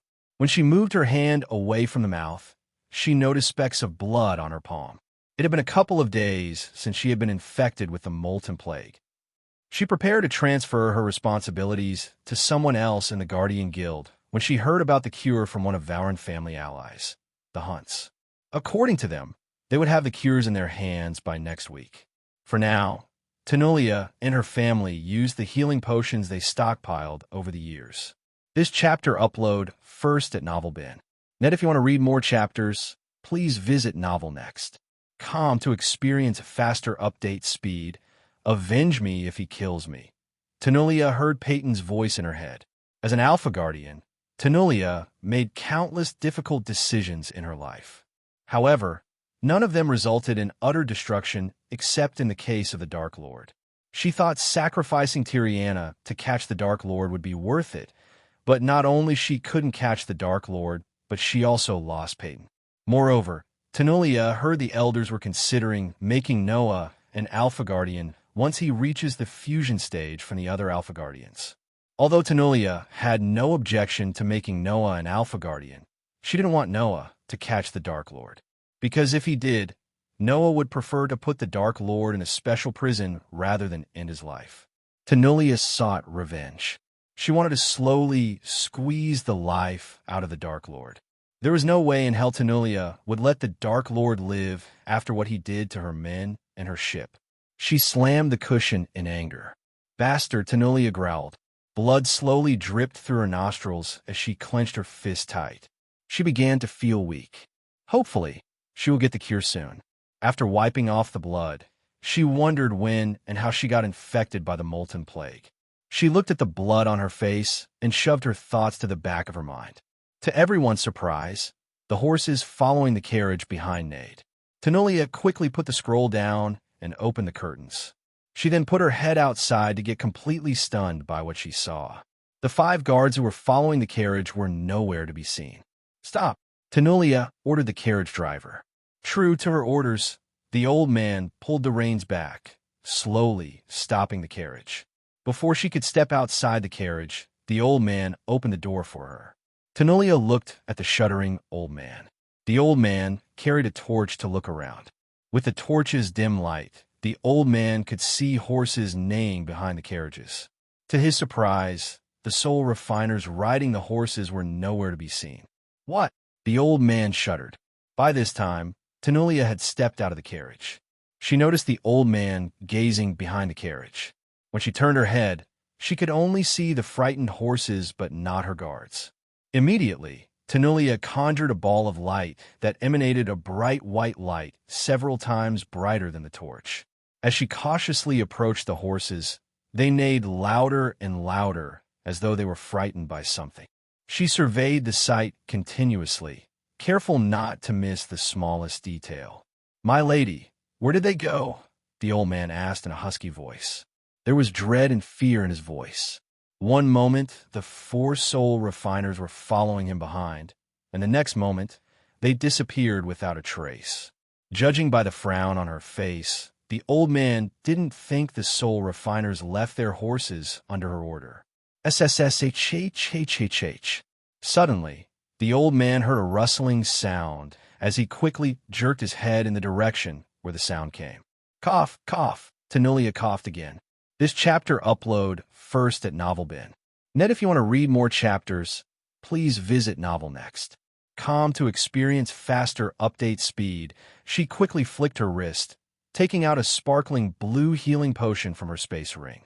Without wasting a second, she emptied the potion into her mouth. There was something eerie about this. The horses kept neighing until they suddenly ran off into the sea of trees, disappearing from her sight. Leaves rained down upon them as though it was autumn, and the ground was blanketed by dead leaves. Although Tenolia knew something was obviously wrong and eerie, she was unable to pinpoint it. Aside from the sound of hooves crunching the leaves and the old man's teeth cluttering in fear, the forest was silent. "Make them shut up," Tenolia ordered the old man. The sound of horses neighing annoyed her. "Nothing has happened to me. It's all right," the old man mumbled, shaking the worries from his mind. Once he arrived near the horses, he gently brushed the horse's man to calm it down. With gentle movement, he was able to make one calm, but when he was about to touch the second horse, he felt a strong gust of wind brush past him. The wind almost knocked him down to the ground. The old man couldn't remain calm any longer. His frail legs began to shiver. "Who is there?" snarled Tenolia. Just like the old man, she also felt the gust of wind. Unfortunately, the wind put out the torch, as well as the orb of light floated beside Tenolia. As a result, darkness enveloped them. "My lady!" Suddenly, Tenolia heard a wail of cry resonating from the woods. As though in a cue, several arrows shot out from all directions, penetrating the carriage and Tenolia's hand. "It's an ambush!" shouted the old man. Unsheathing sound echoed through the forest as Tenolia drew the silver sword hanging on her waist. Due to the molten plague's effects, Tenolia lost most of her connection to the arch and celestial energy. She swung the sword, cutting some of the arrows in half. As an Alpha Guardian, she was trained to use all the weapons, including swords. With precise swings, she was able to defend herself. Despite her weak state, she readied herself to cast a defense shield, but the barrage of arrows stopped. Several dozen arrows riddled the carriage, yet none of them harmed the old man or the 2 horses. The forest was once again quiet, with only the old man's cluttering teeth to cut the silence. Tenolia held the arrow sticking out of her left arm, trembling as blood flowed down. Although the Vauran family inquired with the Hunt family about the cure, they did not reveal Tenolia's condition. After all, if the rival families got any whiff of the Valorant family having a sick one and a protector at that, the rival families would attack them like a pack of hungry hyenas. When Tanulia thought about it, everything led her to believe this was either a mind-blowing coincidence or a perfectly planned ambush. Except for her parents, no one knew about her sickness, not even her personal guards. The possibility of her being attacked at the precise moment when she was weak and vulnerable was highly unlikely unless someone had planned everything perfectly. Still, the question remained. How did one learn about Tanulia's sickness? "My lady, are you there?" The old man could hardly raise his voice. He just crawled under the carriage and curled into a ball to make himself as small as possible. At the end of the day, he was just a carriage driver who had no obligation to die for the elves. Unlike her personal guards, he was just working for coins. So he would rather save himself than die for Tanulia. Besides, he was not a fighter. The most powerful thing he killed was a wild boar when he went hunting with his 5 friends. "Shut up," Tanulia growled with a tinge of pain and anger in her voice. "Twinkle, twinkle, little star." Suddenly, a woman's voice reverberated in the area. Tanulia's pain was slowly replaced by shock. She wanted to catch the ambusher, feed her to the dogs, and personally hang her by the neck. "How I wonder what you are," the mysterious woman spoke slowly. Up above the world so high, like a diamond in the sky. As soon as Tanulia heard this phrase, her body went rigid. She had heard these exact words before. To be exact, 25 years ago, when she met the heaven-defying prodigy of the Hunt family, Harry Hunt. You're tuning into the Romance Rendezvous YouTube channel. We're so grateful for your support, and don't forget to subscribe to join us on this incredible journey through captivating stories. Your generosity through donations truly makes a world of difference, as it's the primary source of revenue that allows me to expand and enhance this channel for you. Thank you from the bottom of my heart for being a part of this adventure.